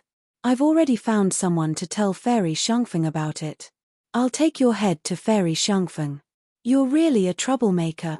Xiao Hua sighed, before the Jade Pavilion meeting, I was still worried about Fairy Shangfeng's revenge, but now I don't care. Do you think you can escape from the four of us? Hai Hongzi sneered. Unfortunately, Xiao Hua ignored Hai Hongzi and said to Daoist Yuan Qing, also, when you snatched the jade box in the formation, you didn't snatch it yourself, but called my name and asked me to do it. Isn't this the trick that Fairy Jing used to call Daoist Jingting's name? I've done this kind of thing before, how could I not know? It was at that time that I became suspicious of you. Daoist Yuan Qing's face darkened. Actually, now that I think about it, you pulled me, Hong Songzi, and Hai Hongzi to participate in the Yaotai gathering together before the Yaotai gathering. At that time, Hai Hongzi had already said that he and you had already practiced the joint attack of the three of you, so there was no need to pull me along. This itself was also a flaw. I don't think Hai Hongzi knew about your plan at that time, right? Also, I beat you at your own game twice. One time, I killed Jing Mubai, and the other time, I killed Soaring Heaven. You didn't help me even once, right? You said that you wanted to join hands with me, but you didn't even try to help me. You even let Reverend Shangtian stab me in the heart with a flying sword in front of you. This really makes me feel disappointed. Killed Jing Mubao? Hai Hongzi was shocked. The other two cultivators also had strange expressions on their faces. Haha, Xiao Hua, what's the use of saying this now? Immortal Yuan Qing could not allow Xiao Hua to continue speaking. He laughed out loud and said, even if you have the ability to kill a Star Lord, you were seriously injured at the Yaotai banquet. Lying in the red clouds, you did not even have the slightest feeling. How could you possibly be a match for us now? Don't tell me that it wasn't Fairy Jing who brought you out of the Yaotai gathering. Don't tell me that it was Fairy Jing who used her magic power all the way, and you didn't use any magic power at all. Don't tell me that your cultivation was destroyed. Don't tell me that you didn't go back to the Black Cloud Ridge and went somewhere else. Don't tell me that you were afraid that others would kill you on the way. As he spoke, he looked at Fairy Jing's expression and smiled. Fairy Jing, this old man doesn't know how you were bewitched. When you saw the dying Xiao Hua, you didn't even care about your own life to save him. If you didn't make that choice back then, you wouldn't have died today. Ah! Fairy Jing raised her eyebrows and said in surprise, what? You were there that day? Yes, he was half a step earlier than you. Xiao Hua said with a smile, unfortunately, he was frightened by my plan to beat you at your own game. He thought it was my plan this time, so he didn't dare to make a move. When he wanted to make a move, you came. But when he wanted to make a move on you, the formation was broken, so he had no choice but to endure until now. How do you know everything? Daoist Yuan Qing looked as if he had seen a ghost, his face pale. Xiao Hua shook his head slightly. There are still many things I don't know. I don't know why you want to kill me. I also don't know why I've told you so much in these 3 days. You clearly know that my cultivation is far above yours, But you still want to kill me, fellow Taoists. Daoist Yuan Qing didn't answer Xiao Hua. Instead, he turned to Hai Hongzi and the other two and said, now that things have come to this, there's no need to retreat. Xiao Hua killed Star Monarch Jing Mushuan of Star Monarch Palace. He won't let this news leak out. Regardless of whether he still has magic power or not, he won't let us live. Moreover, fellow Taoists, don't worry. I did see Xiao Hua faint earlier. He was brought out of Jade Mountain by Li Jing. He doesn't have the magic power to fly. Moreover, in these 3 days, I didn't see him use any true essence. His nascent soul is long gone. When Hai Hongzi and the others heard this, their expressions became calm. At this time, Daoist Yuan Qing said to Xiao Hua, as for why I want to kill you, you can rest assured. I'm not an idiot. I definitely won't tell you. However, I can tell you that even if you preach in front of this old man for 3 days, this old man will still kill you. Because as long as we kill you, the 4 of us will no longer be restricted by Confucian cultivators. We can live freely in hidden immortal continent. Arrogant people like you don't know how powerful the Confucian cultivators on hidden immortal continent are. Only death awaits you if you go against them. Enlistment. Enlistment by Confucian cultivators? Xiao Hua said coldly, henceforth, you'll become a lackey of Confucian cultivators. They don't need to care about you and let you live or die, but do you really have your own freedom? Whether I have freedom or not, this old man doesn't know now. This old man only knows that your head is the proof of our allegiance. Daoist Yuan Qing's face was somewhat ferocious. In fact, long before this old man stepped on the flying boat, this old man had some plans to persuade you to join the Confucian cultivators. But after listening to your speech, this old man immediately gave up this idea. With you in front, this proof of our allegiance, isn't it more important than others? Moreover, this old man also understood why those Confucian cultivators wanted to kill you. You're the second Grand Mist ancestor. Who are those Confucian cultivators? Xiao Hua asked. Ha ha. Daoist Yuan Qing laughed loudly and pointed his hand. Daoist Xiao, do you think I'm a 3-year-old child? Daoist Yuan Qing, don't take out this kind of inferior trick and make a fool of yourself. Daoist Yuan Qing, you're still thinking about how to get out of trouble and how to escape from our attacks, right? Alas. Xiao Hua sighed and glanced at the rather nervous fairy Jing. He shook his head and said, our Dao sect's disciples were originally weak in the hidden immortal continent. The Jade Pavilion gathering even drew out the greedy Dao sect's disciples from their seclusion. 60% of them were killed in Star-Lord Hall's net. Well, it could be said that less than 70% of them survived. This old man felt very pained and felt that he had the heart but was powerless. But look at you guys, for the sake of enlistment by Confucian cultivators, you actually abandoned your own principles and offered your savior to them as proof of your allegiance. With your actions, even if you can enter the Daoist path, so what? Even if you listen to this old man's lecture for 100 days, so what? After saying this, Xiao Hua narrowed his eyes and looked at Kang Zhentian, whose wings covered the sky. His expression was rather desolate. In order to kill this old man, you really put in a lot of effort. Is this Kang Zhentian specifically going to deal with this old man's spirit-seeking mouse? Where's your 2-headed monster, Sai Hong? Are you afraid to take it out? Afraid that my spirit-seeking mouse will dig out its heart? Xiao Hua then looked at the scarlet rainbow leopard and sneered, and this beast, presumably it's going to deal with Fairy Jing's demonic beast, Yinghua, right? And you 4 beasts, if you think you can bully Fairy Jing, then you can deal with this old man, who lost all his Daoist techniques because he saved Daoist disciples on Jade Mountain, right? It's useless to say more. The tall cultivator standing on top of Kang Zhentian said coldly, this old man doesn't know who you are, nor what you did in the past. This old man only knows that with your head, this old man will be able to properly cultivate. I won't be afraid of being remembered or hunted down by Confucian cultivators. Since you call yourself a senior and have such a broad heart, why don't you give your head to this old man? How about helping this old man? If you want to take Daoist Master Xiao's life, you'll have to step over my corpse first. Fairy Jing sneered and waved her sleeve. GG. Several sounds that were unwilling to be left out flew out from her sleeve. The demonic beast, Ying Hua, swayed its big ears and a bewitching light flew out from its eyes. Hey! Xiao Hua was slightly taken aback because Ying Hua seemed to be in good spirits and didn't seem to have any serious injuries. It was far from what Fairy Jing had said earlier. Xiao Hua looked at Fairy Jing with some doubt. At this moment, Fairy Jing had already walked in front of Xiao Hua and blocked him with her figure that couldn't be considered weak.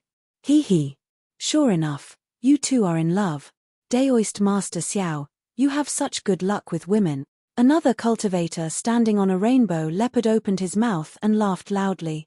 His eyes flashed with a dirty look.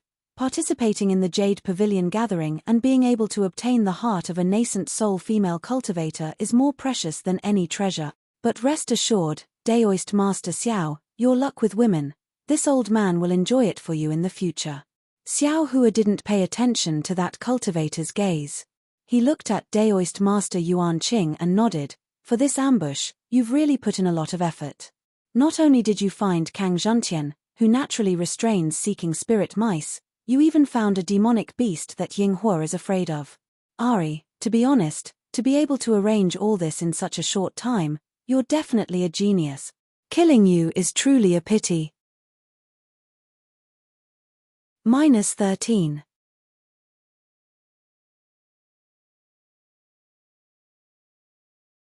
Chapter 3678.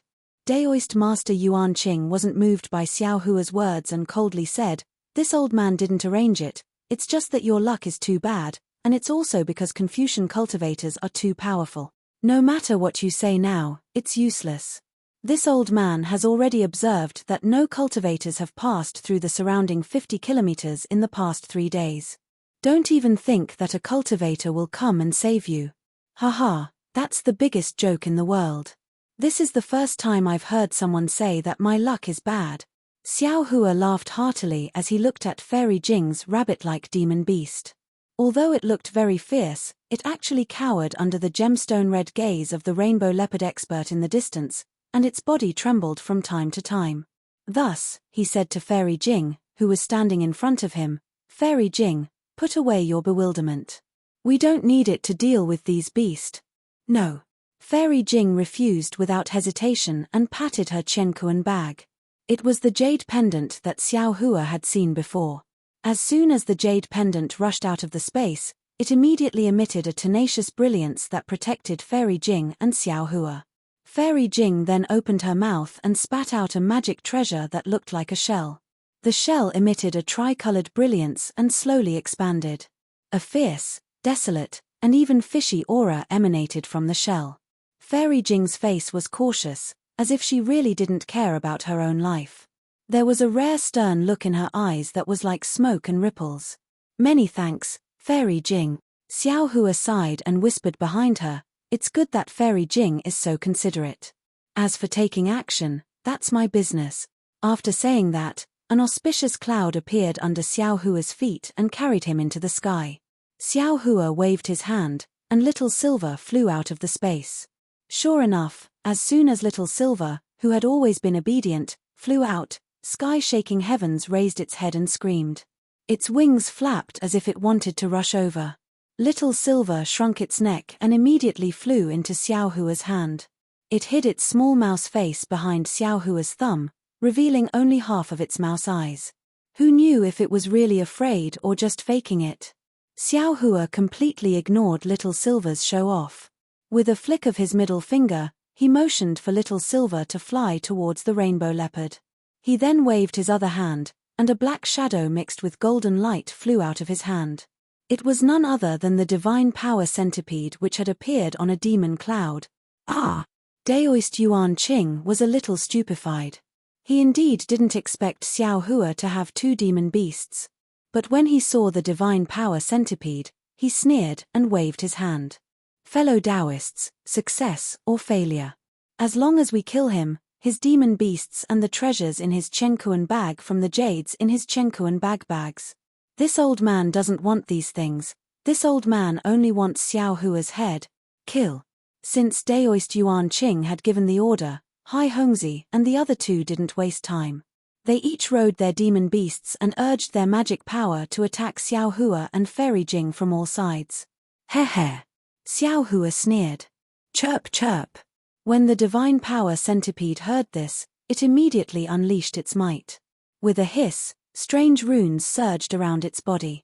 Then, with a burst of demon chi, it grew to several feet long and pounced at sky-shaking heaven's abdomen.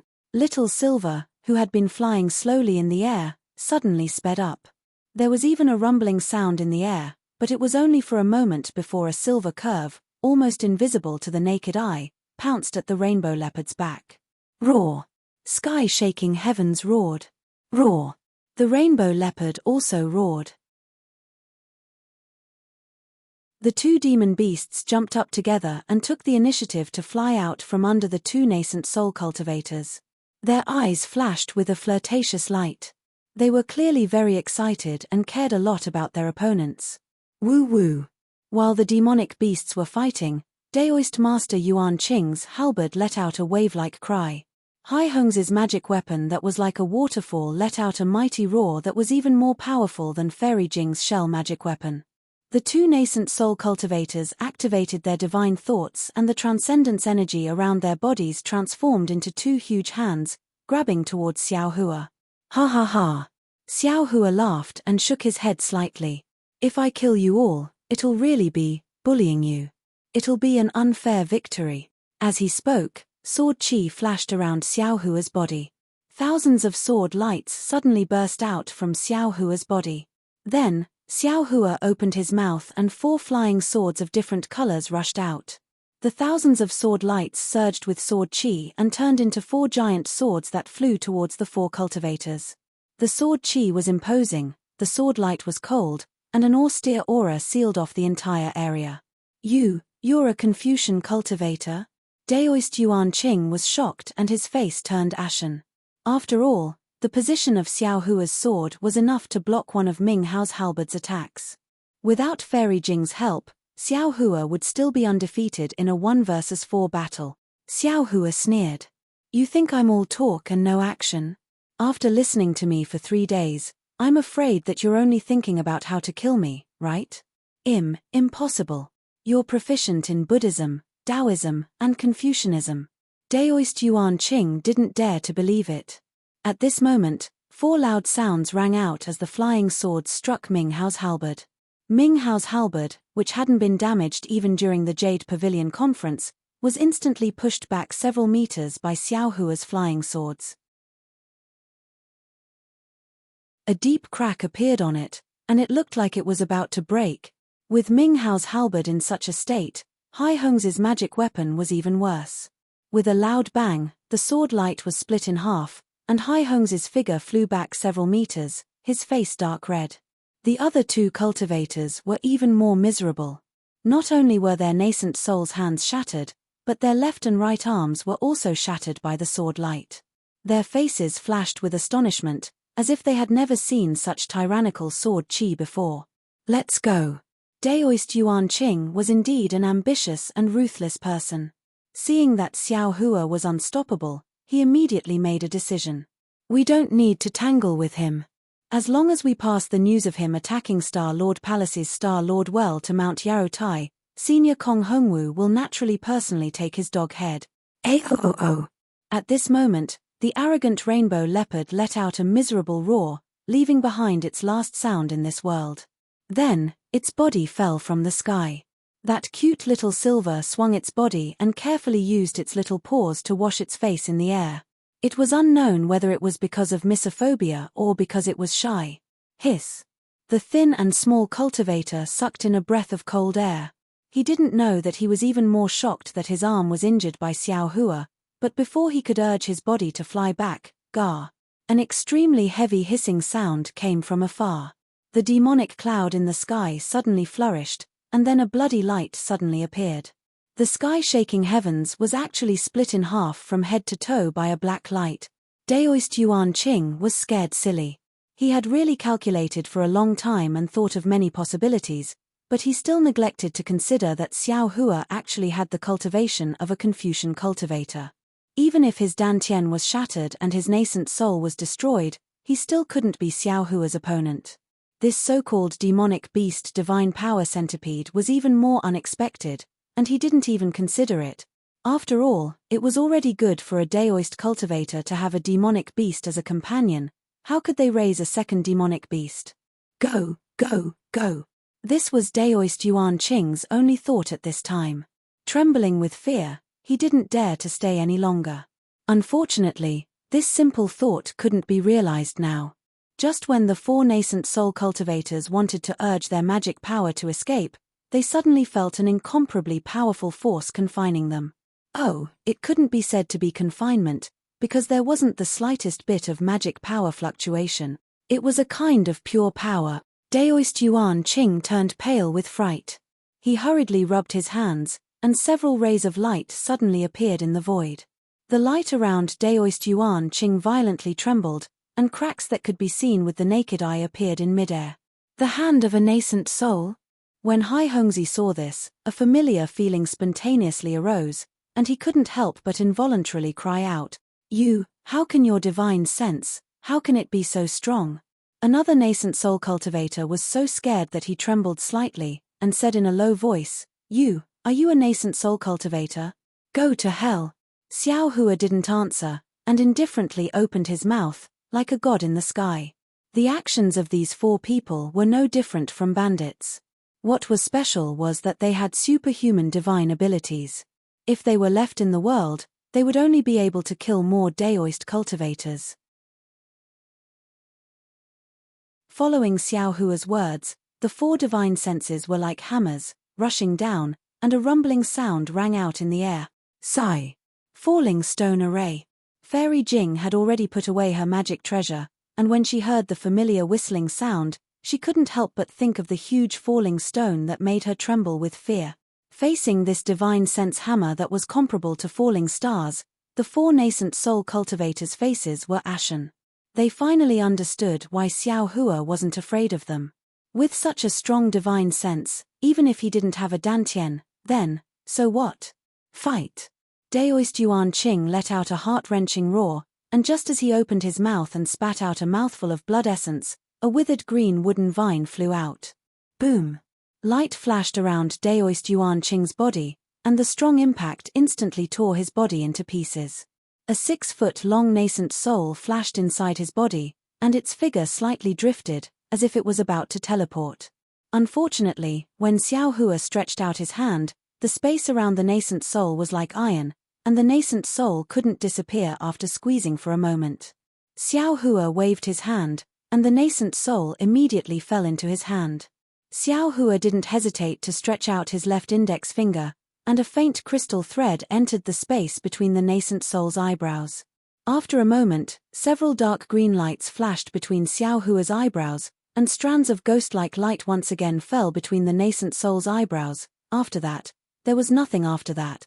Facing a cultivator like Xiao Hua who was able to kill a cultivator of the upper 5th level of essence energy, how could 3 nascent soul cultivators of the middle 4th level of essence energy be his opponent? The bodies of the 3 cultivators were shattered by the divine sense hammer, and after Xiao Hua searched their souls, the 3 nascent souls were stored in the mountain river seal. In the future, even if they came out, they could only wear the Daoist robes of the green-robed Xiao Hua. A painstakingly planned ambush was only a wedding dress for someone else. -13.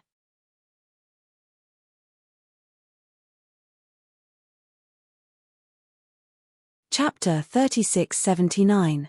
Seeing Xiao Hua deal with 4 cultivators who were more powerful than her so easily, Fairy Jing had an indescribable feeling in her heart.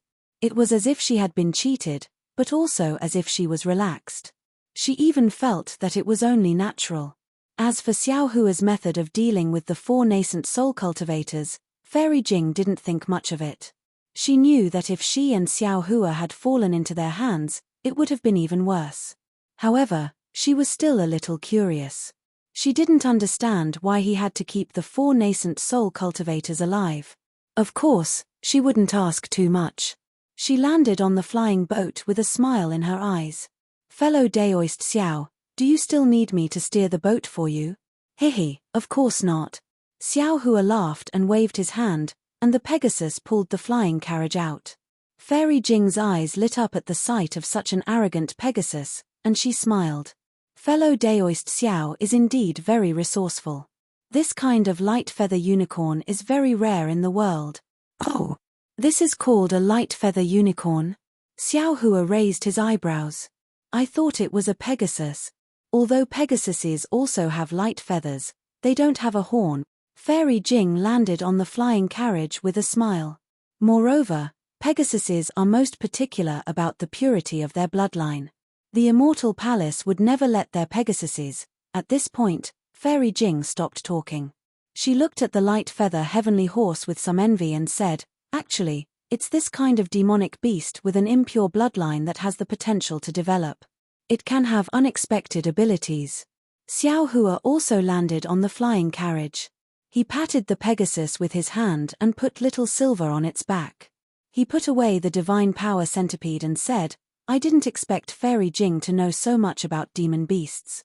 Fairy Jing pursed her lips and smiled. Didn't I tell you before? I established my country by the sea, and there are often demons of the 1,000-demon sacred realm who come to trade. It would be strange if I didn't know about this. That's right. Tilda. Hearing this, Xiao Hua seemed to have thought of something. He extended his hand and said, Fairy Jing, if possible, please give your magic treasure to me. I'll find some time to refine it for you. If it has the power of a spirit treasure, consider it my apology for deceiving you. When Fairy Jing heard this, her face turned red, and her eyes flickered. She bit her lips and said in a low voice, Fellow Daoist Xiao, I appreciate your kindness. It's just that my magic treasure is different from others. I can only refine it myself, and no one else can help me. Oh, there's such a strange thing. Xiao Hua was stunned and wanted to ask more, but seeing Fairy Jing's awkward expression, he knew that her magic treasure was a bit strange, so he didn't ask any more questions. He scratched his head and said, This is troublesome. This Xiao has to do something to feel at ease. Fairy Jing pursed her lips and said, If fellow Daoist Xiao has the heart, just like what you said a few days ago, explaining cultivation to me again, I would be very grateful. Good. Xiao Hua said with a smile, This Xiao likes this kind of business that only talks and doesn't make a loss. Fairy Jing, if you have any questions, feel free to ask. This Xiao can help you resolve them. Fairy Jing was stunned by this question. She opened her mouth, but didn't know what to say. After all, what Xiao Hua said in 3 days was enough for her to comprehend for many years. Even someone as strong as Daoist Yuanqing praised that 3 days was equivalent to 300 years of bitter cultivation. Although this was a bit exaggerated, it also showed that what Xiao Hua said was indeed profound. Fairy Jing had already heard a lot. If she couldn't comprehend it herself, what was the point of asking more? All right. Xiao Hua blinked and said, Then let's chat casually. There's no need to worry about any cultivation method. Actually, fellow Daoist Xiao. Seeing that Xiao Hua didn't pursue the matter, Fairy Jing's eyes flashed with a strange light. She said, I have a little secret that I don't want others to know. It doesn't matter. Xiao Hua waved his hand. It's nothing. Every cultivator has their own privacy. I won't let you know about my privacy. My privacy is also nothing. Fairy Jing thought for a moment and asked in a low voice, I wonder what fellow Daoist thinks about the monsters of the 1,000 monsters sacred realm? Monsters? Xiao Hua was stunned. He thought for a moment and smiled. Monsters are monsters and humans are humans. Monsters don't seem to be lower than humans and humans aren't nobler than monsters. That's all. That's right. Fellow Daoist is right. Fairy Jing bit her pale lips and nodded. It's something that can't be compared. Why force yourself to compare? That day, I saw you make a deal with Ying Po of the 1,000 monsters sacred realm.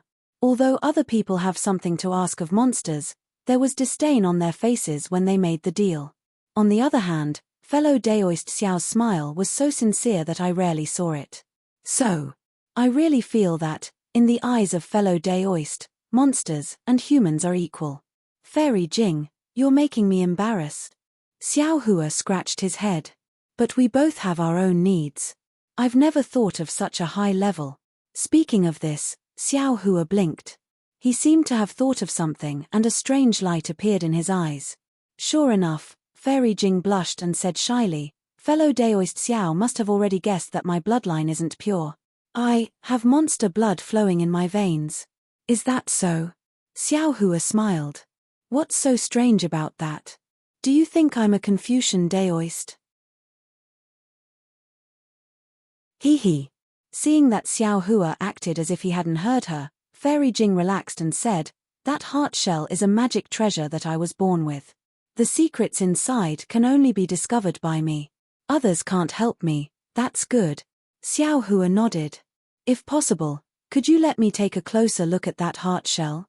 When Fairy Jing heard this, a trace of shyness appeared on her face.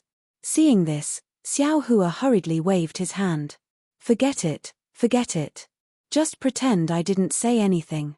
Fellow Daoist Xiao, please wait a moment." Seeing Xiao Hua waving his hand, Fairy Jing was a bit worried. She hurriedly opened her mouth, and a three-colored brilliance rushed out from her mouth. The fist-sized heart shell flew out and landed on Fairy Jing's hand. Fairy Jing handed the heart shell to Xiao Hua without hesitation and lowered her head. "Fellow Daoist Xiao, please take a look." Looking at how Fairy Jing's ears were burning and how she didn't dare to look him in the eye, how could Xiao Hua not know that he was being rude? However, although he did not take the heart shell, he still looked at it carefully. He saw that this heart shell was like a real shell, with lines engraved on it. Between the lines, there were extremely small runes buried within. The runes were a little strange, but Xiao Hua found them familiar. Weren't they the runes on the bones of the two demonic beasts from before? However, Xiao Hua's gaze was fixed on the three-colored light of the heart shell, as he was familiar with these three colors. Daoist magic treasures and spells were mostly bright, and three-colored lights were not uncommon. However, the three colors of Fairy Jing's heart shell were different from the other three colors. They were bright and lively, just like a person's eyes. These three colors were very similar to the seven-colored conch's brilliance Xiao Hua obtained in the Sui He seabed formation. Moreover, Xiao Hua saw that these three colors were three of the seven colors of the conch, and they were very similar to the size of the light. Thump, thump. Just as Xiao Hua was concentrating on examining the heart shell suddenly trembled like a human's ear. Xiao Hua's eyelashes also moved along with the trembling. He no longer dared to look closely and hurriedly withdrew his gaze. He smiled and said, "Fairy, this heart shell is really beautiful." Fairy Jing responded in a low voice and quickly withdrew her hand. The heart shell strangely disappeared, and even Xiao Hua didn't see how she put it away. After a while, Fairy Jing's expression returned to normal, and she said in a low voice, "Didn't fellow Daoist Xiao ask me how to use the renjing from Yarotai Mountain? Actually, I want to use it on this heart shell." "Oh, I understand." Xiao Hua rolled his eyes and asked, "Then, is it true that the older it is, the more useful it is for Fairy Jing?" "Of course." Fairy Jing answered without hesitation. Fairy Jing immediately cried out in alarm because Xiao Hua waved his hand and a dazzling golden renjing immediately appeared in front of her eyes.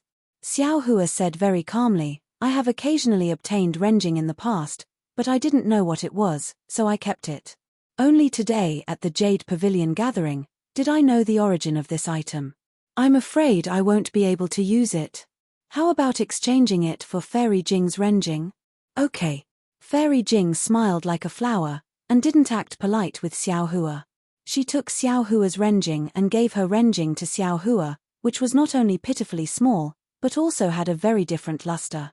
She then said, "Many thanks, fellow Daoist. If I succeed in my cultivation in the future, it will be fellow Daoist's credit.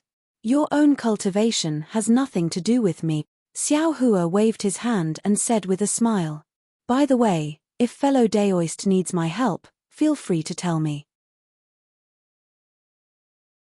My cultivation isn't high, but I have some disciples under me, and some of them can travel in the 1,000 demons sacred realm."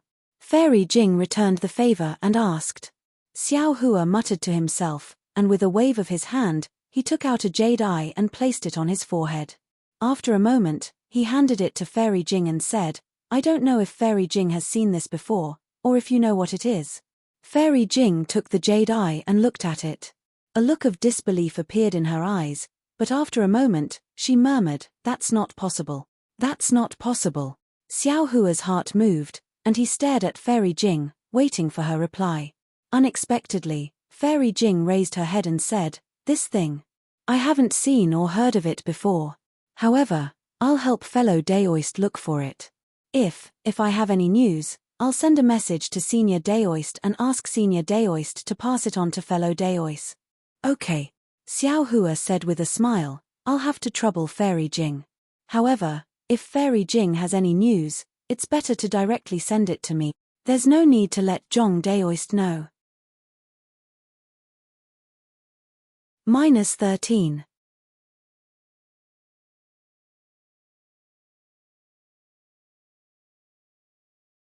Chapter 3680. Haha. When Fairy Jing heard this, she didn't say anything. She hesitated for a moment before asking in a low voice, Fellow Daoist Xiao, I have a secret. I want to ask. I don't know if I should say it. If it were anyone else, Xiao Hua would definitely reply, Since you don't know if you should say it, then don't say it.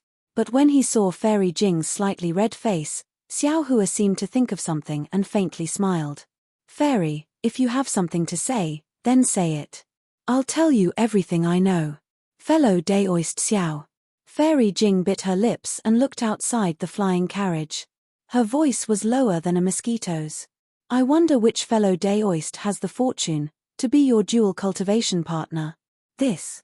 Xiao Hua wasn't surprised. He was just hesitating on how to explain it to Fairy Jing.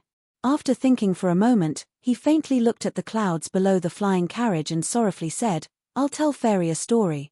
Then, Xiao Hua slightly concealed the matter between him and Shui. Shui's feelings were so deep that even Fairy Jing's heart trembled. Her face paled and her rippling eyes were filled with envy. Although she left, she already remained in his heart. Without waiting for Xiao Hua to finish, Fairy Jing took a deep breath and waved her hand. Fellow Daoist Xiao, there's no need to say it. This is what it means to be a pair of lovebirds in the heavens and a branch on earth. Yin and yang are connected through the heart, and the bridge of helplessness is stronger than metal. I understand. After saying this, Fairy Jing closed her eyes and seemed to be meditating. Xiao Hua sighed in his heart and also closed his eyes to comprehend the powerful divine sense technique. In the silence, the Pegasus had already flown far away. The scenery below the flying carriage changed and many cultivators passed by. Xiao Hua had already changed his Daoist robes and looked like a scholar. Moreover, there was an early nascent soul stage female cultivator on the flying carriage, so no one dared to cause trouble. Seeing the sky turn dark and the Pegasus' brilliance illuminated half the sky, Fairy Jing opened her eyes and seemed to be in a good mood. She pursed her lips and smiled. Fellow Daoist, this light feather heavenly beast is truly amazing. If it was in the hands of others, it would be a disaster. That's right. When this Xiao's cultivation was still low, I didn't even dare to use it. Xiao Hua took the opportunity to sigh and said, After all, human nature is hard to fathom. Regardless of whether it's a Daoist cultivator or a Confucian cultivator, it's hard to avoid greed when they see this item. Oh, by the way, why did Daoist Yuan Qing want to kill you?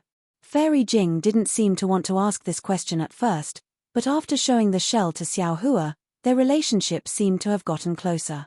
Then, after hearing Xiao Hua's story, their relationship seemed to have gotten even closer.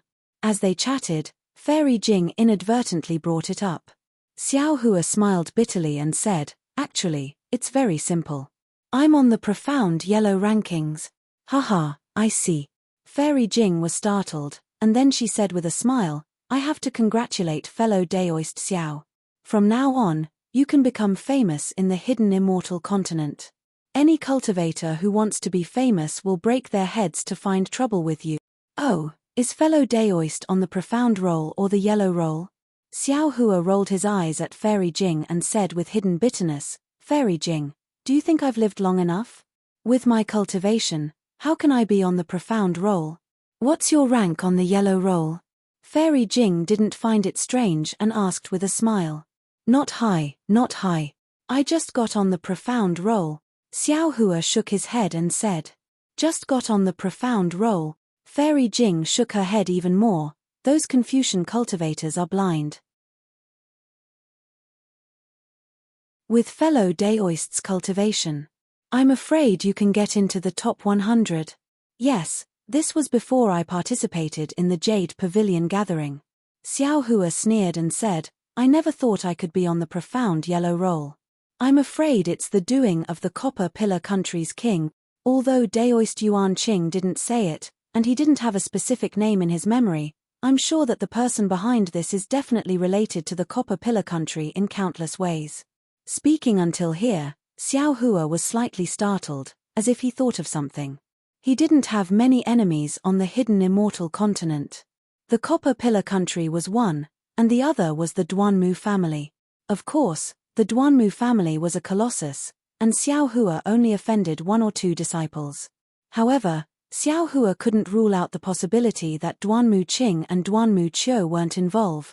Moreover, Xiao Hua didn't know about the profound yellow roll before.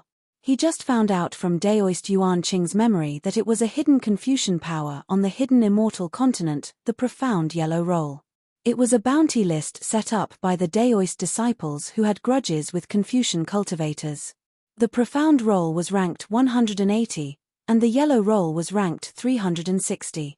The difference between the profound roll and the yellow roll was in strength. The yellow roll was generally below the 5th grade, while the profound roll was for old monsters above the 5th grade. As for the profound roll and yellow roll's ranking, it was based on the bounty and had nothing to do with one's cultivation. Of course, it was only average. Those with higher cultivation would naturally have higher bounties. Daoist Yuan Qing's memory didn't have the details of the profound yellow roll, and Xiao Hua only knew that he just got on the yellow roll. However, Xiao Hua couldn't ask Fairy Jing anything. After sneering, he said, when I return to the Black Wind Ridge and destroy the Copper Pillar Nation, my ranking will probably rise. Hee hee. Fairy Jing pursed her lips and laughed. If fellow Daoist Xiao destroys the Copper Pillar Nation, wouldn't the bounty be gone? Then how can fellow Daoist still be on the roll? Hehe, that's true. Xiao Hua came to a realization, looks like the Copper Pillar Nation is definitely going to be destroyed. Fairy Jing was a little puzzled and asked curiously, since fellow Daoist Xiao has such a deep grudge with the Copper Pillar Nation, why don't you just return to the Black Wind Ridge? With fellow Daoist's current cultivation, not to mention relying on Xiong Yi and the others, you should be able to restore the country by yourself, right?